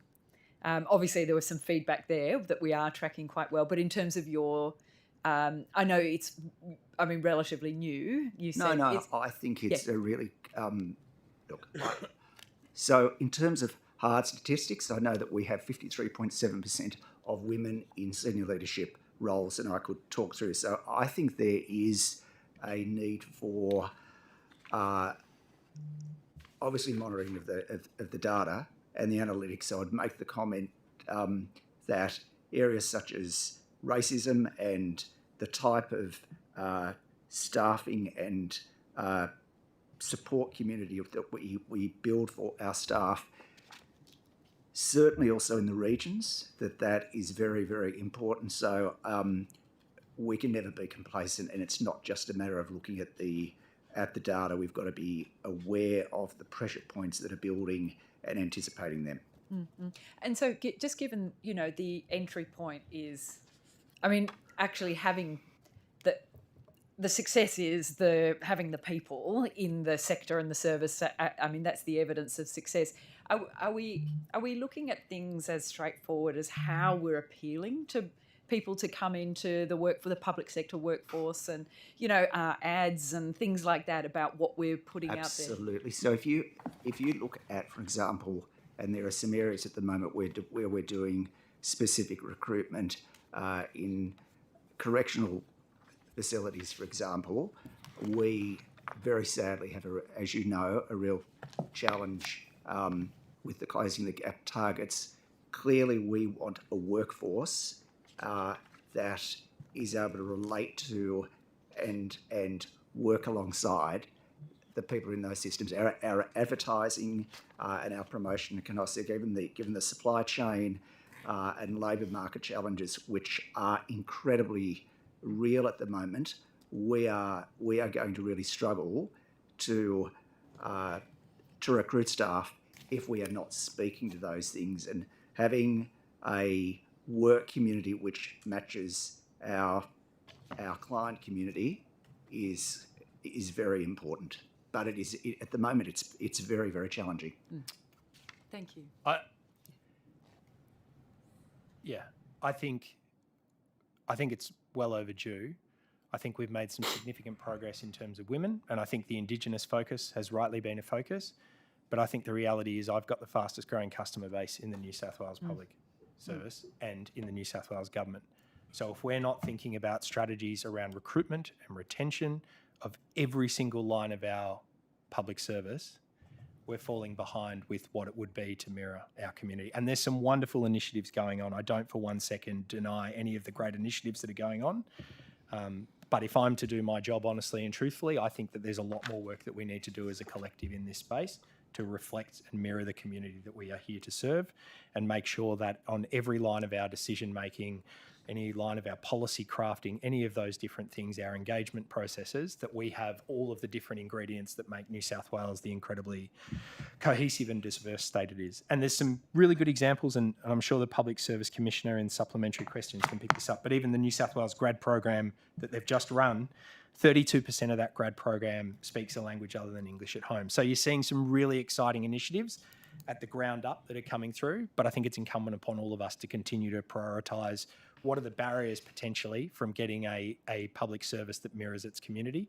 And I do extensive work with colleagues across the public service about recruitment and retention strategies, marketing, language that we're terminology, all of those things. Thank you. Ms Higginson, I actually could go through the data now because I have it if you want it, or I can provide it to the committee. If you're happy to subsequently. provide it on notice, because I know I'm Right. taking the time, that I would be very grateful. And then that would be great. Thank you. I'm just conscious of the fact Yeah. that Mr. Yeah. Foster's birthday wants to go, so I don't mean to three derail que- the committee, Okay, Mr. three Mossman. I'm here questions. for as long as you need me. right. I've got three questions. I'll be very Mr. quick. Mossman, can I just, before you do, you were right before, and I think we're on the same page. So in terms of our Act, it is shared by the Premier and the Minister. They both collectively hold the Act. Right. And then in terms of the allocation under the allocation of Acts, it is shared by the Minister and the Premier. In the Premier. Okay, both. All right. Thank you. Appreciate it. In terms of the $500,000 that I think yourself or the Minister indicated earlier that is allocated to, or in some sort of a contract with Islamophobia Register Australia, can you give us a brief of what it entails, that engagement? Yes, I can. So, I mean, we discuss this regularly at budget estimates in terms of the theme of Islamophobia. So the third Islamophobia report in Australia was launched on the 15th of March. We were invited by the author of the report, Dr. Deya, from Charles Sturt University, to present the findings of the report to community and government partners at our Compact Meeting Alliance on the 17th of March 2022. And we also invited Miriam Baizeda, who's heavily invested in the production of the Islamophobia report and its findings, to come and talk to our leadership group as well. And that was incredibly insightful. The report analyses 247 different verified incidents that occurred from January 2018 to December 2019, so over the 24 months. Two challenges. One is the infrastructure they have around this reporting to deliver more current timings, and the second is obviously the pandemic, I'm led to believe. So some would argue that the data is quite outdated in terms of January 2018 to December 2019. I still think a lot of the themes are current, and so therefore the data is congruent and relevant to our thinking. This is also the They period. provide the data on biannual, don't they? It seems to be. Yeah, they do, but the data that we're talking about now that you would be Yeah. referencing is from January 2018 to December 2019. So we have to wait for the next report for the sort of last 2 years in terms of currency. I am mindful that this was also the period in which we witnessed the devastating terror attacks that claimed the lives of 51 innocent Muslims in Christchurch on the 15th of March 2019. The fact that the Christchurch attacker grew up in New South Wales is not lost on anyone, especially Muslim community members in New South Wales who have experienced phobia. Previous surveys by the Scanlon Foundation have pointed to concerningly high levels of anti-Islamic sentiment in Australia. Scanlon has reported that the level of negative sentiment towards those of any Muslim faith, and by extension to immigrants from Muslim countries, remains a factor of significance in contemporary Australian society. The case studies provided in the Islamophobia in Australia report help us understand the reality of this problem by providing raw, personal and disturbing accounts of the lived experiences of Islamophobia in Australia. We are strongly committed to tackling this issue. We stand side by side with our Muslim friends, brothers and sisters and colleagues in standing up against Islamophobia. And again, I know the Minister said it before, but I condemn any forms of racism and hate. We funded the Islamophobia Register in Australia for $500,000 under our Compact program, and we're partnering with them between 2021 and 2024 to make sure that we get those biannual reports now and then the next version as well. The project will also work with other victim groups to develop shared strategies to combat racism and hate. And even your own Shadow Minister and others know that it's not just Islamophobia or anti-Semitism or xenophobic behaviours. It's in effect all of the underlying drivers that allow or enable or foster or encourage people to think that any form of racism or hate is okay. So there's lots of shared learnings, regardless of whether it's focused on Islamophobia or a broader conversation around racism and hate. And whilst we are really proud of the Islamophobia project and its research, again, that comes back to why we have programs like the Compact program, why we have under the legislation mechanisms such as Complan to be able to bring different parts of government together to have conversations on exactly these sorts of issues. Issues that threaten our social cohesion as a state, issues that undermine and disrupt our democratic freedoms that we so dearly cherish in this country. And so whilst our programs aren't directly focused on a part of, racism or hate, such as some of those themes, they're more focused on the drivers. And so, the New South Wales Compact program, as the Minister said before, $13 million of funding over 4 years. It's now engaged over 80 partner organisations, all committed, standing in unison to standing up and standing united against racism, hate, fear and division. The Compact program's also funded a national anti-racism charity called All Together Now, and has delivered community awareness training on dangers of far-right extremism for frontline youth workers across New South Wales. Thank you, Mr. Leposta. While the minister is obviously put in, or the government put in $500,000 to support Muslims against vilification, the anti-discrimination religious vilification bill was voted down by the government. It's not your domain, but do you know whether there's a progress on that particular piece of legislation that might be coming through before the end of this year? Are you aware? Any bills in Parliament are probably best directed to the Attorney General, yeah. the matter for the Attorney General. What I would say is around the Islamophobia report, and you touched on it before, we don't fund the report, we fund the advocacy and victim support that sits around that to help in navigating the difficult issue. But in terms of the bill in Parliament, that's not best directed for my portfolio. Yeah, I know the minister's not here to ask him, but are you aware that it's maybe coming up between now and the end of the year? I don't think there's anything further I can add, Mr. Mossamane. That's probably best directed. Can you take it on notice? I can, Mr. Mossamane, but again, it's well outside my remit at Multicultural. I'm trying all avenues. I know what you're trying to do. But one final question, and it was directed to the minister, but I'll ask you. You might be able to answer this. With regards to the banning of the Haken Cruise swastika, yep, and the carve-outs for use of the sacred swastika used by other religious groups, what education processes and initiatives is the government putting in place to support the legislation?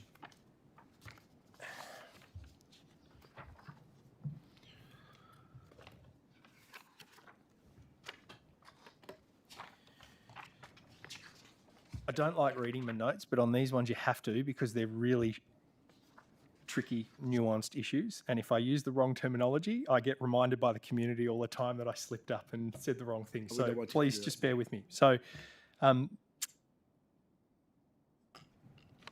government's passed the bill to criminalise knowingly displaying a Nazi symbol in public without a reasonable excuse, and that was passed in August 2022 and assented by both houses with unanimous support. I think the bill sends a strong message that the Parliament of New South Wales condemns the public display of a symbol of anti-Semitic hate and genocide. I do acknowledge the work of the Jewish Board of Deputies in this process, and significant numbers of members of our interfaith committee, including our Hindu Council of Australia and others, that were active in the appropriate formation of this bill, so that it was sensitive to other interpretations of similar symbols that have very different connotations, such as things around, peace and unity and other sorts of things as well, quite different from, as you said before, the iconic and devastating Nazi symbol.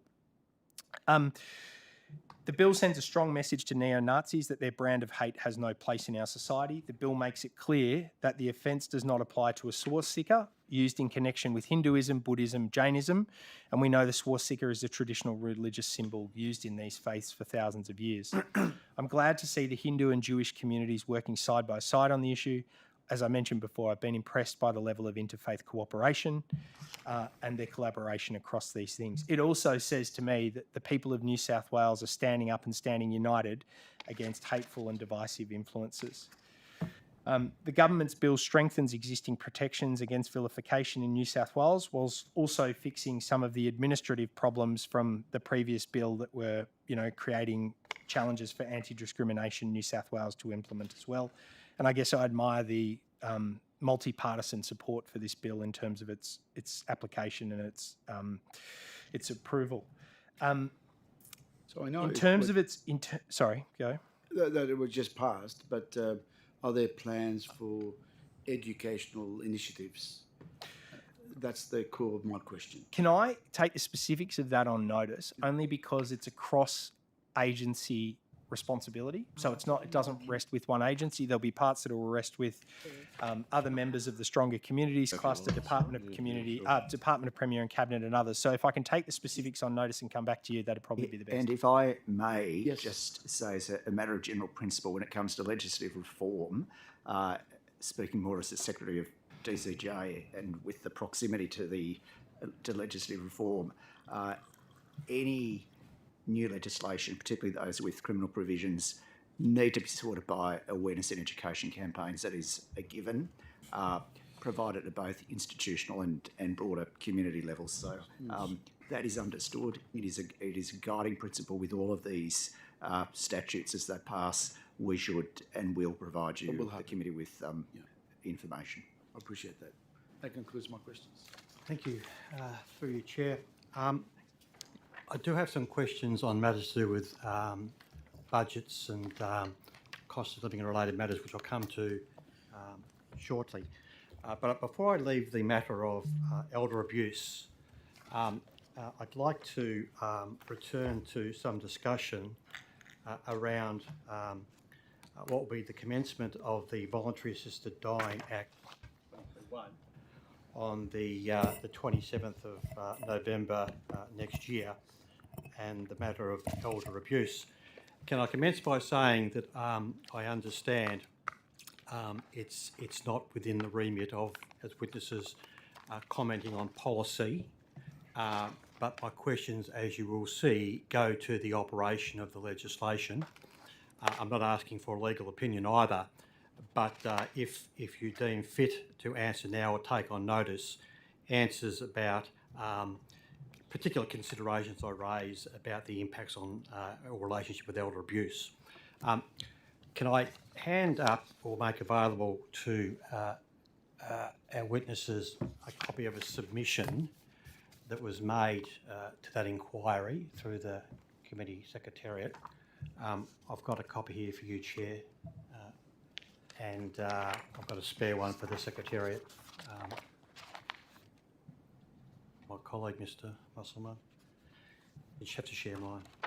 Sorry.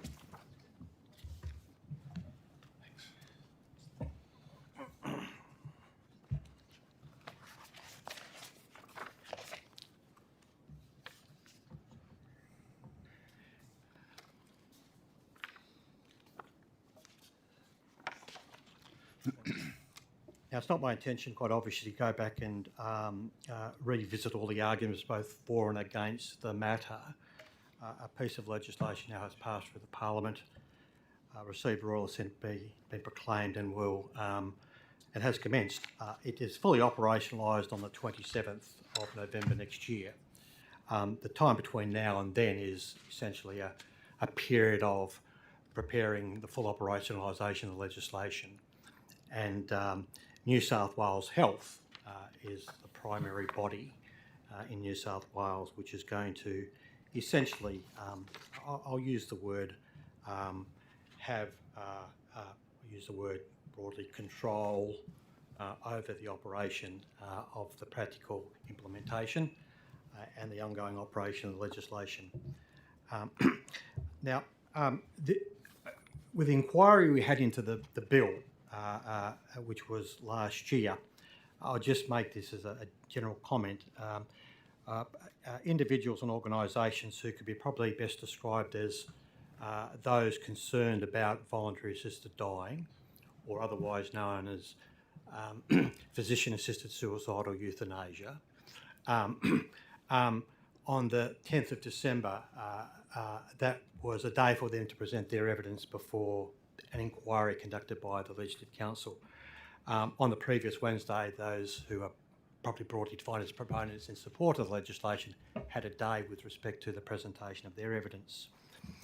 Now, on the Friday, the 10th of December,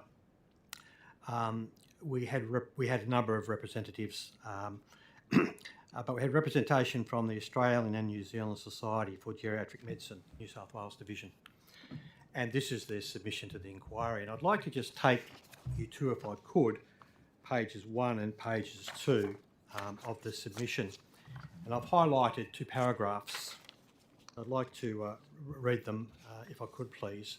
It's the bottom of page 1, and the leading paragraph says, having reviewed the 2021 New South Wales VAD Bill, we recommend that the honourable members of the New South Wales Legislative Assembly and Legislative Council consider the following in their deliberations. 1, we are concerned that frail, older people may be put in a position of considering VAD because they feel they are, open quotes, a burden, close quote, on others, open brackets, such as family members, carers and the healthcare system, close brackets.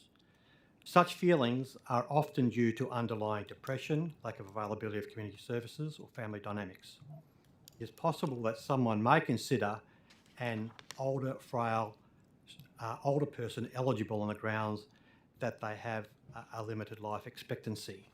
And then over the page, at point 2, it's a further point they make, the risk of potential coercion of vulnerable patients by family members, carers or health providers is a significant concern. Coercion, open brackets, a form of elder abuse, close brackets, can be subtle and difficult to detect. Patients are often subject to subtle coercion, for example, to accept admission to residential care or to control their finances. And I just reiterate that this is a submission from what is the specialist medical body for those that practice with respect to our seniors and elderly. With respect to the legislation itself, at the back of the Act itself, and I don't expect you to have that with you, but I just want to draw it to your attention, Schedule 1's a dictionary. And Schedule 1 in the dictionary has, under the heading pressure or duress, says includes abuse, coercion, intimidation, threats and undue influence. And then directly underneath that definition has example, and says example, hyphen, elder abuse or abuse of other vulnerable persons. So very explicitly given as an example of what could be and in fact would be seen as pressure or duress under the legislation, which of course, as we understand, is in contradiction to and is in breach of the legislation. I note, and I direct these questions, I guess, both to Mr Fitzgerald and the Secretary, Mr Secretary, that, and this was prosecuted in our questioning of the Minister this morning, and we know this, but I would just like to refer back to it again. The release last year of the National Elder Abuse Prevalence Study final report in late December. And in that report, it's quite a tome, over 320 pages, but in the summary, the executive summary, it contains these details. I'll just mention them because they're only short in length. 1 in 6 older Australians, approximately 15%, reported experiencing abuse in the 12 months prior to being surveyed, which was the period February to May 2020. And then over the page, it's got a helpful diagram that actually lists the, in order of prevalence, the examples of abuse, and in terms of from highest to lowest of this 15%. And it says that with respect to the highest, psychological abuse comes in at 12%.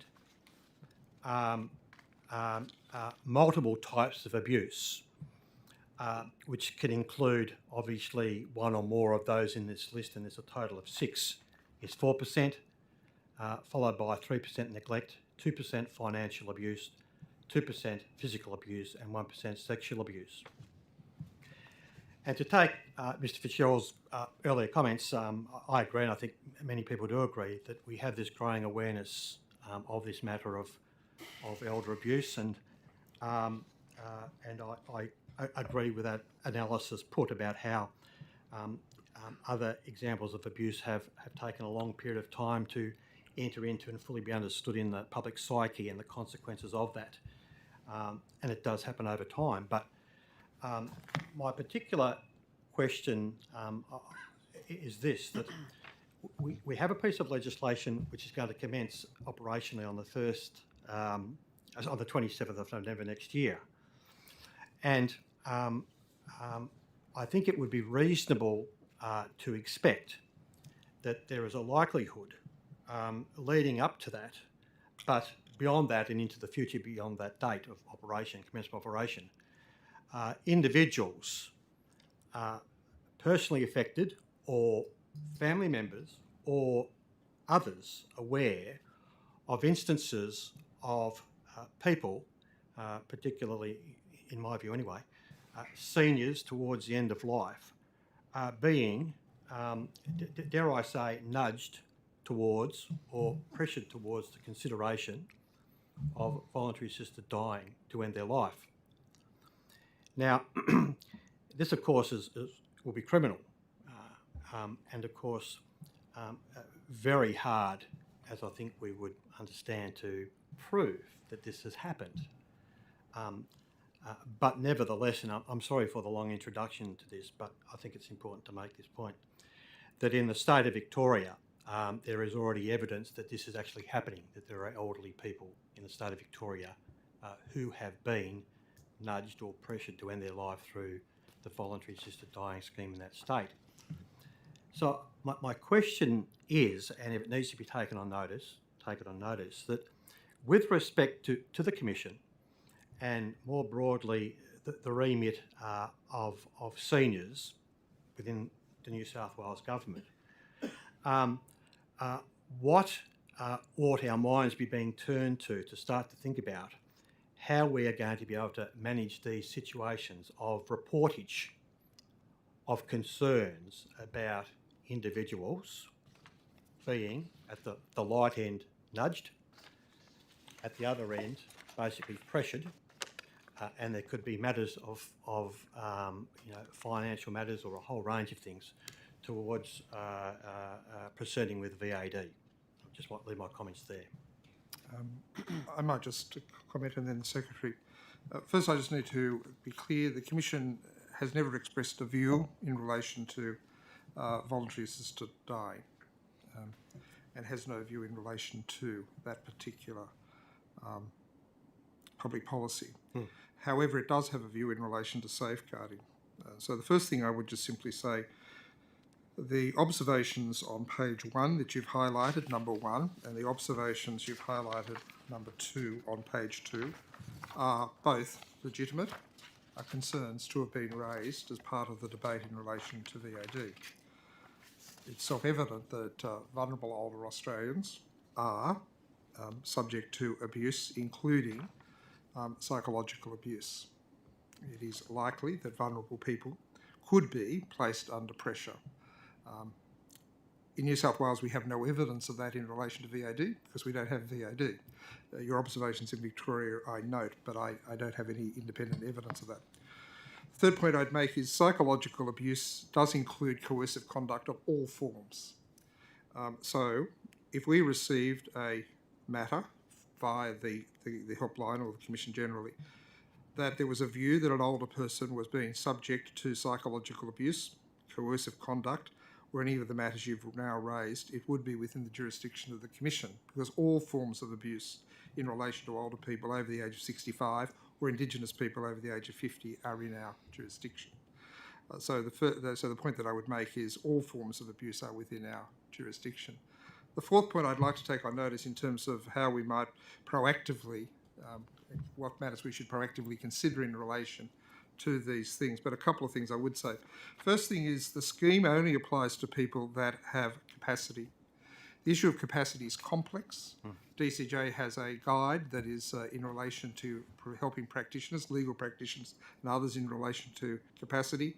and we ourselves are always dealing with that issue. So the first point I make is this scheme can only apply if you have capacity and cannot be applied to somebody that does not. So that's the first test. The second thing is we know that older people with disabilities, often require supported decision-making arrangements. That is that whilst they may have capacity, they often need people to assist them in the way in which those decisions are made. And the Commission is on record as believing New South Wales should introduce supported decision-making regime in a form, whether it's the form recommended by the New South Wales Law Reform Commission in 2018 or a different form, that's for another day. So we do believe that supported decision-making should be available for people that are vulnerable who have not yet lost capacity. A third thing, it is critically important that the education campaigns, the support that is given to older persons advocate groups, and perhaps other new advocacy areas that we haven't yet developed would be important so that people can in fact obtain independent, objective, well-informed information to assist them in the decisions that they make. But into more details, I just need to give some consideration to that. But I want to assure you that if there is evidence of a person being at risk of psychological abuse, and psychological abuse is often related to financial abuse, as you would imagine, then it would be within our jurisdiction. Thank you for that. And once again, I appreciate the parameters around the way in which the answers need to be provided. I'm grateful for that. It is a complex area. As I say, I'm not rehearsing all the arguments we covered last year with the debate in the Parliament. It is now legislation, but we are now having to look forward to what's going to be the commencement of it. And my particular concern, amongst others, is around the potential vulnerability of the elderly and indeed the disabled as well. If I, Mr. Please, Donoghue, would you like Secretary, to comment briefly? Look, I appreciate the importance and the sensitivity of the matters which you have highlighted. In a strict sense, and this is not my answer, but in a strict sense, I gather that there is a working group being chaired by Coure in New South Wales Health, and that has a number of work streams. I'm not briefed on the detail of that, but what I might suggest, if it is of assistance to the committee, is that Mr. Fitzgerald and I will confer, and one of the things that I take quite seriously in my role is that of being a bridge between different parts of government, stressing that it is in a strict sense a matter being run, I believe, by the Department of Health, but I'm certainly happy to facilitate and perhaps we jointly can come back to the committee. I'd be grateful for that, I would indeed. And of course, there are other arms and agencies. I mean, the New South Wales Police Force, for example, have been dealing with matters which have potentially criminality associated with them. There'll need to be that considered, along with other areas as well. Perhaps I'll leave my questions in regards to that particular area there, but thank you for being able to address them in the way that you have. I'm just conscious of the time. It's 3:30. I still got some more questions.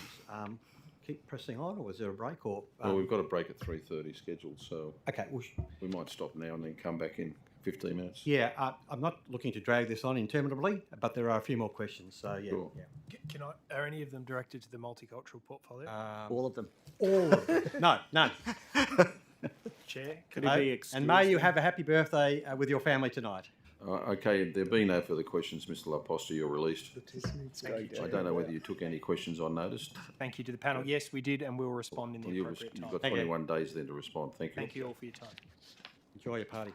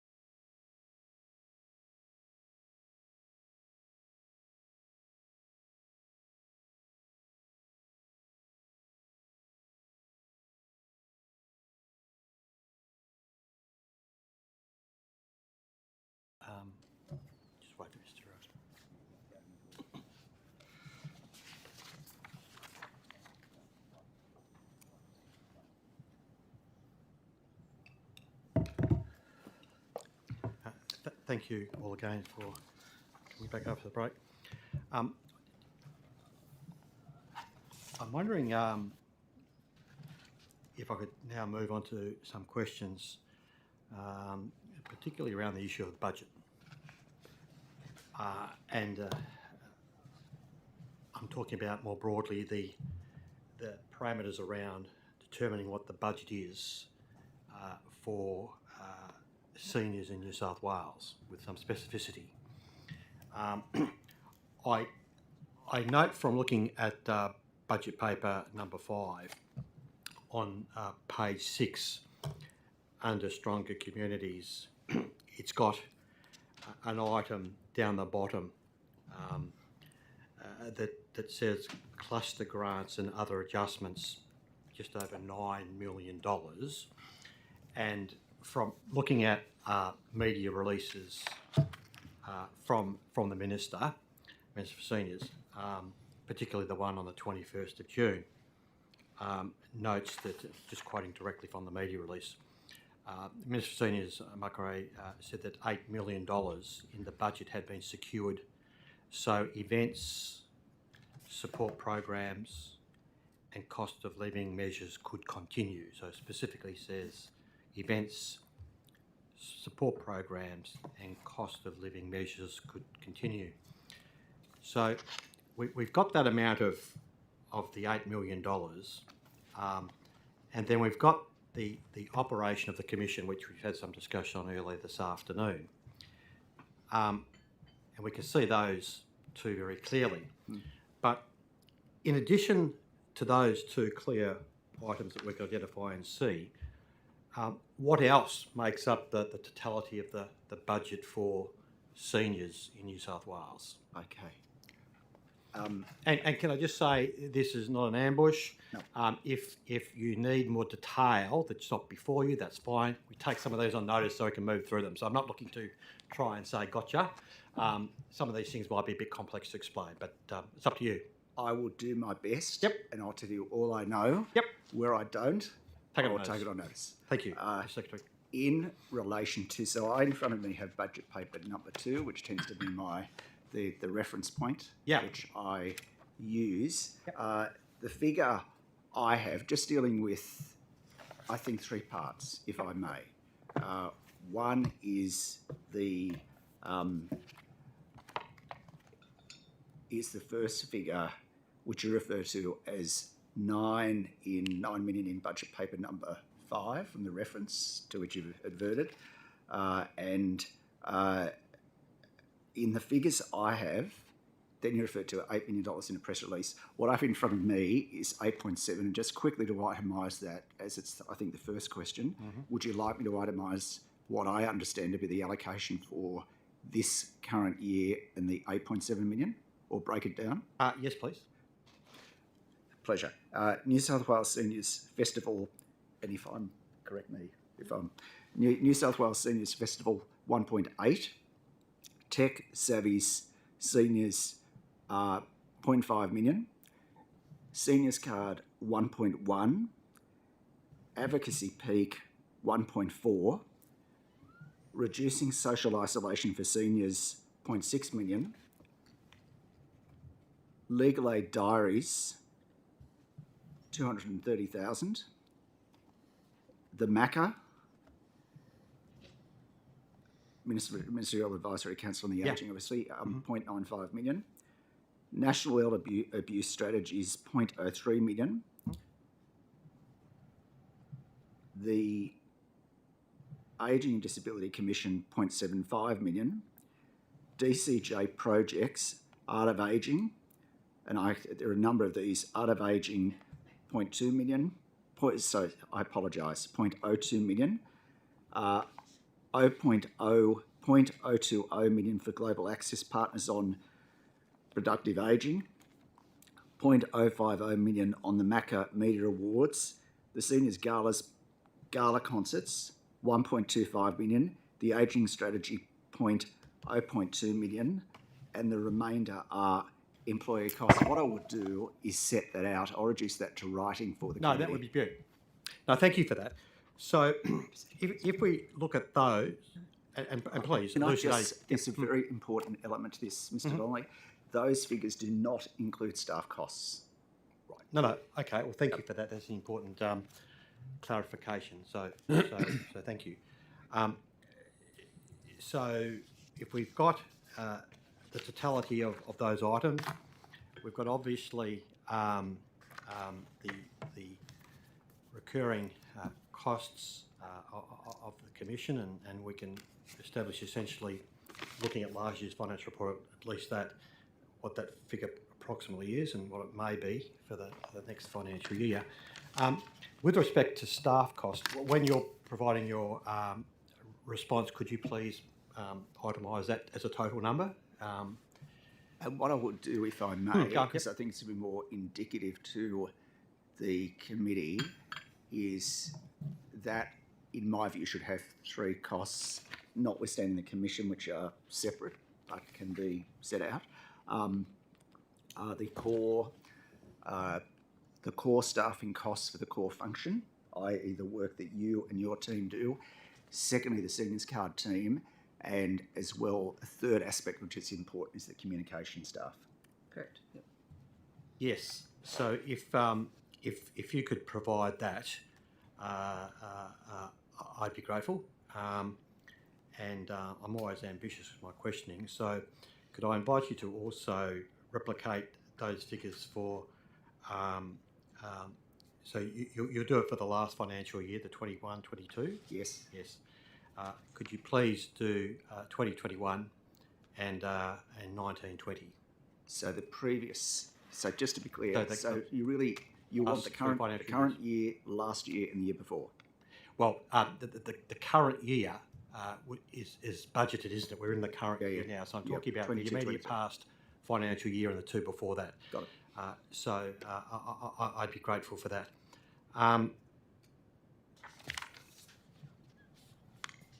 Can I move on now with some specific questions to do? And once again, if it's required to be taken on notice, so be it. Around the matter of rebates and the promotion of, to seniors in this state, the availability of rebate benefits. Now, quite self-evidently, I think it's fair to say that if rebates are available, they're generally a good thing.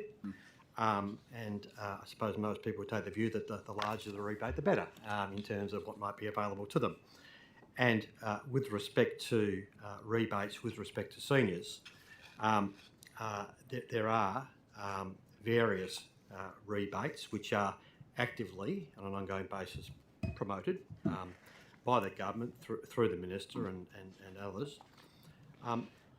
Do you have, or you may not have it with you, but are you able to, if you don't have it with you, provide a list of what are the rebates promoted by the Minister for Seniors, out to the seniors of the state so they can take advantage of them, the list of possible rebates? And if you've got them now, that's fine. Refer to my colleague. Thank you. Yeah, so there's a number available, and these are delivered in conjunction with Service New South Wales. Yep. I'll list a couple of them for you, but there are 53 rebates available, and self-funded retirees are eligible for 42 of those.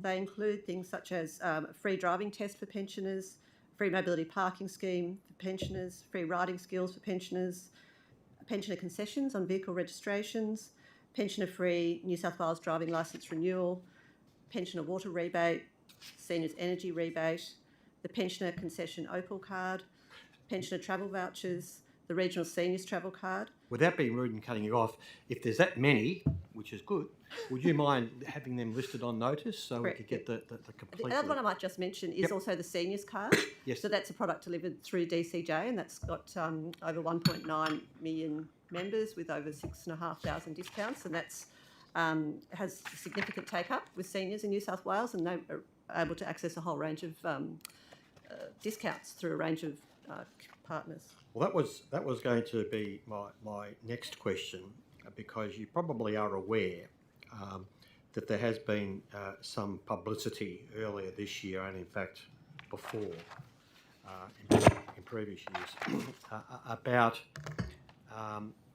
what is reported as large numbers of seniors, many tens of thousands of seniors, missing out on accessing rebates for one reason or another. And the general sentiment is around this, why they're missing out, is that they just don't know about the availability of these rebates. And there was some publicity back in June this year. I'm just reading from the material that came out at the time, reporting on it, that in this particular example said that up to 70,000 seniors have missed out on a major New South Wales government cost of living help scheme.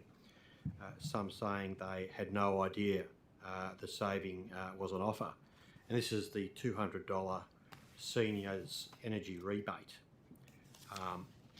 So what work has been done, and if it's not been done, I'd like to know why, what work has been done to systematically analyse and understand the knowledge that our seniors have in this state? First of all, about the fact that rebates, number one, by the state government, what they are and how they can take advantage of them. What do we know objectively about the knowledge of our seniors with respect to the rebate program? So I think we'd probably provide some additional information on notice, having had some discussions with Service New South Wales on that. But we do work with Service New South Wales, and I know they're in the process of developing some targeted, customised communications for seniors around the types of rebates. Our seniors card database, which, as I mentioned, is quite significant, we use that as a communication tool to share information with that group about both the available of the website information in terms of the savings finders, but also the appointments that they can go to at Service New South Wales to find out what rebates they're eligible for themselves, and also through our peak organisation. So we fund 4 peaks in this space, and we work with them as well as part of their processes to communicate with their people that they connect with, to include things like rebates. Given what I said earlier today, that there are more seniors in New South Wales than there are South Australians living in South Australia, what percentage of our seniors are signed up to the card? Do we have some knowledge on that? I think, can I just say, I hear where your question's coming from. We will need to take that on notice. I have no knowledge of it, but I understand it's not the actual who are we reaching now. Your question is about the analytics and the basis upon which we, based on that knowledge, promote and target, and what the yield is on that in terms of that approach. Have I understood? Yes. I mean, that's essentially what I'm getting at. Yep. That we only know what we know, so to speak, and if it's not been looked at and analysed carefully, we may have, I mean, what may be being done, may be considered a great benefit to those who are currently receiving it. But if that is just a small subset of the I would take that on. So I will need to take that on notice, but I think I understand what you're asking. But that's what I'm getting at, a breakdown of that, so we can see with greater specificity what is the actual subpopulation of seniors out of the total population of seniors who have an awareness, understanding, and are taking advantage of these rebates as best the information is at your disposal. Particularly in the area of matters energy, be it electricity and gas. Is there any particular comments that you'd like to make about work being done to see how there can be an enhancement or refinement of rebates associated with both those two key cost drivers for seniors, given that they are on fixed incomes? The straight answer is I really do not know, and I'll take it on notice. Thanks. Yep, if you take that on notice, that would be good. Can I move on to a separate but related issue of council rates? I've got a cheat sheet here, so if you don't mind, I'll refer to my cheat sheet now.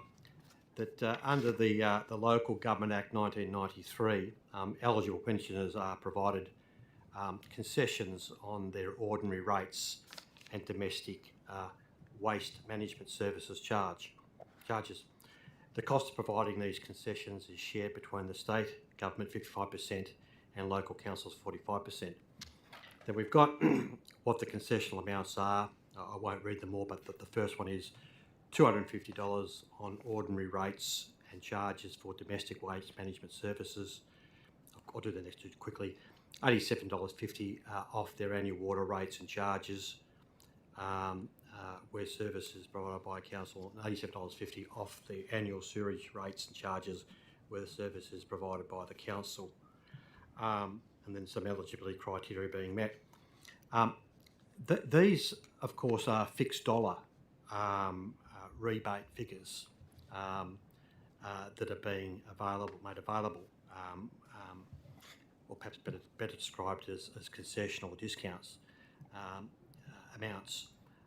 But of course, rates tend to increase on a percentage basis. So we have a situation that in real terms, over a period of time, we're actually having quite an erosion down of the value of what these would be vis-a-vis what are the rates that seniors are paying. And the Minister's not here with us this afternoon, but I'll just won't read this fully onto the record, but it's a piece of correspondence that he's received, and I'm happy to pass it up to the Secretary.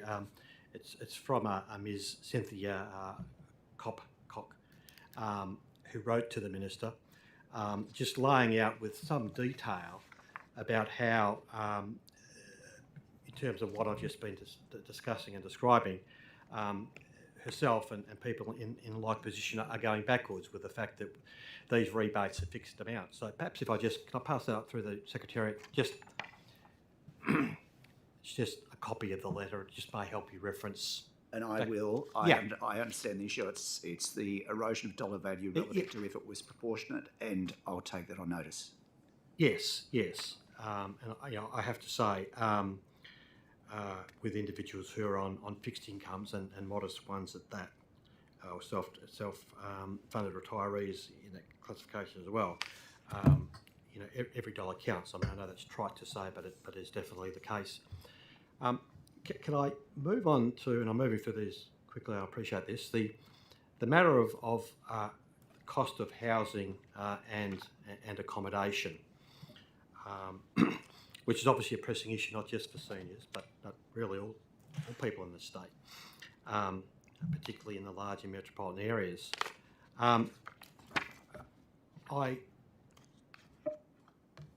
would like to know if you can provide the answer now or on notice, what the department is doing, or has done and is doing and continues to plan to do this, to provide advice, assistance, information to seniors about how to navigate as best as they can dealing with the rising costs associated with housing and accommodation. And I say that because there are other organisations very active in this area. For example, like the Tenants Union of New South Wales, very, very focused on trying to provide information about how best one can go about dealing with this very significant cost pressure. And given the number of seniors who are caught by this, I'd be very keen to find out what has been done, is being done and planned to be done. I understand, and I'll take that on notice as well, if I may. Okay, thank you for that. Just bear with me.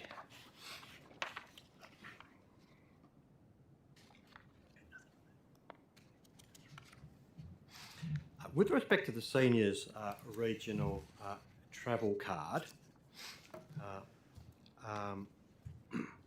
I'm wondering if you have the information available to us.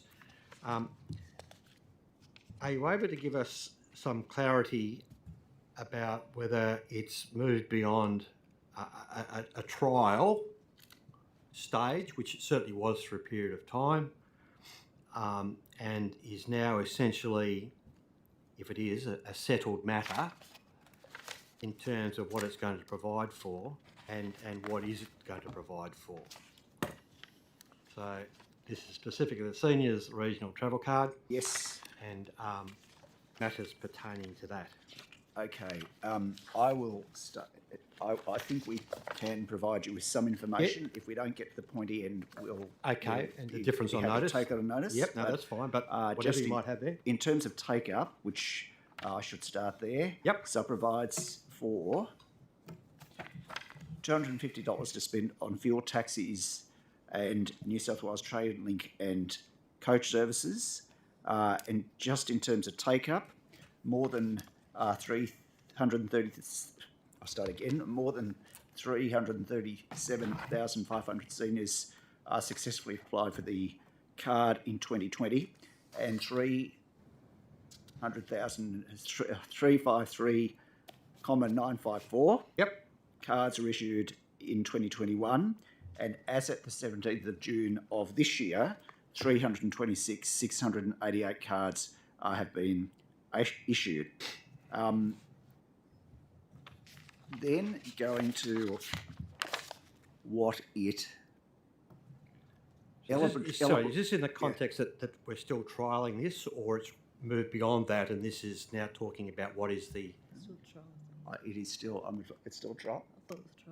We will, Mr. Donnelly, we will need to, our understanding is, well, I'm advised it's still a trial. Yeah. I will need to confirm that. Thank you. We understand it's in its third year of trial. We thought that the trial was going to be in the first instance over a 2-year period. Yeah. So, and just on that point, there's $246 million allocated to extend the regional seniors travel card for an additional 2 years, those years being 2022 and 2023. But as part of what is an extension of a trial? Correct. Right. On the advice I have, I will confirm that. Okay. Well, on notice, if you'd be good enough to consider explaining why we haven't moved beyond that point of the trial being settled to a firm position and we not have a ongoing seniors regional travel card arrangement. Because within the trial itself, there are some, dare I say, anomaly situations of people living in certain areas and some getting it and some not.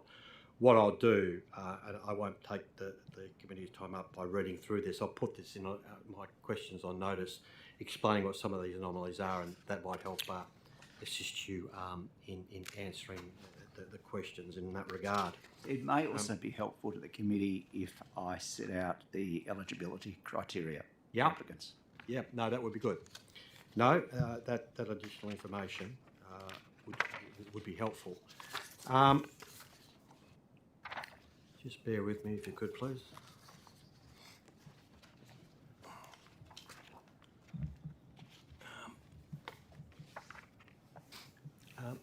You'd be aware, Mr. Secretary, about a draft piece. Sorry, I shouldn't be presumptuous, but I put this to you. There is a draft government bill for the Parliament, the Crimes Legislation Amendment, open brackets, Coercive Control Bill, 2022. It's not passed the Parliament yet. It's under active consideration, and you probably have some general familiarity with that. Question is that, and if it's got to be taken on notice, so be it, has the Minister, as far as you withdraw that, have you had any questions and answer sessions with the Minister examining the draft bill and giving consideration about whether it should be extended beyond its current boundaries, if I could sort of use that phrase, to deal with relationships that go beyond what are provided for in the bill? That's probably the easiest way I can put it. Thank you. The carriage of the bill resides with the Attorney-General, with who I have definitely had discussions, and the Attorney was asked questions in his estimates hearing specifically on the bill, and from memory on that specific question, and I think if you refer to the transcript, it will assist you. It may well have been the same question I've just asked you, for all I know. I will check the Hansard from the attorneys. And if it is insufficient, yeah, come back to no, I wasn't aware of that, and I wasn't asking the question seeking to see if there was going to be a different answer. I just wasn't aware that it was covered in that budget estimates hearing. But no, if it's been covered in that respect. But can I ask you the question again? That have you had any discussion with Minister Coure about this particular matter, the piece of legislation, its potential relevancy or otherwise for Look, I have not, but can I say that the matters being considered within the consultation and the process that we have gone through are comprehensive, and there has been very rigorous consideration of a number of issues, including that to which you revert. But I have not had discussions specifically with the Minister, but it's something that, as I say, is in a responsibility sense, not a matter for him. May I ask you, Commissioner, is this a matter that you've given some consideration to and or perhaps, if is the case, made some representation or submission on the draft bill? Yes, we have. As indicated to you previously, psychological abuse often has elements of coercive conduct. In relation to the potential offending or the potential abuse, more than 60% of abuse of older people is by family members, predominantly adult children. About 12% are by spousal partners. So the 12% in relation to older people abuse would fit within that coercive conduct definition being proposed by the attorney.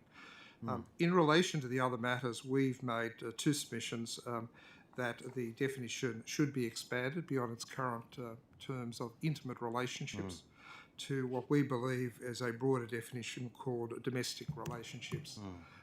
If that were to take place, that would pick up the majority of the interfamily abuse or the abuse by carers that live with or have lived with the older person. So our view is that a modest extension of the definition would in fact pick up a substantial portion of the group that are alleged to have been offending against older people. I might say the same in relation to people with disability, just to complete the picture.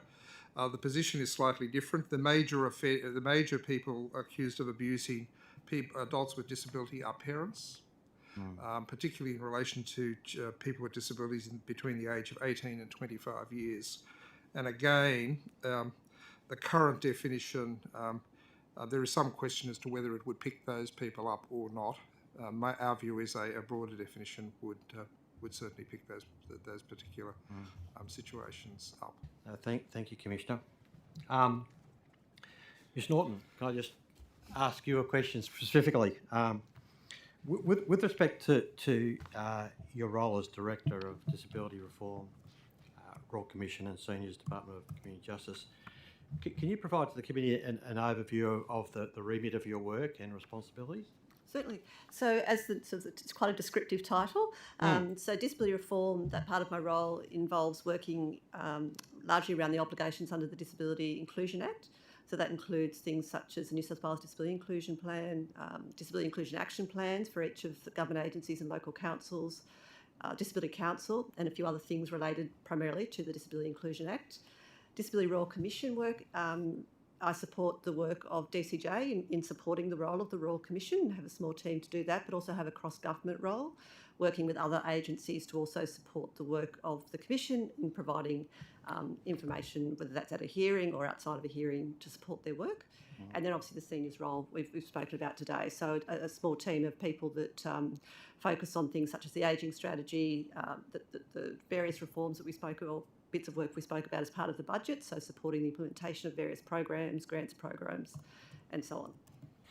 If I just take just one element of what you've just said, particularly towards the end of your contribution there about the ageing strategy, which is the one that we referred to earlier today, the 2021-2031 document.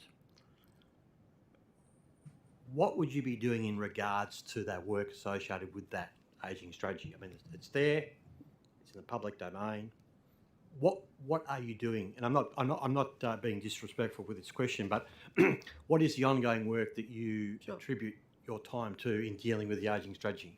Yeah, no, absolutely. So I think one of the important elements of the strategy is the action plan that accompanies it. So as you mentioned this morning, the action plan's the strategy is a 10-year strategy, but part of that is a commitment every 2 years to have action plans. So that provides us, New South Wales Government, with an opportunity to provide information around current activity to support seniors. So at this time, we're drawing towards the end of that first 2-year action plan. So we're talking to our other government partners, so the people that contribute to that plan, the 90 actions in that plan, to report to us on what activities happened there, what progress they've made, and that'll be a publicly available report early next year. Concurrently, we're working on the next action plan, so the 23-24 action plan. So again, working with those agencies and others to identify what work they'll be doing over that period that we would include in that publicly available action plan. So that forms part of our work. And also as one of the actions we've got in the plan, and I think this committee spoke about it at the last estimates hearing, was about how do we know the plan makes a difference. So we're also working with all of those agencies to describe the evaluation framework and the process for that evaluation as part of the 10-year strategy. That's some of what the work involves.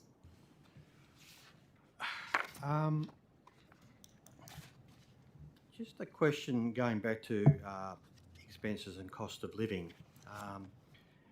The matter of the cost of insurance for our seniors. I suppose particularly in recent time with the natural disasters and the greater public discourse and discussion around insurance costs, and particularly with respect to insurances with respect to residents in certain parts of the state. It's opened up quite a broad discussion about insurance costs. We obviously all know and understand the consequences of not having insurance on property and content, and if a disaster occurs, what we then face. But with respect to, once again, our seniors who are on fixed incomes, often quite tight financially, is there any work being done looking at this issue of insurance costs and what are possible matters that could be looked at in terms of trying to advocate on behalf of seniors or help seniors? It's a very broad question, but it is one exercising the mind, particularly of some of the peak groups representing seniors. The cost of insurance. Not to my knowledge. No. Okay. Well, I have a few more questions, but I think I might place them on notice for everyone. I think people have been generous with their time and patience, so it's Mr. Chair, I'll place my other questions on notice. Okay, thanks very much. Government questions? Thank you, Chair. Good afternoon, Secretary, Commissioner and Director. Thank you very much for your time today and input. Before we conclude, did any of you have any additional information or updates you wish to share with the committee? Sorry. Anything else? Fine. Sorry. Okay. I know that you've taken a number of questions on notice. You have 21 days to reply. Thank you very much for coming today. Thank you. Yep. Thank you very much for all the important work you do on behalf of our seniors. And Thank you very much.